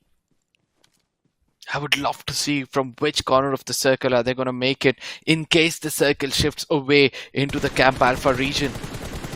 As far away RTD. Oh my goodness, look at that. He was persistent and it paid off for him to perfection. Great spray that was. Yep. Garuda. Once again, at this point in time, it's a race to that Camp Alpha Island. Whichever team's able to get their footing on the Camp Alpha Island as quick as possible, they will find themselves a great spot to play around with. If you're going to be one of those later teams, then the problems will be there for you a lot more, because breaching on that island will be really tough. MX Viper, so many shots around him. The man does not know exactly where to reposition, but he repositions himself behind that rock. Still the constant pressure with the bullets, though. It is there. The opponents are trying to blow his vehicle up, but it's almost on the verge of getting blown up too. It's smoking up. I'm not sure how good of a decision this is going to be, but hopefully he does not run into another team. If that does happen, one thing is for sure, Viper will be taking his own life and at the same time his teammates' life too. Oh yes, he needs to be careful. And I do believe that several teams are underestimating the opponents, thinking that they might not be going in for the similar rotation as they are. And then eventually we have seen several teams getting blown off. But yes, this time they made it into the soft car. But at the same time, Hale, this is how they got taken down. LMG. This was the moment where I really thought that Hale will be able to, conquer more. But eventually it was that final man who kind of put an end for him. That's going to be Arthur. Was waiting for the right opportunity and used it to perfection as the circle is going to be shifting from all these teams, away from all these teams. And this is where things are going to turn interesting, because PSYCHE, UNSB and RF are the three teams who need to make it inside the circle safely. I'm already loving this circle. I already know it's going to be a massive hell breaking loose soon enough, because even GT is going to be looking forward to leave that compound, and that's what they do, slowly and steadily moving on foot. GT will be taking some shots by TMG soon enough, so we might see another fight brewing up there. Before now, we've got PSYCHE in a bit of a trouble.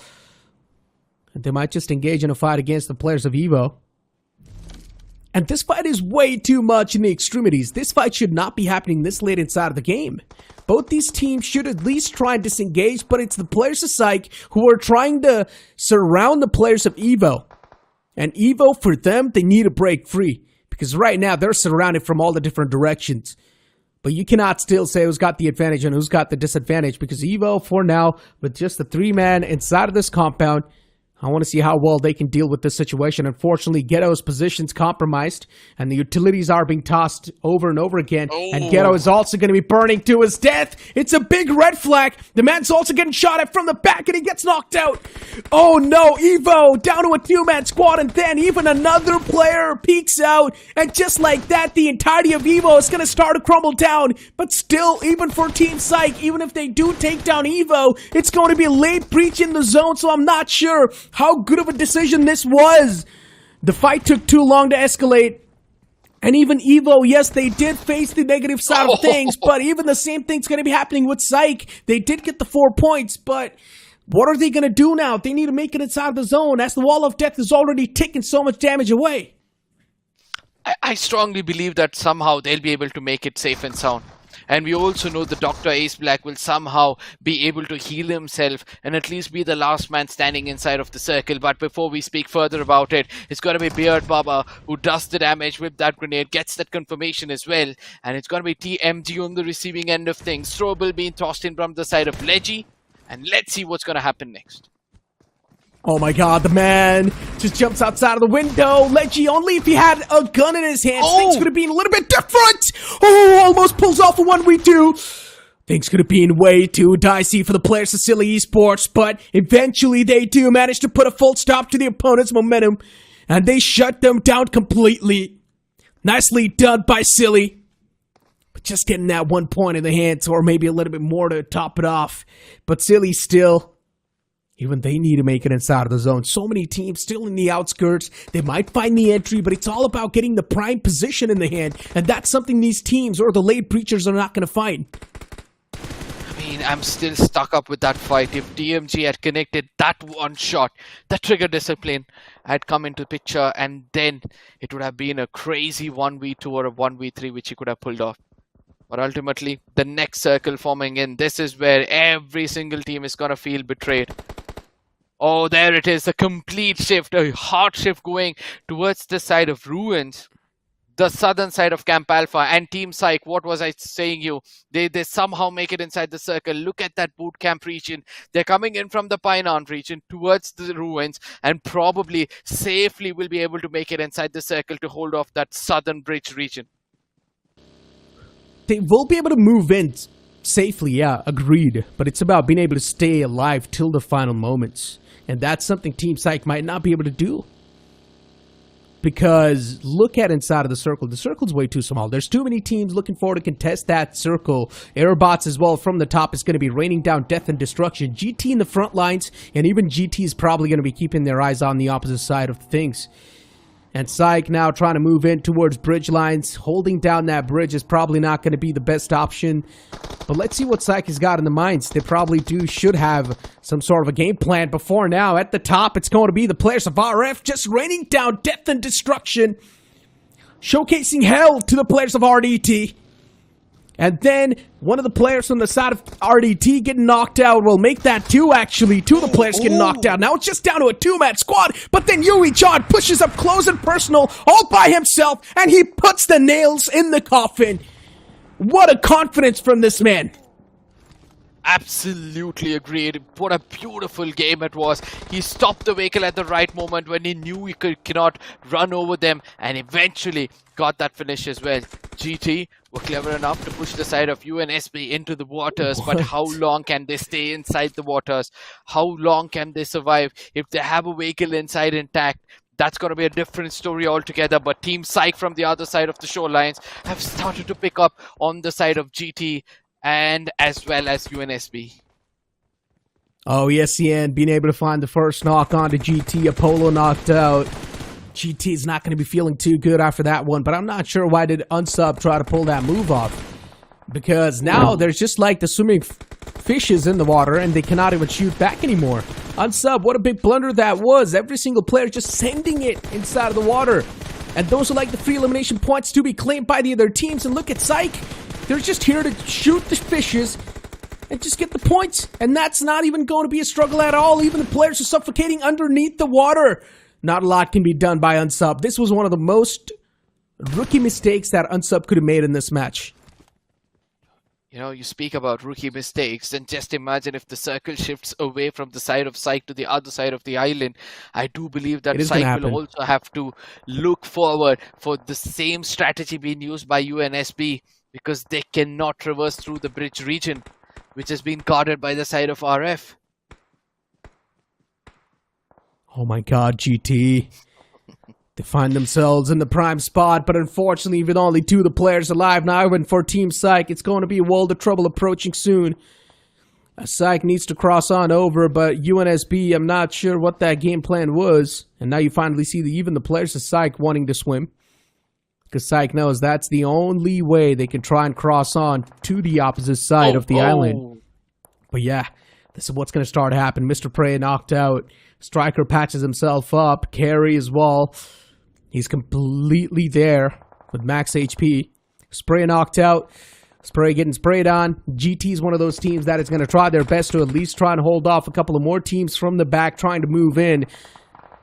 But then RF2, yeah, for them, it's going to be a feast, that's for sure. Look at the amount of points I can see swimming in front of them. True. But Striker and his teammate, they're still holding back to the shorelines. I think Ace Black is knocked out, and that is what Striker will try to do. Try to revive his IGL in the waters itself, and then try to make it inside the circle. As Mr. Spray is going to be that person at the corner of that circle, eventually gets finished off. There's a vehicle inside. Somebody can sit inside that vehicle as well, but Ruby realizes this and eventually pours some bullet out there, breaks out that vehicle and makes it easy for his teammates. Now, fish those final fishes inside the circle. Gary is suffocating to his death. Remember, Arca, I mentioned this exact scenario too about PSYCHE. PSYCHE taking that fight against Evo and a big stalemate. I knew, yes, they could make it inside of the safe zone, but it's all about being able to sustain the position, and PSYCHE are not able to do so. So they did get those 4 points, but at the cost of what? Their entire game.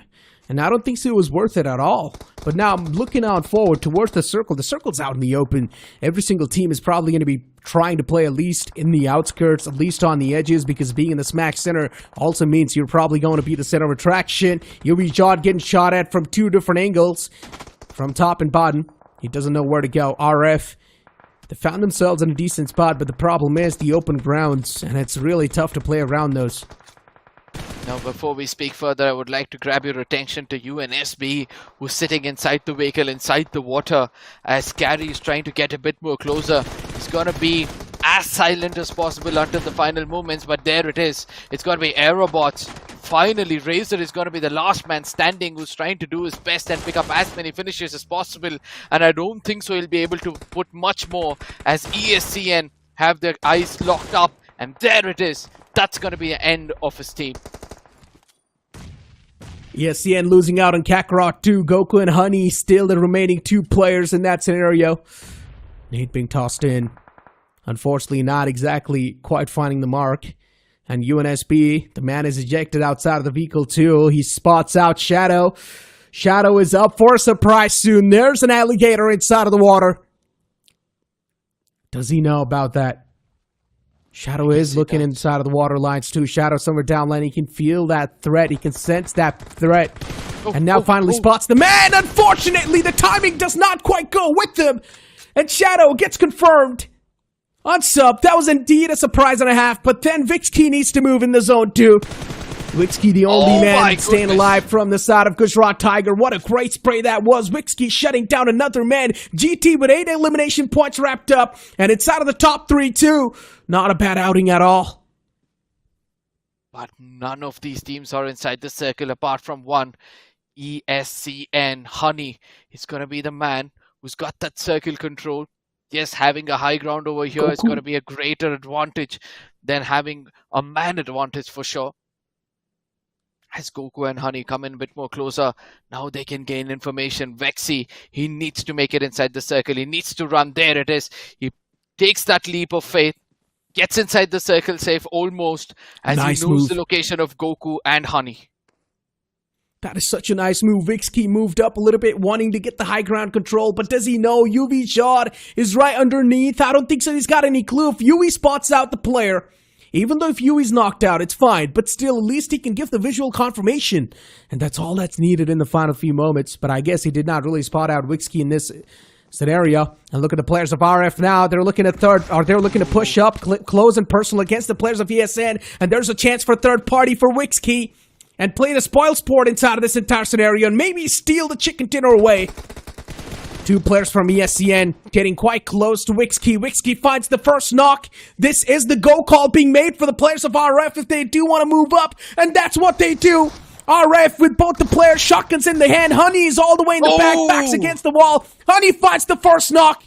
And Honey now knows he's also getting approached by the second man as well in the front lines. And the second man jumps high up, but he gets shut down. Now it's a 1v1 scenario. Unfortunately, Wixkey does not have any type of meds to patch himself up. He's all outside of his med supply. Pulls out the S12K. It's a shotgun versus shotgun. DBS versus an S12K. It's going to be much more important for the side of Honey to hold on to his patience, because the circle is going to eventually fall in. Wixkey, he's played this before, a 1v1 situation. Now let's see how he's going to be playing with the opponent's mind. There it is, the shot connects, but this time around, it's going to be Honey who's going to be grabbing it all. And the winner chicken dinner is going to be landing in their pockets. What an amazing game it has been so far. ESCN, kudos to this team. ESCN consistency. Miramar, quite a great finish. Now Sandhawk with a chicken dinner. ESCN, they could not ask for a better ending. One thing is for sure, these guys are going to have a great night's sleep. While look at the opposite side of spectrum, you talked about some of the known teams inside of the region too. We were talking about some of the MIZORAM teams as well, and one of those teams was playing today, and the outcome wasn't too great. I mean, one thing just flashed in my head. ESCN might abbreviate itself to Isala Cup Namde. I mean, I guess that is what this squad is called, and if it is, then I would look forward to see them at least lift the trophy, because that's been the tagline of RCB. I'm just putting it out. Interesting. I mean, ESCN, indeed, it was another shocker, right? This entire group was filled with a lot of shocks. But now let's talk about the teams that were not able to get the chicken dinner. On the second spot was GT. Wixky played that perfectly. Patience game showcased, collecting a little bit of elimination points in the end before getting taken down, which was another wiser option from Wixky. Was not fully committing to the fights as well. I would say GT, they have done quite decent. They've done their job, okay? And then moving on forward towards another known team, which we had a lot of expectations from, has to be Evolution MIZORAM. They, unfortunately, were not able to make a lot of waves today itself, but maybe in the upcoming weeks when they've got 3 more games to play, maybe that's when you can expect a lot from Evolution MIZORAM. Another team, which is going to be AEROBOTZ Esports, this team was not doing that great inside of today's day. True. When it's, we have to sum up the whole day, right? We'll have to speak about both these groups. And when we speak about both these groups, all those teams which came in from the Mizoram region have not had a great day. So probably we'll be able to see them bounce back better in the upcoming weeks. But as of now, as you correctly pointed out, there were several teams who stood out, like ESCN. Then you had the side of Team PSYCHE, and then you had the side of UNSB. And I do believe that from here on, we can expect something much more better from the undergods itself, because all these experienced teams until now, when we consider Godlike or Team Soul, they were all fine. And now from today, it seems like the tides have changed, because Gujarat Tigers have gone down, and then we have the side of AEROBOTZ who have gone down. All those expected teams are losing their footing when it comes to this tournament itself. That is true, and it's just because a lot of these known teams, sometimes they just do not really understand some of the most basic things, and they just tend to overcomplicate a lot of the situations, right? GT is one of those teams. If you remember the first game, a wrangle match, they were trying to hold teams off on the bay. They were making sure none of the teams are going to be able to cross the bridge on over towards Georgia Pool. Yes, I would say okay for the elimination point aspect, but what about the position, right? The new zone meta really forces you to be in a great spot inside of the zone, and including the new point structure as well. It really sort of forces these teams to be in the smack center of the zone as well and just play for a better position and then rack up the elimination with a good position. But unfortunately, GT was just completely focusing a lot more on the elimination point aspect, and then they just completely left out in the position. But I guess in the end, on the map of Sanhok, I've been mentioning this, it is GT's strong suit, and once again, they hit back quite hard. The same story goes with that of Alibaba Raiders as well in the previous group. But yes, for now, we're going to be looking at the MVP of the map of Sanhok. It has to be Wixky, who got 6 finishes and 10% impact on the map itself with a finish contribution of 60%.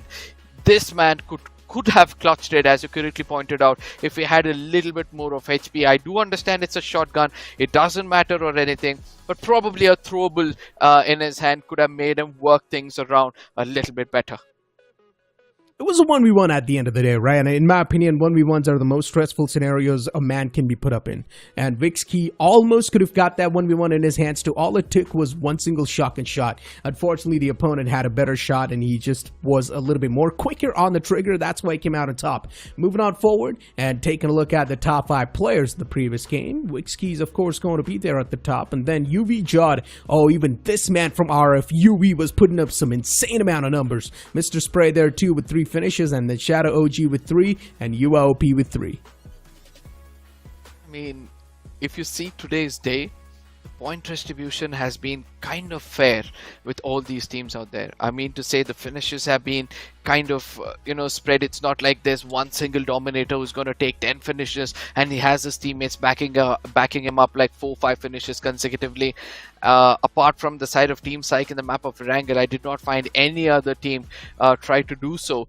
But ultimately, the overall standing, I do believe, is going to be a pretty close from the 1st to the 5th position.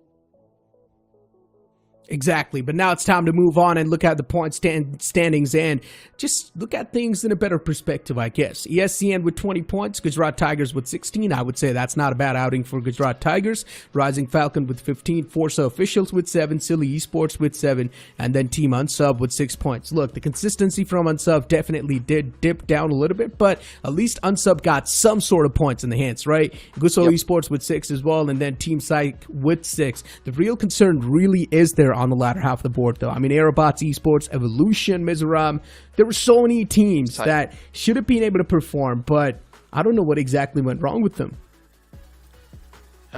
This was the very question I put up in front of Fixes, and he says, nevertheless, we are humans and we do feel the pressure of the official events trying to qualify into the next round. But those teams who took it a little bit easy have registered some really good games over here.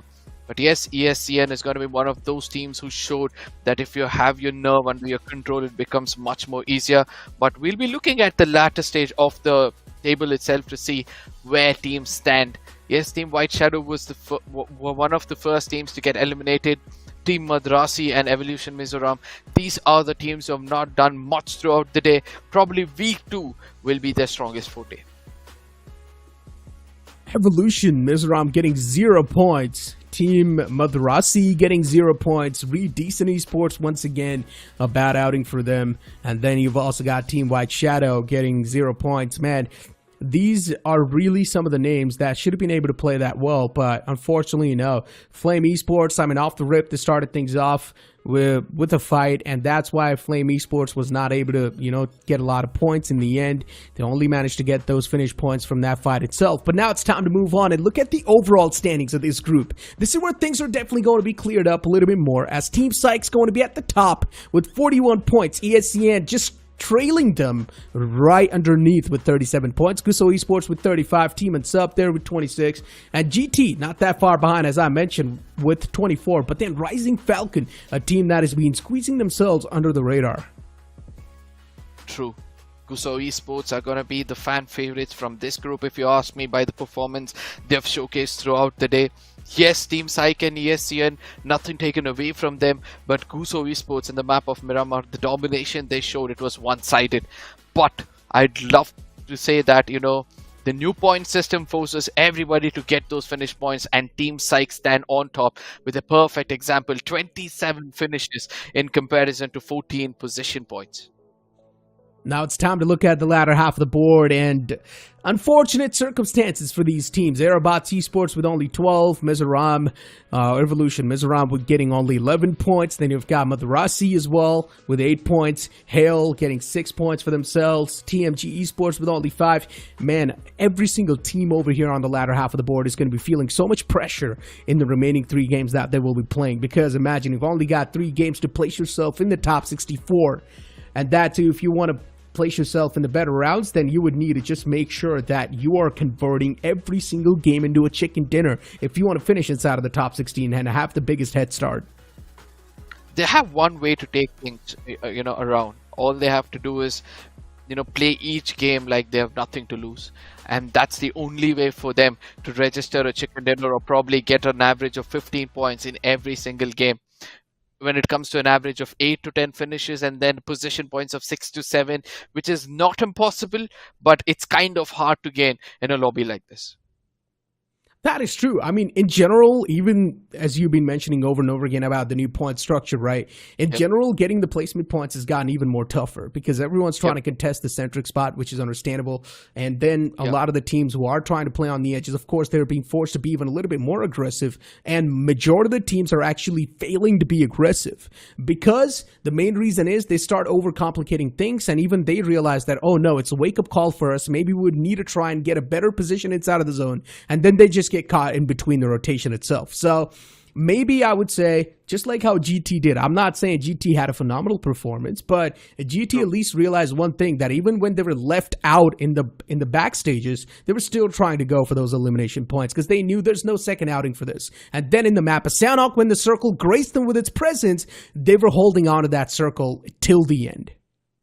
Somewhere I feel that we might take an example of a team like Team Psych rather, who went in for a slow pace in the beginning, then picked up the momentum of getting those finishes, and in the second game they continued that momentum of being a little bit aggressive, and in the map of Sanok all they concentrated was only getting those finish points. So probably if you're a team like Gujarat Tigers, you can take that slow pace in the beginning, then try to bring your aggressive forms in the later stages, because sometimes it might backfire.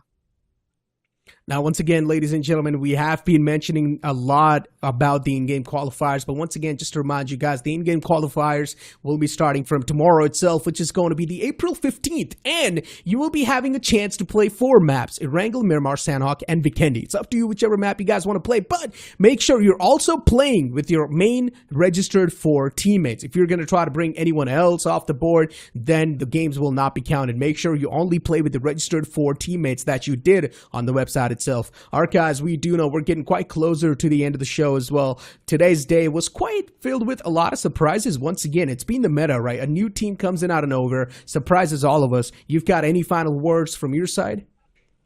All the best for all the undergods who are playing for this tournament in the rest of the weeks. Make sure that you have your strategy sorted.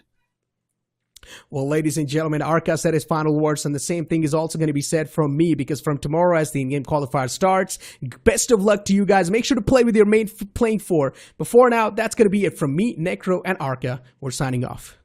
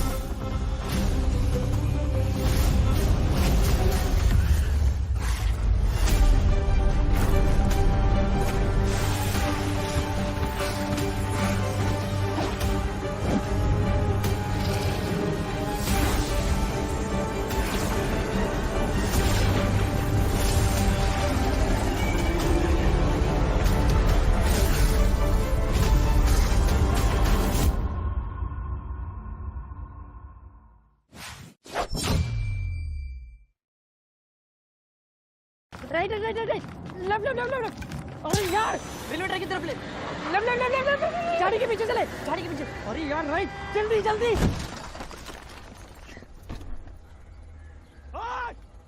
उतर उतर चल finish कर दे उसको रुकना मत Action redefined, even on the go. Download Bullet Echo today.